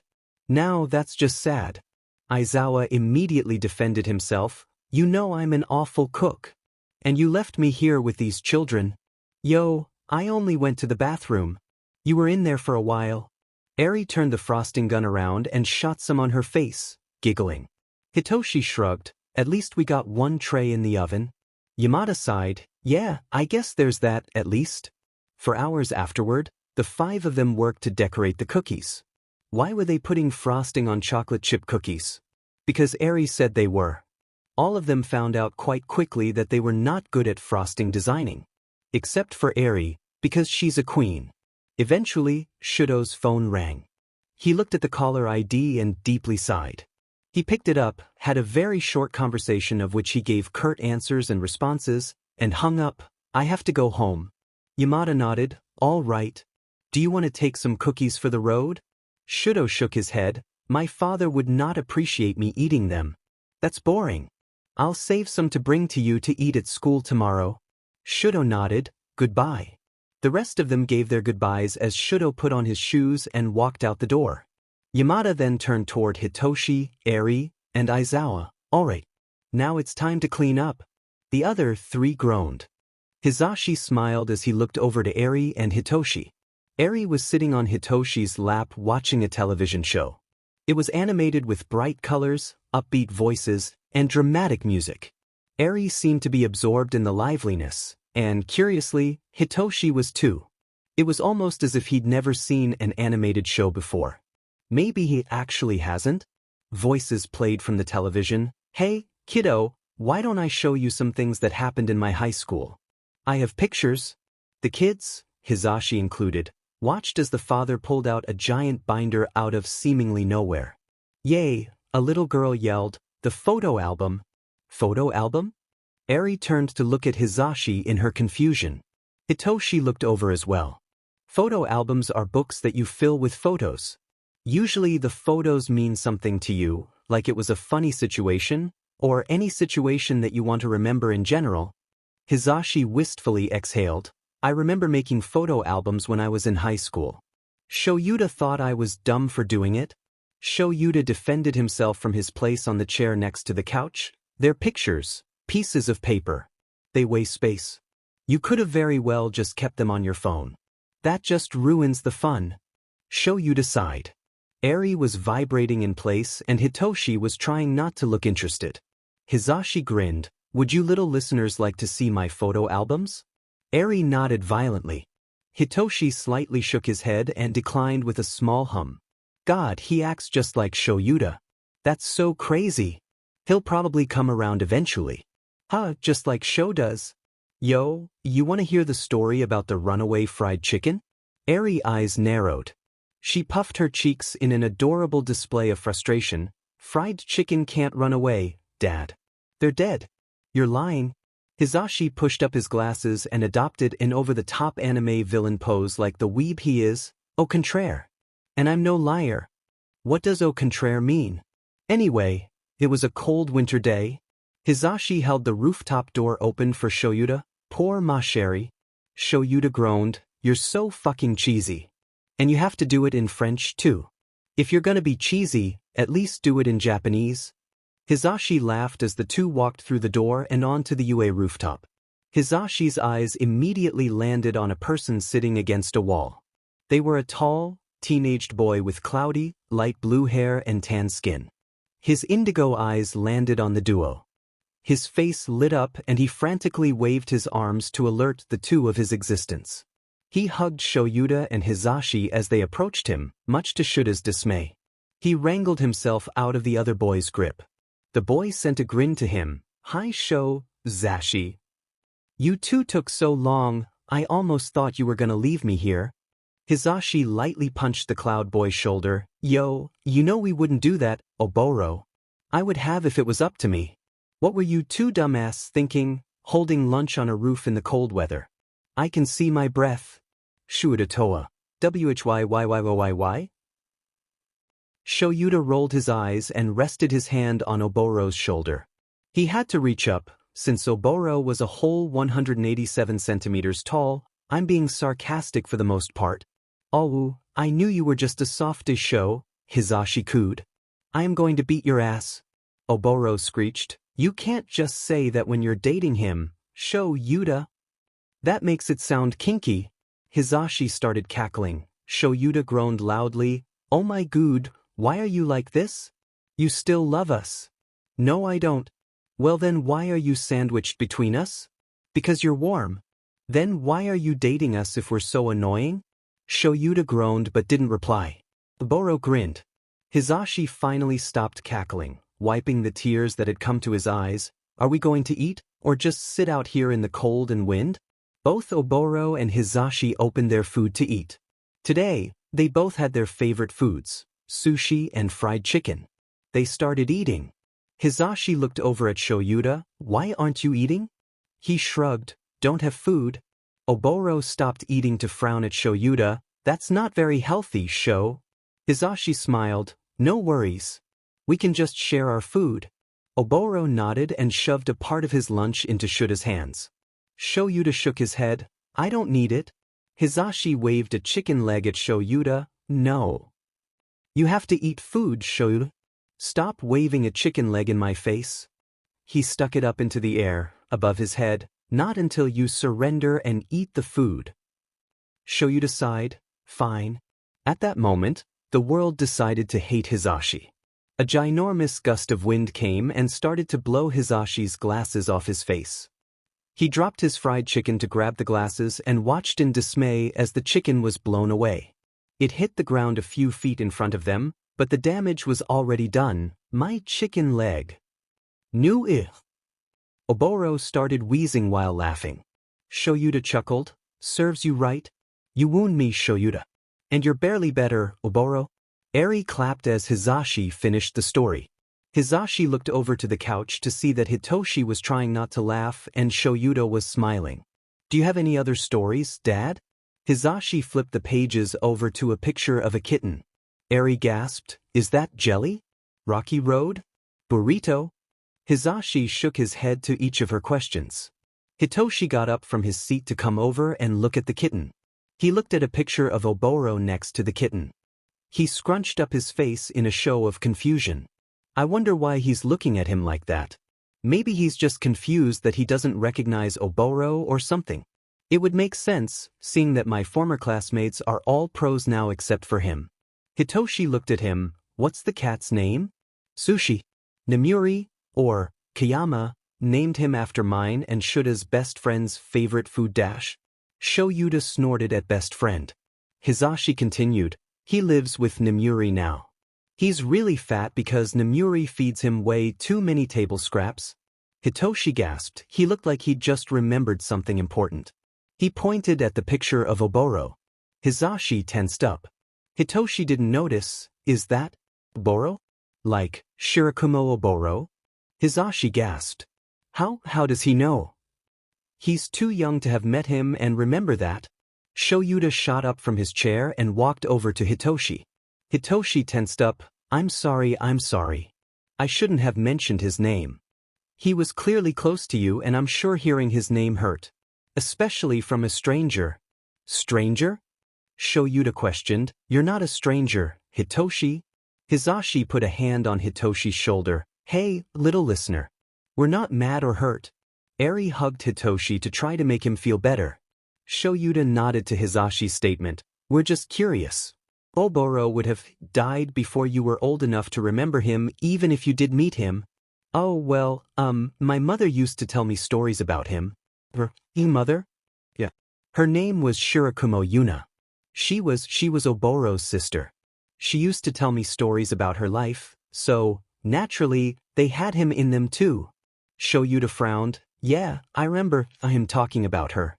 He was worried because she hadn't contacted him in months. How is she? Do you know what happened there? Hizashi couldn't quite articulate any words. Hitoshi's related to Oboro? His nephew? Mother died when I was 8. She never knew Oboro died.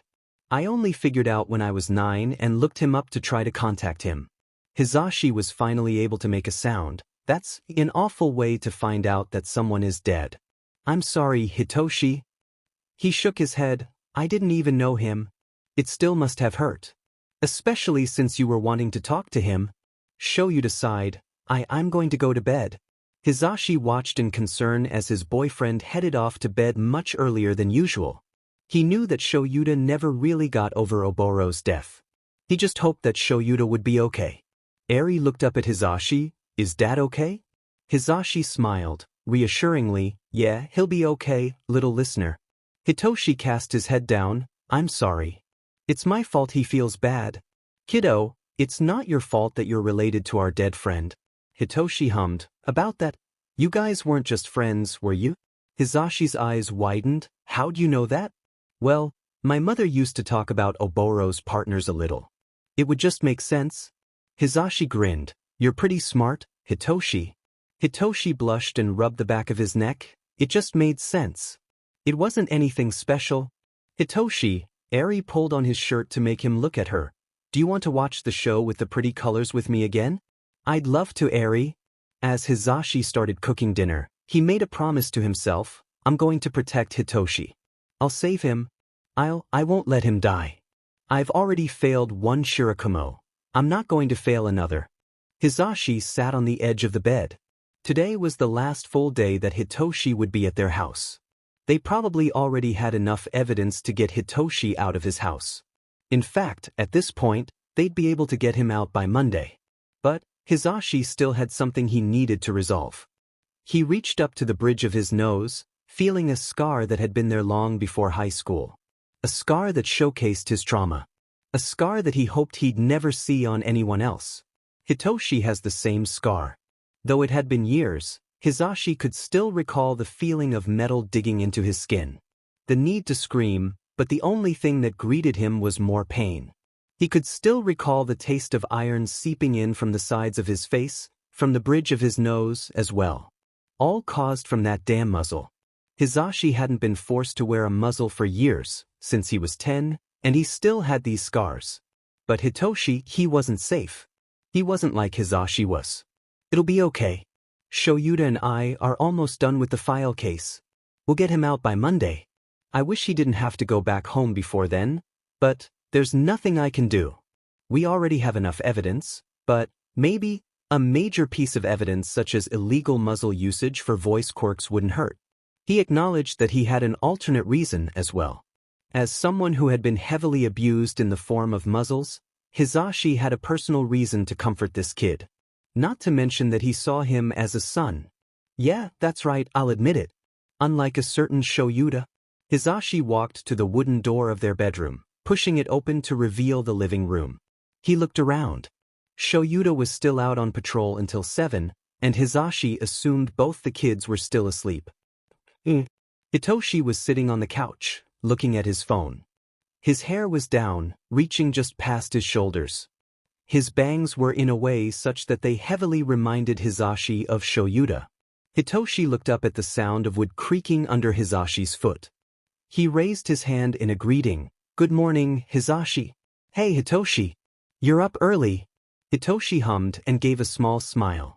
Hisashi wasn't looking forward to ruining that smile, but he found this conversation necessary. Hey, I was wondering if I could talk to you? Hitoshi raised an eyebrow. You're talking to me now. So, yes, I suppose? Hisashi made his way to the couch and sat down next to Hitoshi. Hitoshi placed his phone on the cool wood of the coffee table and turned to him. His eyes widened as he looked at Hisashi closer. He wasn't wearing concealer, therefore, the scar that ran its way over the bridge of his nose was very visible. He recognizes the injury. Hitoshi reached up to his own nose. He was already wearing makeup, Hisashi noted. Hitoshi's eyebrows furrowed. He tipped his head, hands still at his nose. Hisashi used this as a way to start the conversation. Oh, do you want to know where the scar came from? I usually wear makeup so that people can't see it. Hitoshi waved his arms frantically, shaking his head. It's rude to ask other people about their scars. I'm sorry. No, I'm fine. Hisashi reached over and ruffled Hitoshi's hair. It's kind of you to apologize, though. Well, I was a foster child. I was adopted when I was 10 and a half, so way before high school. He didn't have the best control over my quirk when I was little. I've damaged many people's hearing over the years.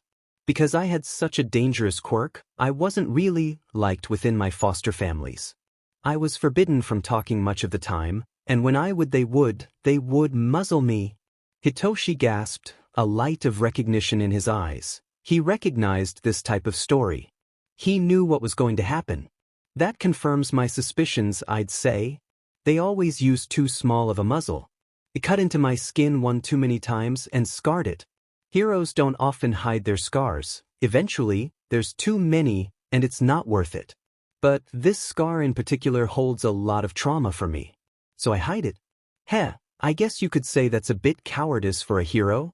Hisashi could feel hot tears beneath his eyes as he recounted a part of his childhood he'd rather not have to remember. He willed himself not to cry. That was the last thing that Hitoshi needed. I don't think it's cowardice. And even if it is, I think you've gone through enough to justify being cowardly. Hisashi smiled at Hitoshi. Thanks, dearest listener. Hitoshi rubbed his neck. That's just like Shoyuta. He cleared his throat. So, what did you want to ask me in the first place? Hisashi pursed his lips. This is going to hurt. Well, when you were sick, you didn't put on makeup. Hitoshi, you know you can let me know if something's happening, right? I can help. You saw my scar. Well, Hisashi, similar scars don't mean I went through the same experience as you. He's technically right, but that's bullshit in this case. He didn't outright deny it. Plus, my evidence and conclusions have proven otherwise. He's only gonna dig himself a deeper hole. Yeah, but that's not the only reason. Since staying at our house, I've become worried about the state of yours. You're underfed, you just assumed you weren't allowed to ask questions, and you panicked because you thought you were going to be kicked out over missing one day of school because you collapsed. Can you blame me for being worried? I can't blame you, but why are you worried about me? What's your reason? Because I care about you, Hitoshi. But why? Because you're my family. Hitoshi's jaw dropped as he stared wide-eyed at Hisashi. Shit, did I mess up? Maybe he doesn't see me as family. Maybe he thinks it's weird that I do. Why you actually see me as a son? Hisashi smiled, his eyebrows still knitted. Yes, Hitoshi. You are a son to me. You and Shudo are. My family. I just want you to be safe. Hitoshi slowly reached over, his arms somewhat open. He's asking for a hug, Hisashi realized. Hisashi let Hitoshi timidly hug him. He delivered the hug back to him tenfold. He felt Hitoshi melt in his arms. If he heard or felt him crying, he didn't say anything of it. They stayed like that for a very long time. Eventually, the door to their home opened. Hitoshi tensed up and gripped Hisashi's shirt. Hisashi threaded his fingers through Hitoshi's hair. It's okay, little listener. It's just Shoyuta. Shoyuta walked over to the two. Good morning, Hisashi and Hitoshi. Hi, Shoyuta. Hitoshi turned his head to look at Shoyuta. Shuda's eyes furrowed immediately. Hey, are you okay? You don't look too good. Hisashi sighed at the bluntness of his boyfriend. Sho. I'm fine now. Hitoshi smiled up to Hisashi. Thank you, Hisashi. Shoyuta looked between the two.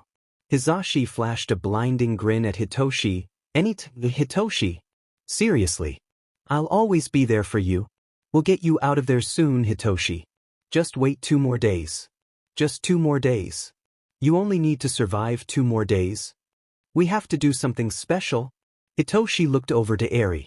Her eyebrows were furrowed and her mouth was pressed into a thin line. She looked so serious. Eri was standing in front of Shoyuta, bouncing slightly. Shoyuta looked at her. Oh yeah? Why? Eri crossed her arms. Because it's the last day that Hitoshi'll be here, that's why. Hitoshi tensed up, right? I have to go back to my house tomorrow. Shoyuta looked over at Hitoshi. Do you want to go anywhere? I'm sure. There's no use just staying here all day, right? Eri vigorously nodded. Shoyuta sighed, but Hitoshi knew it wasn't one of exasperation. He saw the faint hint of a smile behind his teacher's normally stoic face. Where do you want to go, dear listener? Hitoshi shrugged at Hisashi's question. Eri pointed a finger into the air, the other hand on her hip. We're going to the park. She looked over to Hitoshi for approval. He nodded. He spent a lot of time at the park, mostly using it so he could get home late. The park it is then. Eri squealed and ran off to find her shoes. Eri, Hisashi, Shoyuta, and Hitoshi walked on the dusty, rock path that snaked around the park. The air was crisp but not cold. Leaves crackled under Hitoshi's feet. The sky was partially cloudy, but they could still see the sun, though it didn't offer much warmth at that time.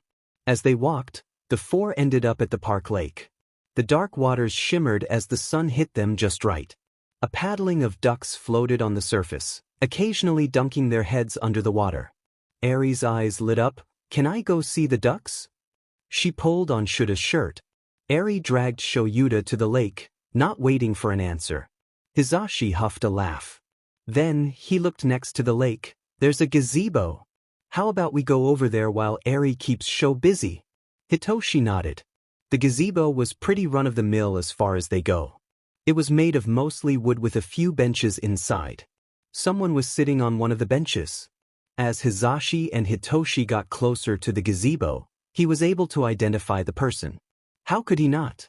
There was the trademark peppermint hair and remarkably good posture. Is that Shudo? Hisashi asked. He had, apparently, made it to the same conclusion as Hitoshi did. I think so. Shudo looked up from his phone when the two made it to the gazebo. He looked back down for a second, then snapped his head back up to them. Hitoshi, Pops? What are you two doing here? Where is Dad and Eri? Hisashi held up his hands. Hey, so many questions, yo. Shoyuta and Eri are over at the ducks. And we're here because Hitoshi's going back to his home tomorrow, so we wanted to do something fun. Shudo tilted his head. Hitoshi, do you not live with them? No. I kind of wish I was. Well, then why have you been staying with them? My father's on a business trip. Todoroki hummed, his eyes narrowed. Hizashi cleared his throat, a bit awkwardly. Anyway, I'm gonna go see the ducks. Nice seeing ya, Shudo. Hizashi jogged off, leaving Hitoshi and Shudo alone. Shudo stood up and put a hand on Hitoshi's shoulder. He studied him with a steely glare. Hitoshi gulped. Did I upset him? How? Are you safe? Is your father truly on a business trip? I don't know what else he'd be on. Does he know you are with Dad and Pops? Hitoshi stayed quiet. He didn't want to lie to Shudo. What even made him suspicious in the first place? Hitoshi. Hitoshi looked down. His voice came out as barely more than a whisper. Is there a reason that he does not know? Hitoshi tried his best to hold back tears. I don't know. I'm scared. He wouldn't like them and I don't want to upset him. Shudo silently opened his arms to hug Hitoshi. He accepted the hug. He didn't say anything. Neither of them said anything. They just tried their best to find comfort with each other. Eventually, they broke apart. Hitoshi didn't want to let go. At least I didn't cry this time. Shudo looked at Hitoshi, consternation painting his normally indifferent face. He opened his mouth to say something, then stopped. Shoyuta, Hizashi, and Eri were walking over. Well, Eri was bounding over.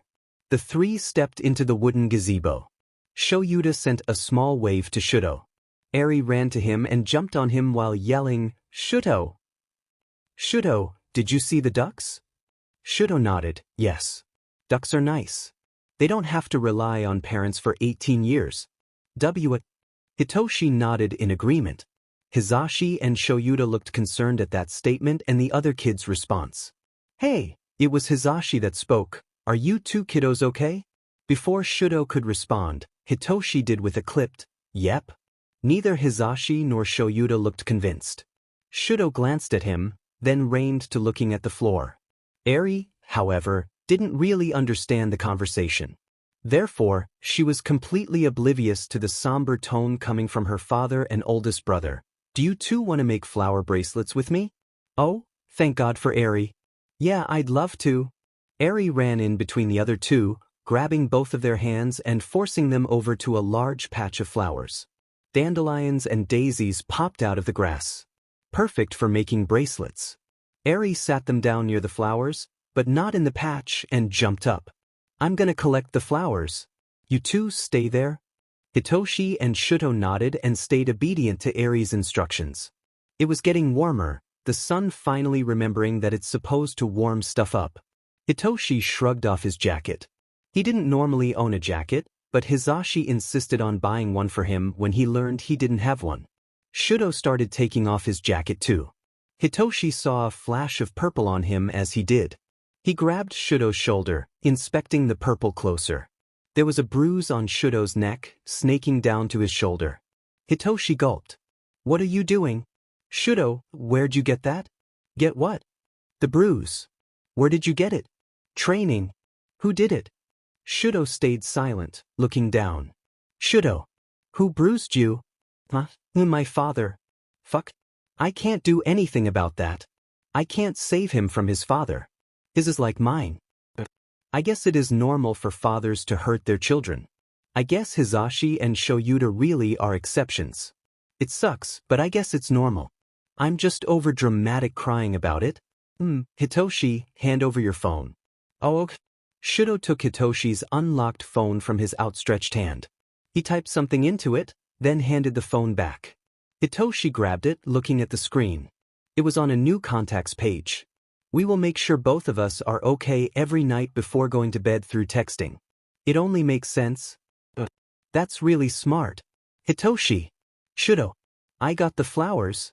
The voice came from Eri, who was walking over to them. Her arms held an incredible amount of flowers in them.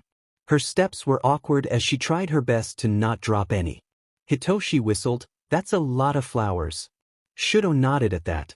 Eri dropped the mound in front of the other two. She started to run off to the gazebo. I'm gonna bring dads to help. After a bit of pleading and dragging, Shoyuta and Hizashi sat with them making flower bracelets as well. The scene was so relaxing and safe. Hitoshi wished he could stay forever. But I can't. I'm going back home tomorrow. Plus, even if Hizashi and Shoyuta did want me, they can't do anything about it. It's normal for parents to hurt their children. Isn't it? That thought brought an air of bittersweet for Hitoshi. He hid his feelings. He wanted to feel safe with a family, even if it was probably the last time he ever would. Today was Sunday. Logically, Shoyuta knew it was bound to come. Each day of the week comes and goes. It's a constant. Yesterday was Saturday. Today is Sunday. It's how it works. It's how it's always worked. It's how it always will work. But Shoyuta still wished it wasn't Sunday. He wished he could skip time to Monday. Skip time until Hizashi and him had the papers ready and could keep Hitoshi out of there. But he couldn't. So, the only thing he could do was offer support. I wish I could do something more. I wish he'd just admit that his home isn't safe. Then I could help. I could get him out faster. Hitoshi, why won't you let us help you? Shoyuta sighed, looking down at the wood ground. He was sitting on the couch beside Hizashi, waiting for Hitoshi and Eri to wake up. Hizashi slipped an arm around him. You're worried about Hitoshi? Who wouldn't be? Hizashi hummed. So, when we get him out of there, where will he go? I don't want to put him in the foster care system. Hizashi stayed quiet for a half-minute. I don't think I really want him with anyone I don't know. I don't want to take that chance. Shoyuta nodded. He didn't speak, though. He knew what he wanted. He thought that Hizashi would be on board, but maybe he had a different plan. They already had Eri. Maybe Hizashi didn't want another kid. Shoyuta thought he was fine with it, but he had never actually asked. Hizashi spoke again. Could we take him in? Is that something you'd be okay with? Yes, Shoyuta responded immediately. I think that would be a good idea. Hizashi smiled. I hoped you'd feel that way. I felt that way in the first week I started training him. Hizashi playfully punched his arm. You big softy. Shoyuta sighed, shaking his head. He was not a softy. He turned his head to the hallway as he heard a door open. He saw the telltale purple hair of his protégé as he rounded the corner to the room Shoyuta and Hizashi were in. Hitoshi was shaking slightly and looked quite troubled. When he noticed the other two on the couch, he sent them a very fake smile. Good morning. I have everything packed. Shoyuta frowned. He looked so nervous. Well, I'd probably be nervous too if I were in his situation. Hizashi stood up. All right. We'll leave after breakfast. Wouldn't let you leave on an empty stomach, yo. Hizashi headed to the kitchen. Hitoshi turned his attention to Shoyuta. He bowed deeply. Thank you very much for letting me stay this week. You don't have to bow. You're my student. I want you to succeed. Therefore, it was only logical to make sure that where you're staying is safe. Shoyuta paused before continuing. Hitoshi. If anything is happening at home, anything. You can tell me, right? If you don't feel safe, we can change that. Just, please remember that Hizashi and I are always here for you. Hitoshi nodded, yet he didn't speak. Instead opting to look at the ground. Breakfast's ready. Hizashi called from the kitchen. Hitoshi and Shoyuta made their way over to the table to sit down. Hizashi placed plates of scrambled eggs and toast in front of them. Hizashi often cooked Western food, seeing that he used to live in Canada. Both Shoyuta and Hitoshi thanked him for the food. He nodded, beaming, I'm gonna go wake up Eri. A few minutes later, the four were eating breakfast together. They were all quieter than normal that morning. All of them knew Hitoshi had to go home, and none of them were happy about it. After breakfast, Eri grabbed Hitoshi's arm and looked up at him. Do you have to leave, Toshi? Hitoshi frowned at her. Yeah. I'm sorry. Hizashi crouched down and put a hand on Eri's shoulder. He can always stay here. Though he was saying it to Eri, the sentence was directed to Hitoshi. Hitoshi reacted as such, looking at Hizashi. I can? Hizashi stood up in order to smile at Hitoshi. Yeah, kiddo. We're always open if you need a place to stay. Thank you. Hizashi shot finger guns at him. No problemo. To anyone, Hizashi would have just looked like his normal peppy self, but Shoyuta wasn't fooled.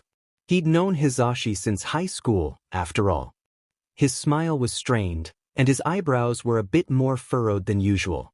He looked almost desperate, and Shoyuta didn't blame him. He's trying to get Hitoshi to say something. If he says something, he won't have to go back home. Please, Hitoshi, say something. Please. But Hitoshi didn't. And that's why the four of them were currently sitting in the car at the end of Hitoshi Street. For some reason, Hitoshi had asked them to park there rather than in front of his house. He was hesitating. He moved slowly and didn't seem too anxious to grab his cinch sack, opting to have a conversation with Eri. It was painful for Shoyuta to watch. It's now or never. Hisashi's hints seemed to have been too subtle. Hitoshi. Hitoshi froze and looked up. Do you truly want to go back there? Back to your home. Do you really feel safe there? You don't need to go back, Hitoshi. Hitoshi stayed silent for a long minute until speaking. Don't do that. Don't joke about that. Joke? Why would he think I'd be joking about this suit? That would be so intensive of me. Hitoshi grabbed his cinch sack. Of course you're joking about it. There's nothing you can do about it anyway. This time, Hisashi spoke. We're not joking, Hitoshi. We can help you. We want to help you. Want to dash? Hitoshi was interrupted by a buzz from an incoming text. He looked down at his phone and paled. He looked back up to the two. I have to go. Wait, Hitoshi. But he was already running away. Hisashi slammed his hand on the dashboard of the car. Damn it. We were so close.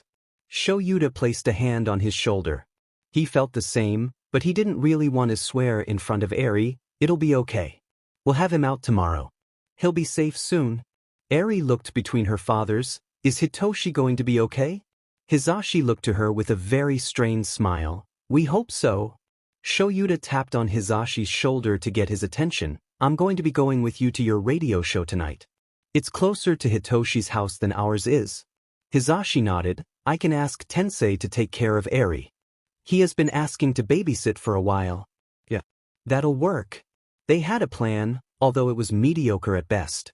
All they had to do now was hope that Hitoshi would be okay. Just one more day. Shoyuta hoped he could do it. Hitoshi once again tried to convince himself he didn't want to stay. My home's fine. There's no reason to want to stay here. Even if I'll miss Hisashi's cooking. Even if I'll miss the morning hugs from Eri. Even if I'll miss the time I've been able to spend with Shoyuta. With all of them. Hitoshi stared out of the car window, willing himself not to cry. Oh, who am I kidding? I want to stay so badly. I don't want to go back home. But even if Hisashi and Shoyuta say that they would want me, I'd be such a huge burden. I don't deserve them. The car stopped. Hitoshi's stomach dropped. Looking at the street sign just confirmed his fear. They were there. They were on his street. I don't want to go, I don't want to go, I don't want to go, I don't want to go dash. He felt his teacher's eyes on him. Looking up, he realized that they were staring at him with expressions of concern. I'm taking too long. I have to start packing up. They're probably annoyed. He got out of the car and started to slowly gather up his things. He was deliberately slow. He didn't know why. It wasn't like anything would change whether he packed up fast or slow. He started reaching for his cinch sack. I shouldn't be wasting any more time. Hitoshi. Hitoshi froze and looked up at Shoyuta. Did I take too long? Did I finally get on his nerves? Is he finally going to snap? Do you truly want to go back there? Well, that wasn't what he was expecting. Hitoshi searched Shuta's face. He didn't seem mad or even annoyed. Just worried. And desperate? Back to your home. Do you really feel safe there? Is he really being serious? Is he really saying this? Why does he care? I get that he says he cares about me, but why? It's normal for parents to discipline their children. This is nothing new. This is nothing wrong. My father is in the right and I'm just a coward. You don't have to go back, Hitoshi. He's joking. He had to be. Yeah, that was it. It made Hitoshi want to laugh or cry. He knew that Shoyuta didn't joke, but that was the only explanation. Don't do that. Don't joke about that. Joke? Hitoshi bubbled with anger and frustration as he snatched his cinch sack. Shoyuta didn't understand. That's why he was joking about it. Because he didn't understand. He knew that he didn't mean any harm, but he couldn't stop his emotions. He felt hurt, and maybe a bit betrayed. Of course you're joking about it, Hitoshi seethed. He didn't want to offend Shoyuta, but his emotions got the control of him. He took a breath and composed himself. There's nothing you can do about it, anyway. My father isn't doing anything wrong. There's no reason to take me out of my house. He doesn't feed me as punishments, to discipline me. I'm an awful son anyway. He hurts me to teach me rules. It's normal. There's nothing anyone could do. We're not joking, Hitoshi. The words came from Hisashi now. We can help you. We want to help you. Hisashi was smiling at him. Not his normal, persona smile, but his softer, personal smile. He looked so genuine and oh God, how Hitoshi wanted to believe he could help. Hitoshi looked to Shoyuta. Although he was barely smiling, his expression was soft and caring. It reminded Hitoshi of his mother. The expression she wore when she told him she loved him. It was so warm. It made him feel secure. It made him feel safe. Hitoshi wanted to cry right there and then. Wanna dash. Buzz. Hitoshi felt his phone vibrate in his pant pocket. Slowly extracting the phone, he looked at the message preview on the lock screen. The contact name read Shinsou Nukashi. It was his father. It read, "Where the hell are you? You've drawn the last straw. There will be consequences." Hitoshi paled, eyes wide. Clammy hands swung his sack over his back. He looked to Shoyuta, Hisashi, and Eri for what would most likely be the last time. He tried to smile, but he couldn't. When he spoke, his voice came out higher-pitched and weak. "They have to go." He ran down his street. He almost faltered when he heard Hisashi yelling his name, but he was too scared to. That's what it all comes down to, he bitterly thought. Fear. Fear controlled Hitoshi, and he knew it. He didn't know how to stop it. Honestly, he didn't think he could. He definitely couldn't at this point. That's why he was running back to his house. Maybe I could make it seem like he missed me the first time? Sneak into my room, walk out of it like nothing happened? Yeah, that's a good plan. He started running to the side of his house where his bedroom was. He stopped dead in his tracks as he looked into the front window, however. Staring at him, through the window, were the beady blue eyes of his father. He was done. It was all fucked. His father knew he was out. He couldn't dupe him. He entered the house. He barely physically reacted to his father's heavy footsteps. He started to disconnect his mind from his body as he felt his father looming over him. "Where were you?" "At my teacher's house, sir." "Why were you there?" "I was there because—" "Never mind, I don't care," his father interrupted. Only then did Hitoshi notice the large knife his father was brandishing. "You had your chance." Hitoshi gulped. He knew where this was going and he wasn't excited. "I brought this on myself." "You thought I wouldn't notice the car? You thought how I wouldn't notice your teachers are that?" He spat the last word as if it were poison. Then he leaned in close. He'd obviously been drinking. Hitoshi could smell it on his breath. He didn't know if he was currently drunk, but that didn't matter much.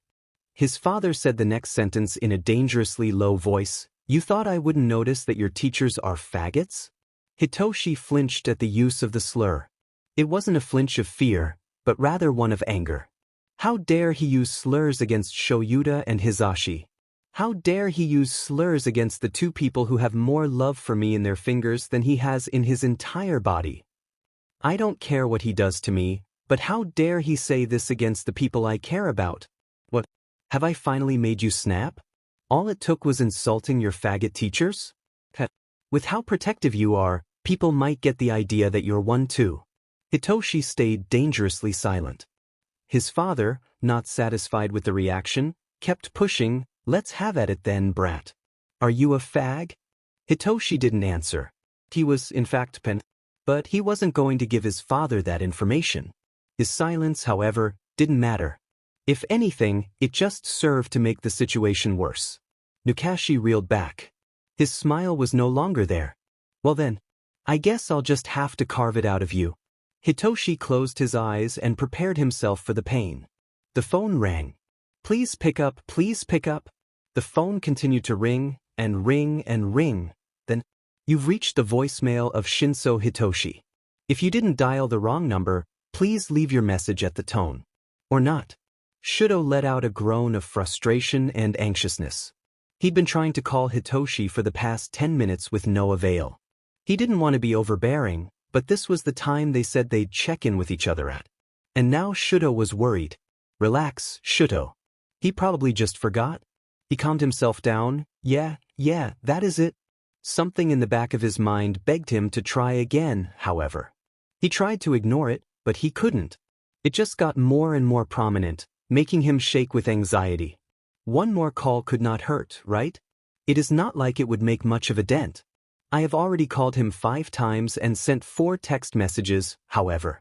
I might come off as clingy or whatever people call it. At this point he felt nervous enough to puke.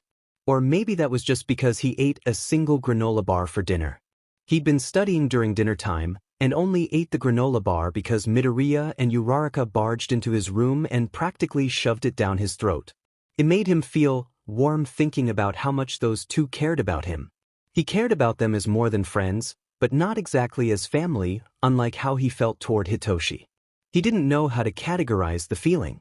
It wasn't familial-like or platonically, well, not completely platonically. There was something else.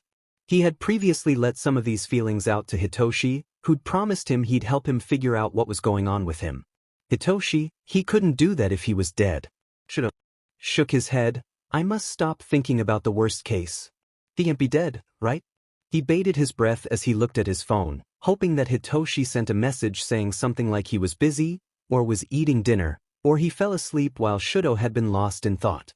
He let out a long sigh as he looked at the taunting lock screen. No such luck. I'll call him one last time. If he does not pick up, I will just assume he fell asleep. I will call him in the morning if he does not pick up now. He unlocked his phone. It was already on Hitoshi's contact page. Shudo pressed the call button. The phone started ringing. Shudo willed Hitoshi to pick it up. It rang once, twice, thrice. Shudo? Shudo let out a sigh of relief, almost crying. Hitoshi. Hello. How are you doing? He is talking to me. He is alive, he is alive. If something is amiss, he will surely tell me. He will surely tell me if he is not safe. After all, that is the reason why we exchanged numbers. I'm fine. Hitoshi was interrupted on his end. Shudo couldn't make out much of the interruption, just a load of yelling that was ensued by what he assumed to be Hitoshi's father, but what he did understand was disgusting. Slews of insults were hurled at Hitoshi, calling him things like useless, villainous, burden to society. Faggot? That was his brother. He was saying that to his brother. He was hurting his brother. This scumbag of a man collected from the most radioactive waters was hurting his brother. He was filled with rage, with fear. He heard a squeak come from his brother's side of the call. Hitoshi? Hitoshi?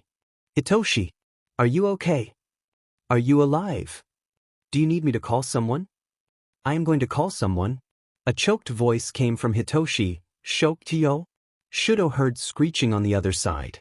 This time, he could make out the words, "Who the hell are you talking to? Do you have a fucking boyfriend? Evil, please." The screams of Hitoshi would forever be etched into Shudo's mind. Shudo tried to yell at him, tried to talk, but no words came out of his mouth. He was shaking, frozen in fear on behalf of his brother. He heard a thump, then a laugh. That wasn't Hitoshi's.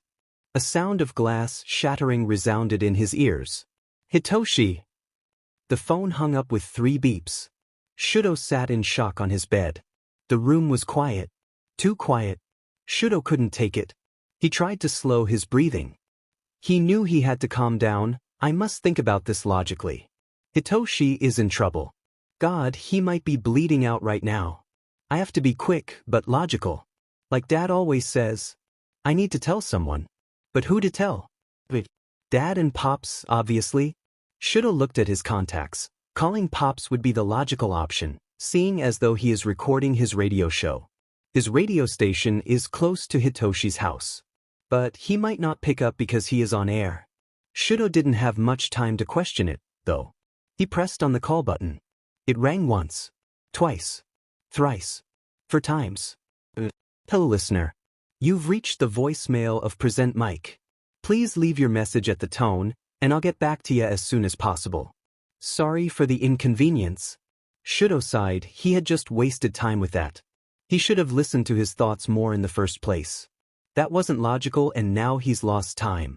He moved on to Shudo's contact. The phone rang once. Twice. Thrice. 4 times. Hello. Shudo breathed out shakily with euphoria. Then, the reality of what could be happening with Hitoshi right now caught up to then. He could no longer stop his emotions. The dam broke and he started crying. It was interesting. He hadn't cried in years. His father told him crying was weak. But he couldn't hold them back. The hot tears seared his face as he held the phone in trembling hands. He cried quietly, but they were loud enough to hear over the phone. Shudo's next question came out in a voice laced with concern. Shudo? Are you okay? Are you hurt?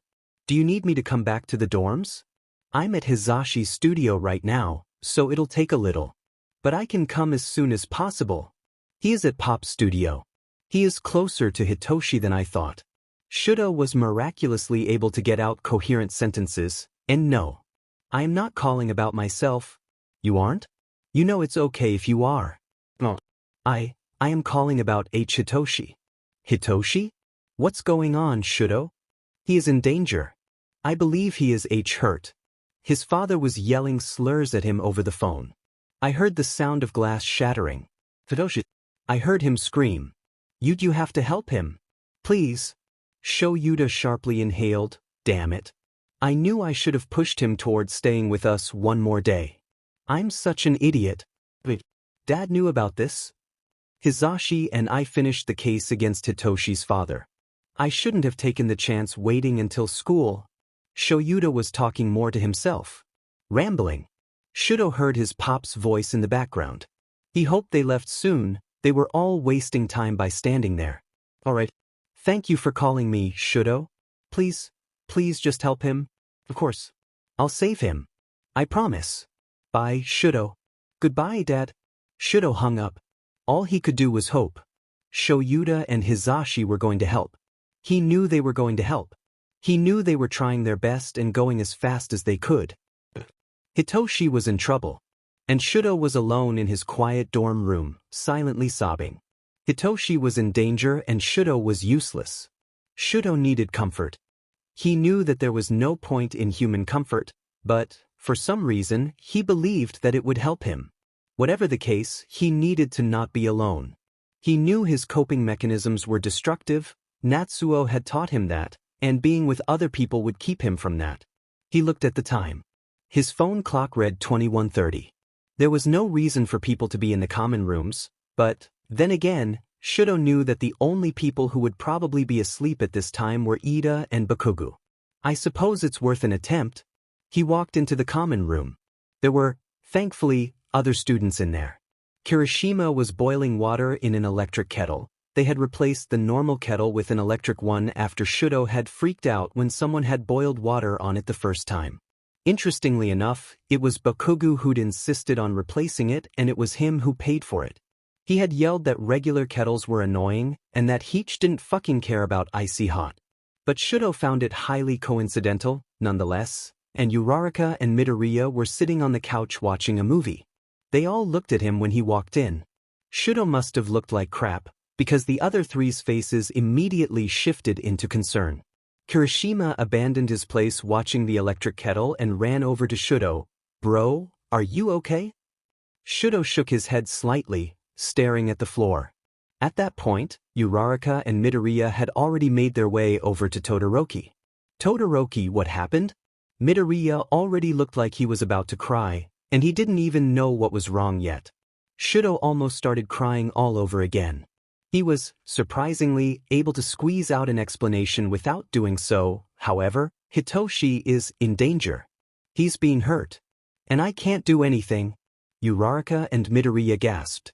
Kirishima let out a soft "oh" in sympathy, but Shudo knew he didn't know who he was talking about. He appreciated the sympathy. Uraraka's eyes were wide. Oh no. We should call Mr. Aizawa. He can help. I already called him. He's going over there. I cannot help. I feel useless. Kirishima placed a hand on Shudo's shoulder. Hey man. I know I don't understand much of this situation. And I know that you probably don't want my 2 cents on the matter. But I'm pretty sure you're anything but useless. You're the one who called Mr. Aizawa. You're the reason Mr. Aizawa is currently heading over there. If it weren't for you, Shinsou wouldn't have anyone coming to get him. I'm pretty sure that's far from useless. Uraraka and Midoriya nodded. Furiously, Kirishima's right. Shudo smiled slightly. Thank you. In reality, it did make him feel a bit better. But he was still worried. Hitoshi could be dying right now. Right now, and he was just standing here. He could be dying, and Shudo was just talking to friends and contemplating the idea of his friendships. Midoriya's voice cut through his thoughts. Hey, Todoroki? Do you want to watch a movie with Uraraka, Kirishima, and I? I know in times like this you might prefer to be alone, but if you do want company, well, we're here. Why? Thanks. Kirishima grinned at him. Do you want me to make you hot cocoa or tea or something? Would you make hot chocolate, please? Kirishima shot him 2 thumbs up. Shudo went to sit between Uraraka and Midoriya, pointedly ignoring how it made his face warm. It was nice to not be alone. Please be okay, Hitoshi. What a fantastic way to go, Hitoshi's inner monologue droned, full of bitterness and sarcasm, bleeding out on my own bedroom floor.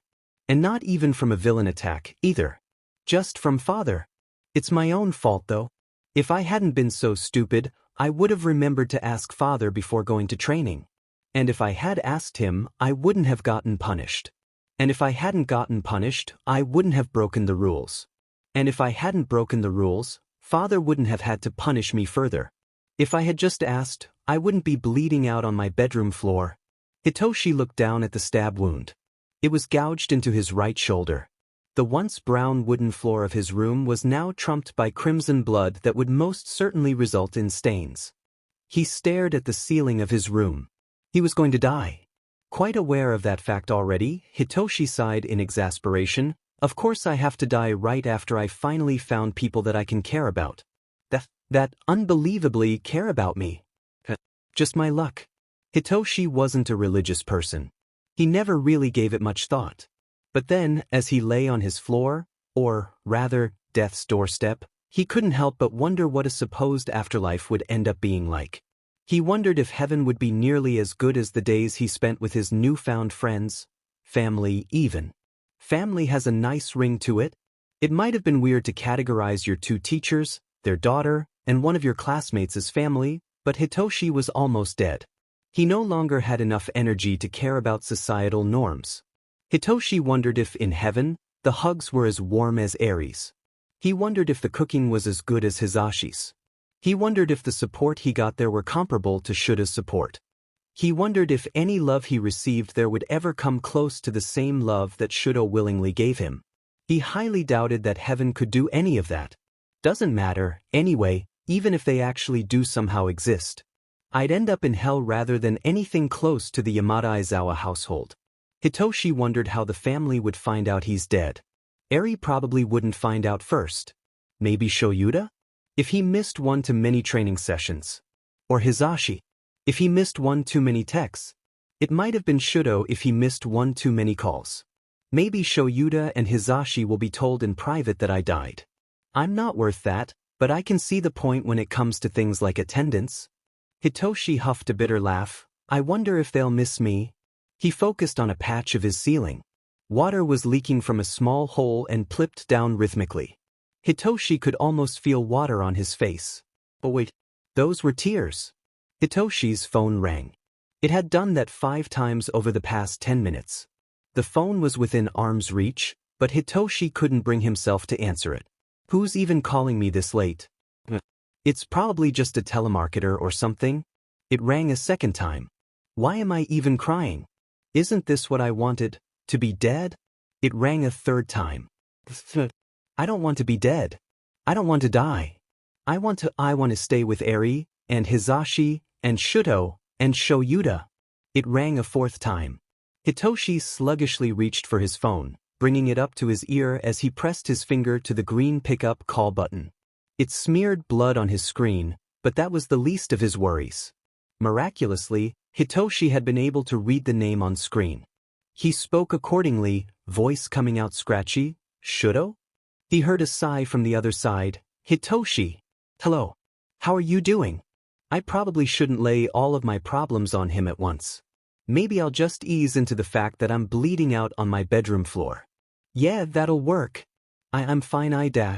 Hitoshi's door burst open, cracking from the force. His father stood in the doorway, looking furious. Hitoshi's blood ran cold. "There goes easing into it? Shut the fuck up, you faggot. You would be a villain if you weren't so damn useless." Hitoshi cringed at the words. His eyes panned down to his father's hand. In it held as a muzzle. It had been weeks since his father had muzzled him. The muzzle was too small. Hitoshi swore he could feel the pain on his face even though there was nothing on it. As of yet, anyway, that would soon change. "Hitoshi? Hitoshi? Hitoshi? Are you okay? Are you alive? Do you need me to call someone?" "I am going to call someone." Hitoshi sobbed into the phone. "I don't want to. I don't want to. Don't make me. I don't want to." "Shogo." His father started screaming at this point, apparently finally noticing he was talking to someone. "Who the hell are you talking to? Do you have a fucking boyfriend?" "You please." Hitoshi screamed as his father put on the muzzle. The metal cut into his skin, opening up wounds that had finally been starting to heal. "It hurts. It hurts so much." All he could do was cry as his father ripped away his phone and slammed it into the ground. It wasn't broken quite yet, and Hitoshi could hear Shudo's voice yelling from the phone. His father laughed as he stomped on the phone with one of his boots, the sole effectively shattering the screen and rendering the phone useless. It had hung up on Shudo. Hitoshi hoped he wouldn't be mad about that. Finally. "You'll stop being so damn loud." Nukashi left. Hitoshi turned his attention back up to the ceiling. It was worth a shot. Now all of my hope is gone and I'll end up dead in a muzzle. What a pathetic way to go. I hope Shudo doesn't blame himself or something. He'll be a great hero someday. Can't have him being held back by a meaningless death such as mine. Hitoshi was about to close his eyes, resigned to his fate, when the door knocked. Shoyuta sat looking at his boyfriend as he ran his radio show from inside his booth. Shoyuta was listening to the show while watching Hisashi run it purely because he found it amusing that the radio audio was a tad bit slower than Hisashi speaking. He turned his gaze to his phone screen. It was pulled up on Hitoshi's message page. Shoyuta had sent a message asking him how he was doing half an hour ago. He was starting to get worried. He probably has his phone on Do Not Disturb or off. It's been less than one day, nothing too bad could have happened yet, right? That didn't quell his concerns, however. His concerns were the reason why he was somewhere close to Hitoshi's house rather than at his own, after all. Shoyuta sighed. His eyelids started drooping. He forced them open. I have to stay awake. If I fall asleep, Hitoshi can't contact me. I need coffee or something. He stood up, recalling that there was instant coffee and hot water in the lobby. He headed over there, accidentally leaving his phone on the chair. He put a packet's worth of instant coffee into the cup and filled it with hot water from a water dispenser next to the cups. He stirred the instant coffee into the water with a thin plastic straw. He sipped on the coffee as he walked back to his seat. The hot liquid burned his tongue, but it worked to wake him up. He heard a phone ring as he got closer to his seat. Weird. I didn't know there were other people around here. The ringtone was familiar. Shit, that's my phone. He bolted to his seat, hoping he could pick up the phone before it went to voicemail. He looked at the caller ID before picking up. It was Shudo. "Hello." It was quiet on the other side until Shoyuta heard a particularly wet gasp. He was crying. He's crying? He's crying. Something's wrong. "Shudo? Are you okay? Are you hurt? Do you need me to come back to the dorms? I'm at Hisashi's studio right now, so it'll take a little. But I can come as soon as possible." Shoyuta didn't even breathe between questions. It was silent for a little more until Shudo answered in a wobbly, tear-ridden voice. "No. I am not calling about myself." "You aren't? You know it's okay if you are. Maybe he thinks he can't bother me or something. Like Hitoshi did." "No. I I am calling about H. Hitoshi. No. Hitoshi? What's going on, Shudo? He is in danger. I believe he is H. hurt. His father was yelling slurs at him over the phone. I heard the sound of glass shattering. Hitoshi. I heard him scream. You have to help him. Please. No. This couldn't be happening. Damn it. I knew I should have pushed him towards staying with us one more day. I'm such an idiot. Hizashi and I finished the case against Hitoshi's father. I shouldn't have taken the chance waiting until school. Alright. Thank you for calling me, Shudo. Please just help him. Shoyuta exhaled. Of course. I'll save him. I promise. Bye, Shudo. Goodbye, Dad. Shoyuta hung up. He sprung up, catching Hizashi's attention with the sudden movement. Shoyuta brought up his hands to sign to his boyfriend. Hitoshi is in trouble. We need to help him. Hizashi's eyes widened. He nodded. He turned around and signed something to one of his assistants, who sent him a thumbs up. In a few minutes, he was running out of the booth and toward the front door of the studio. Shoyuta had started up the car while Hizashi was finishing his work. Grabbing a first aid kit on the way out, Hizashi pushed open the exit door of the studio and bolted across the parking lot. He wrenched open the car door and sat down in the driver's seat. Hizashi was the designated driver between the two as Shoyuta couldn't drive for shit. Shoyuta finished calling the police as Hizashi backed the car out of the parking lot. Hizashi started talking. What happened? Shudo called, saying that Hitoshi's in danger. Hizashi bit his lip, eyebrows creased. Do we know anything else about his condition? Shoyuta shook his head. No, but Shudo was very distressed. He was crying. Hizashi. I would say that means that it's pretty bad. Hitoshi bit out a curse, gripping the steering wheel harder. I hope we're not too late. We should have never let him go home. Shoyuta nodded and readied himself for a fight. The car was parked on the side of the road, next to Hitoshi's house. The moment it stopped, both Shoyuta and Hizashi rushed out of the car. They ran across the uneven path to the house. Hizashi almost tripped as his foot caught on a particularly tall rock. Making it to the front door of the rundown house, Shoyuta knocked on it. No one came. Shoyuta exchanged a look with Hizashi before knocking again. This time it was answered. Hitoshi's father was a burly man. His purple hair was greasy and matted. His red eyes pierced into Hizashi and Shoyuta. He spoke in a rough voice, his words slurring. What are you here for? Shoyuta surveyed the obviously drunk man. He was holding a glass bottle with some sort of probably alcoholic liquid in it. His fists were red with what Shoyuta hoped wasn't blood. He knew that it was, however. Hizashi spoke with a fake happy tone. We're here to check on your son. Why? Nukashi spat. We have reason to believe that he is in danger, Shoyuta drawled. He knew it was blunt, but they weren't going to get anywhere with politeness. There's no reason to check on him. Hizashi narrowed his eyes, his polite facade was dropped. That trail of blood that starts at a bloodied knife seems to say otherwise. Shoyuta looked behind Hitoshi's father. Sure enough, there was blood soaked into a dirty carpet and a knife lay beside it. It looked fresh. Too fresh. No. That's not good. Hitoshi. We need to finish this, fast. Nukashi scoffed. Well, you're going to have to get past me. Shoyuta looked at Hizashi. He wasn't in his hero costume, his hair pulled up in a bun. He was also holding a first aid kit. He wouldn't be able to release his quirk well without major property damage. Shoyuta grit his teeth. It was the logical course of action. Mike, find Hitoshi. I'll hold him off. Hizashi nodded and sprinted past Nukashi. Nukashi spun around to start chasing him, but Shoyuta hit him from behind, forcing him to return focus to Shoyuta. Please hurry, Hizashi. Please don't let us be too late. Mike, find Hitoshi. I'll hold him off.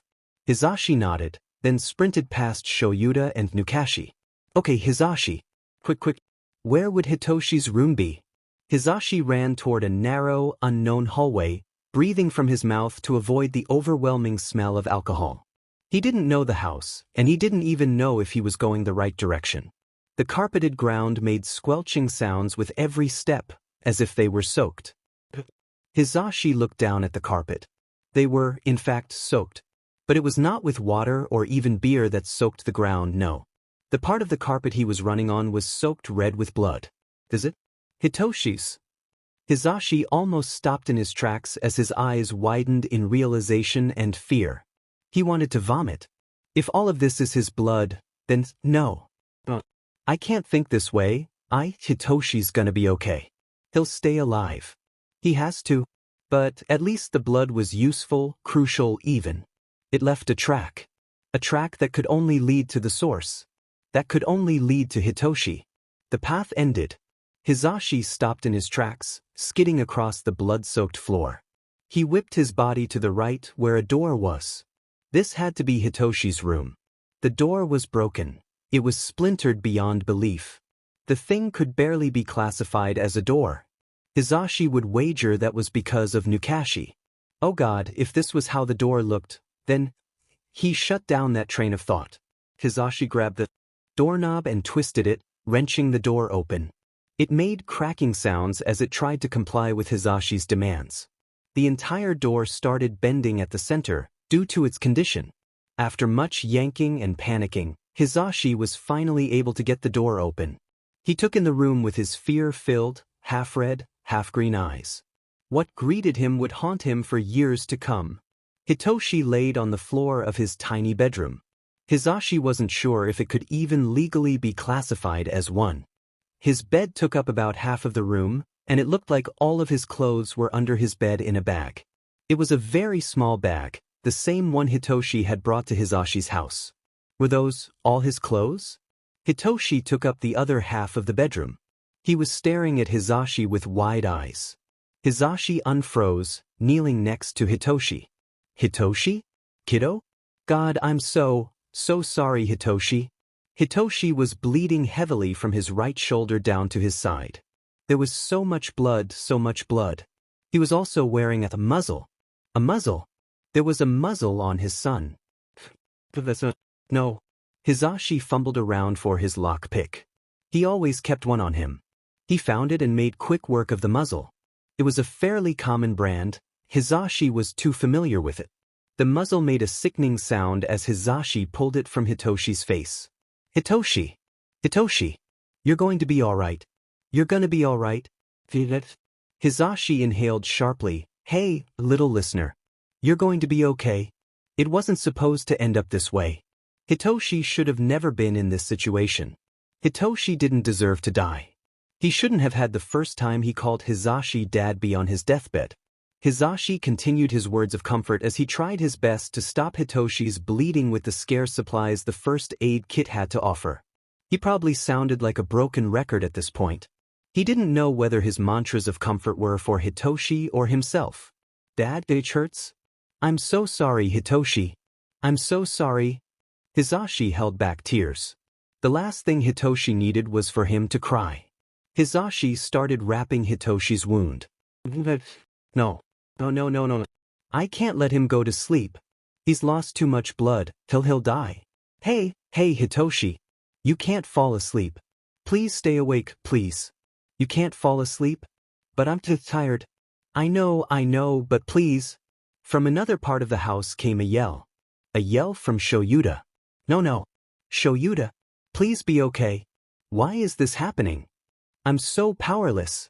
We came unprepared, we should have waited for the police. "'S that show? Hey, what's going on? She fighting someone? Don't worry about it, kiddo. He'll be okay. He has to be. Hitoshi tried to sit up. No. He's in trouble. Hisashi pushed him back down. Don't worry, Hitoshi. It'll be okay. But he's fighting father. It's my fault. It's not your fault. If anything, it's our fault for letting you come back here. Where is that damn ambulance? He couldn't quite tell if Hitoshi could even hear him anymore. His eyes were distant, dull. His heart was still beating though. He was still breathing. That was enough. But still, seeing him like this broke his heart. He didn't deserve this. Hitoshi didn't deserve this. His son didn't deserve this. Hitoshi, please don't fall asleep. Please don't dash. Hisashi's words devolved into sobs. Where were those ambulances? Then he heard it. It was faint and far off, but he heard it. He heard the telltale whine of an ambulance and police cars. He almost exploded in relief, tears spilling free. It was going to be okay. It was a few minutes before the doctors made it to Hitoshi's room. A very agonizing few minutes. When they did finally burst through, Hisashi backed up to give them space to work. He got sympathetic looks from the doctors as they passed. He assumed it was because he looked like absolute shit. Eyes red and puffy from tears that stung his cheeks. He wiped the tears away. It was okay. Hisashi was okay. Shoyuta would be okay. Hitoshi had to be okay. They were going to be okay. It was finally over. And finally, Hitoshi would be able to come home. To a happy home, a safe home.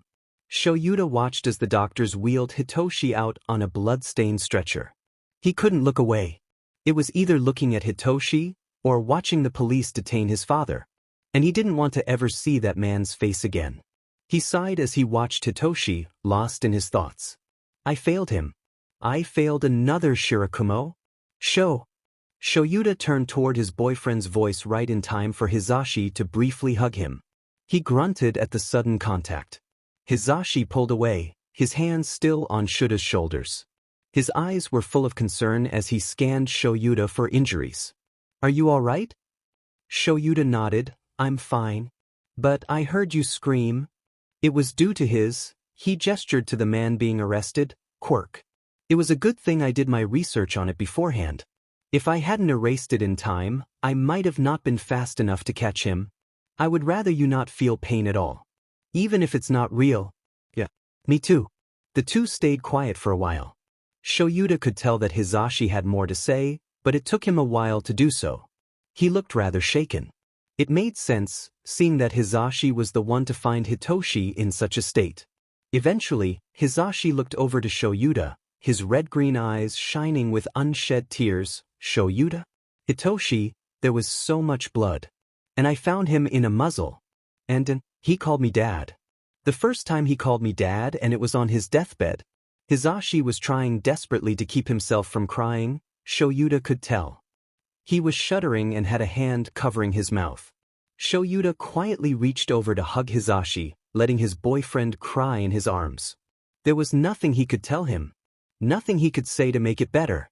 So, he just hugged him and prayed to any hypothetical god that Hitoshi would end up okay. Shoyuta hated hospitals. The scent of antiseptic was only bested by dread. This is where people went to die. Whether or not that was common, it was the bias that Shoyuta held. The white, everything didn't help either. What was even the point in making everything white? It just made it harder to wash out bloodstains. It was illogical. The only sounds in the room were a low hum of the lights and heart rate monitors steadily beeping. To many people, the latter would be comforting, but to Shoyuta, it just reminded him that they were in a hospital in the first place. That he'd let it get to this point in the first place. That if they'd been just a little bit slower, Hitoshi would be dead. That all of this was because of him. That Hitoshi looked so blanched and frail, as if he were on death's doorstep, because of him. It's my fault. I should have noticed. I should have seen the signs. Looking back, they're so obvious, and yet I still failed. I promised I would protect him. This damn well doesn't look like protection to me. I'm such a failure. I'm sorry, so sorry. I was useless. First Oboro, now Hitoshi. I should have been the one to die back then. I don't deserve to be a hero dash. Shuta's thoughts were interrupted by the door to the room opening with a loud creak. He turned in his seat toward the door. An elderly couple stood there. The man had silver hair and blue eyes. The woman had cloudy, white hair and purple eyes. Their faces lit up, spotting Hisashi and Shoyuta. Mr. and Mrs. Shirakumo. Mr. Shirakumo immediately came over to Shoyuta. Shoyuta, you and Hisashi never come over anymore. Sorry. Don't apologize. Mr. Shirakumo brought Shoyuta into a hug. Mrs. Shirakumo was lightly berating Hisashi on the other side of the room. Why don't you guys ever visit? I'm about ready to come to your house and drag you to ours. Hisashi chuckled, nervously. It's been hectic trying to get used to having a daughter, you know. Oh, I get it. We still have yet to meet her. You can't keep us from our granddaughter forever. Yeah, of course. We should plan a time. Mr. Shirakumo cleared his throat. Speaking of estranged grandchildren, what's going to happen with Hitoshi? Shoyuta glanced at the boy sleeping on the hospital bed. Well, as his last living family, you two would most likely take custody of him. We couldn't figure out much about his father's side, and frankly, I'd rather it be you two than any other unknown person. Well, that's a good idea, and I totally understand. We were wondering if you two could do a favor for us?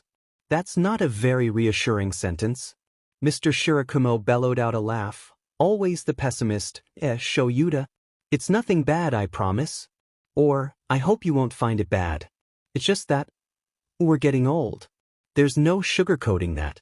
I don't believe either of us could provide Hitoshi the life and love he needs after his situation. I never thought about that. So, we were wondering if the two of you could take him in? You both have way more training than we do, plus, Hitoshi already knows and trusts you.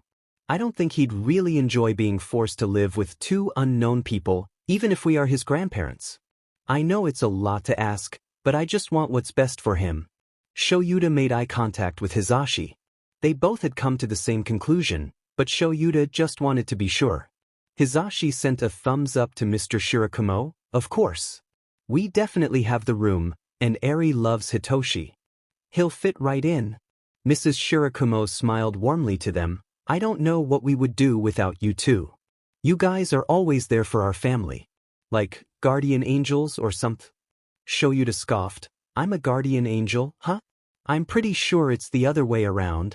I'm the reason why Oboro is dead. I'm the reason why Hitoshi was dashed. His thoughts are cut off with a light chop to his head. Stop that, I can see those thoughts swirling around, Shoyuta. We don't blame you for his death. He wouldn't either. Nobody does except you.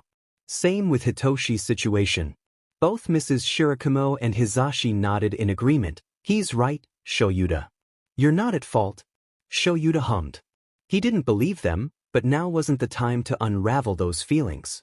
Mrs. Shirakumo spoke in a quieter voice. We watched the sports festival. Hitoshi, he reminds me of Oboro. I don't know why. Maybe his tenacity or dedication. He's a good kid. Yeah, Hitoshi was in pain. It wasn't outright, more like a throb. He'd had worse, but that certainly didn't make it comfortable. Where even was he? He tried to clear his mind, which only served to make it more groggier. He wanted to groan, but he wasn't sure he could make any sound, even if he tried. I was at Shoyuta and Hizashi's house. No, that's not right. I went home. But Father was there. Father was there and he stabbed me. As if on cue, his shoulder let out a small throb of pain. A thought occurred to Hitoshi. What if I'm dead? I can feel pain, though only faintly, but it would only be logical. I lost a lot of blood. No, that wasn't right. Something was missing. The puzzle was left unfinished. What was he missing? A blurry image came to his mind. Laying in a pool of his own blood, red-stained phone in hand, Hitoshi looked up at someone. They were speaking frantically, but all Hitoshi could focus on was that they were there. They were actually there. The sense of safety and familiarity they brought him. They were his dad. Not his father, his dad. A subtle change in words that, despite that, brought a drastic change in meaning. Hizashi. He had been pleading with Hitoshi to stay alive. But, right, the stab wound? How did he know to look for Hitoshi? I called someone. But who? Shudo. That's right. I called Shudo. Now that he had brought his mind and memory up to speed, Hitoshi's only problem was not knowing where he was. Focus on my senses. I can't see, and I don't think taste will really help here. All I can taste is blood, anyway, so rely on the others. Touch, scent, and hearing. Hitoshi could feel that he was on something soft, probably a bed. The sheets, he assumed they were sheets, felt cool under his hands. There was the feeling of something on his face. He was pretty sure it was a mask. Not a muzzle.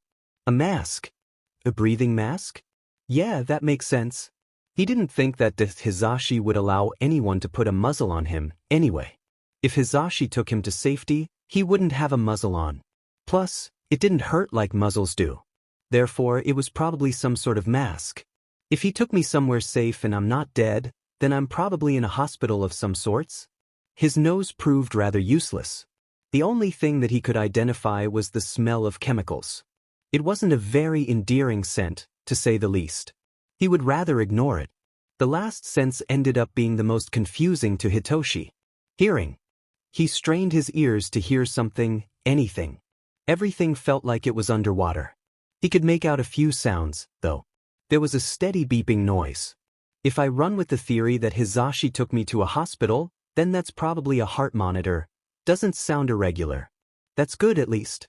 It proves I'm not dead. The only other noises Hitoshi could make out were scarce. He could tell there were many people conversing, but that was about it.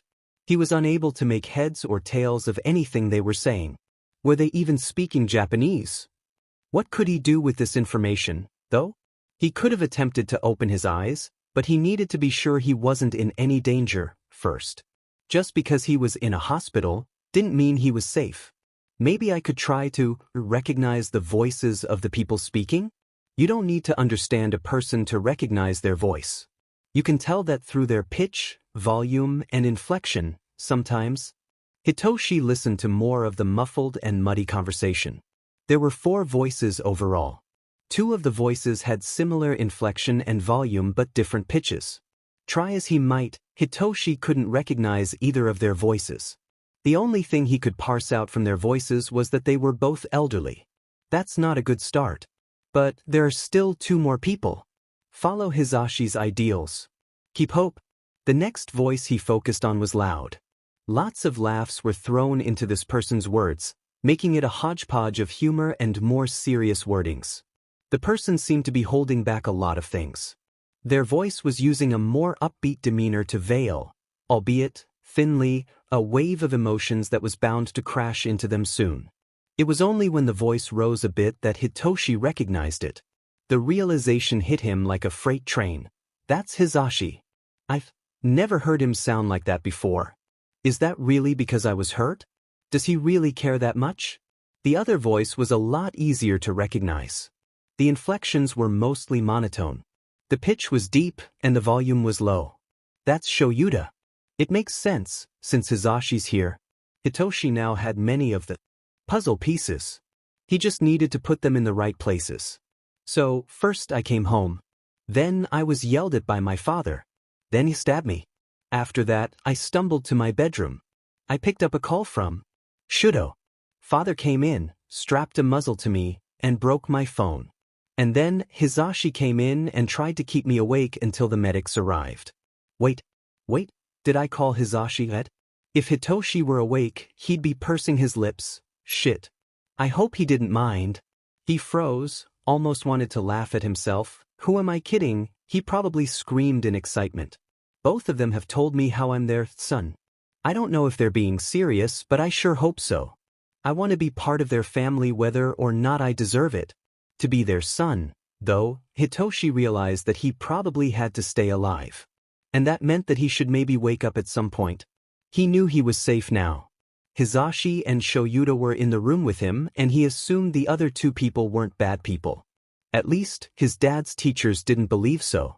Otherwise, he'd probably hear more yelling. Hitoshi willed himself to open his eyes. It took some work, but he was able to. As he'd guessed, Hizashi and Shoyuta were there, talking to the 2 other people in the room. One of the people was an elderly man with silvery hair.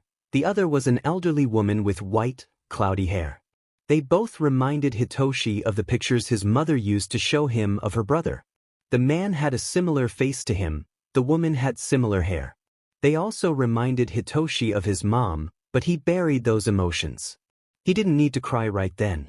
If they're in my hospital room, they're probably related to me. Maybe they're Oboro's parents? That would mean that they're Mom's parents. Therefore my grandparents. That doesn't seem very far-fetched to me, at least. Hitoshi continued to stare at the 4 as they engaged in conversation. He could let them know he was awake, but he didn't want to.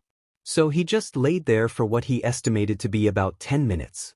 As Hizashi was recounting the wondrous kitchen adventure they'd had a few days ago, he looked to Hitoshi for a split second. He turned his gaze back to the 2 older people, then doubled back, spinning right back around to stare at Hitoshi. Hitoshi stared back, a smirk on his face. Why'd you stop your story? How dash. Shoyuta erased his quirk before he could wake up the whole building. Hizashi continued in a lower voice. How long have you been awake? Like, 10 minutes? Why didn't you let us know? Hitoshi shrugged. Then he winced as the movement pulled on his wound. I dunno. Didn't want to, I guess? Hizashi gaped at him. You really are a mini Shoyuta? Hitoshi grinned. It was okay now. He was okay now. Over time, as Shudo used the movie as a distraction, Uraraka and Midoriya got closer and closer until they were all in a cuddle pile. Kirishima had left around 10 minutes beforehand to do some late-night studying with Bakugo. It is quite amazing that Kirishima is able to befriend someone as aggressive as Bakugo. They seem quite close. Shudo wasn't used to physical affection, but he found that he enjoyed being squished between Uraraka and Midoriya. Sitting on the couch with his two best friends, wrapped in a blanket, Shudo felt safe. He felt loved. The main door to the common rooms opened. Midoriya and Uraraka perked up at the noise whilst Shudo flinched. Through the door walked Hizashi and Shoyuta. Uraraka paused the movie as Midoriya tensed up. Hizashi looked over to them and grinned. You three are up late. Midoriya frantically waved his hands around. Sorry. We were gonna cut the movie short, but then Todoroki walked in, and he looked sad, and dash. Shoyuta interrupted. It's all right. You three get a pass tonight. Midoriya relaxed slightly. Shudo took this as a chance to speak. How is Hitoshi? Is he? Shudo's words fizzled out. He realized he didn't want to finish that question. If he finished the question, if he asked if Hitoshi was still alive, then he could be told that his brother was dead. He'd rather be ignorant than know that. Shoyuta seemed to get what Shudo had stopped himself from asking. He's okay. Or he will be, at least? Shudo relaxed at Shudo's words. He's okay. He's alive. He's not going to die. He's alive. He's at the hospital currently. We can take you to see him during visiting hours tomorrow. Hizashi spoke in a softer voice than normal. Shudo, if you hadn't called Shoyuta at the time you did, Hitoshi would be in a much worse state. You saved him, Shudo. Thank you. Shudo stared at him, mouth opened slightly. You saved him? Shoyuta made an affirmative grunt to Hizashi's statement. Hizashi cleared his throat and clasped his hands together. Now, you three listeners should be off to bed. It's very late. Uraraka, Shudo, and Midoriya nodded. Uraraka looked to Shudo, uncertainly. Are you going to be okay tonight, Todoroki? Shudo gave her a soft smile. Yes. I believe I will be. Thank you. Hitoshi stared at the ceiling and pinched himself again. The small pain, once again, affirmed him that he was awake and alive. At least he was most likely alive. Soon after he had woken up, the night before, Hitoshi had asked Hizashi, Shoyuta, and his grandparents what would be happening with him. He fully expected to be put in foster care, or live with his grandparents, which he had nothing against them, but they were new people. He didn't know them. What he did not expect, however, to be asked what he wanted. Well, Hizashi started. Who do you want to go with? You're giving me a choice. Hizashi frowned. Well, it's your life. My options are, well, you could go with your grandparents, or you can come live with Shoyuta and I. We certainly have the room, and we would love to have you. Hitoshi stared at Hizashi, scanning him for a trace of sarcasm or humor. He didn't find anything. He asked just to be sure. Sure? 100%. Nobody could blame Hitoshi for having been shocked. He still was a bit shocked. This was his dream come true. He had never thought that anything like this would ever happen to him. But here he was. And this was real. This was real. The hospital room door opened and a nurse stuck his head in, smiling at Hitoshi. Shinsou, you have visitors. Should I let them in? Yes. Hitoshi hesitated at first, still lost in his thoughts and shock a bit. He tacked a thank you on at the end as an afterthought. Of course. The nurse was interrupted by a certain dual-colored teen. Shudo pushed past him to kneel next to Hitoshi's bed. Hitoshi. Hey Shudo. I was so worried about you. Oh yeah. I'm so sorry. Hitoshi's apology was interrupted by Shudo's hand muffling his voice. Shudo was already shaking his head. Do not apologize. None of this was your fault. He's right, Hitoshi. Hitoshi looked to where the voice came from, seeing Shoyuta and Hizashi standing at the doorway. He wondered how he didn't notice them before. Shoyuta spoke up, "You're going to be discharged from the hospital today. We'll take you home." Shudo looked up to Shoyuta, a more serious glint in his eyes than normal. Where exactly is Hitoshi's home going to be? You cannot possibly be planning to have him live with someone he does not know. I will not allow that. Hizashi waved his hands around. Oh no, no, no. Hitoshi's gonna come stay with us, yo. Oh, that's adequate. Hizashi's mouth hung open. Adequate? Only adequate? Be quiet, Hizashi, we're in a hospital, Shoyuta chastised. Right? BZD. I think that was your phone, Shudo. Shudo grunted at Hitoshi's words. Huh? Oh. A text from Fuyumi said, "Where are you, Shudo? Dad's almost home, and he won't be happy if you're gone." Shudo's face fell a bit. You okay, little listener? Oh, yeah. I am fine. Must go, however. Shudo felt Hitoshi's shoulders slump. Already? But you just got here? Shudo sighed. I am sorry. Hitoshi smiled. No, don't worry about it. I'll see you later. Love you, Shudo. I love you too. Hitoshi walked up the steps to the front door of Hizashi and Shudo's house. To his house. He had just been discharged from the hospital an hour prior. He really never thought he'd make it this far. He thought he'd end up dead in a ditch. He certainly didn't think he'd end up with two living parents who actually cared about him, much less a brother and sister. If he were being honest, he kind of expected Shoyuta and Hizashi to say that they were joking about taking him in. He never thought they'd want him. He'd never thought anyone would want him. But there he was. Shoyuta and Hizashi's home was so much warmer now that he knew it was his. Now that he knew the feeling wasn't temporary. The feeling of safety, that he was safe, that he was loved. Hitoshi was finally home.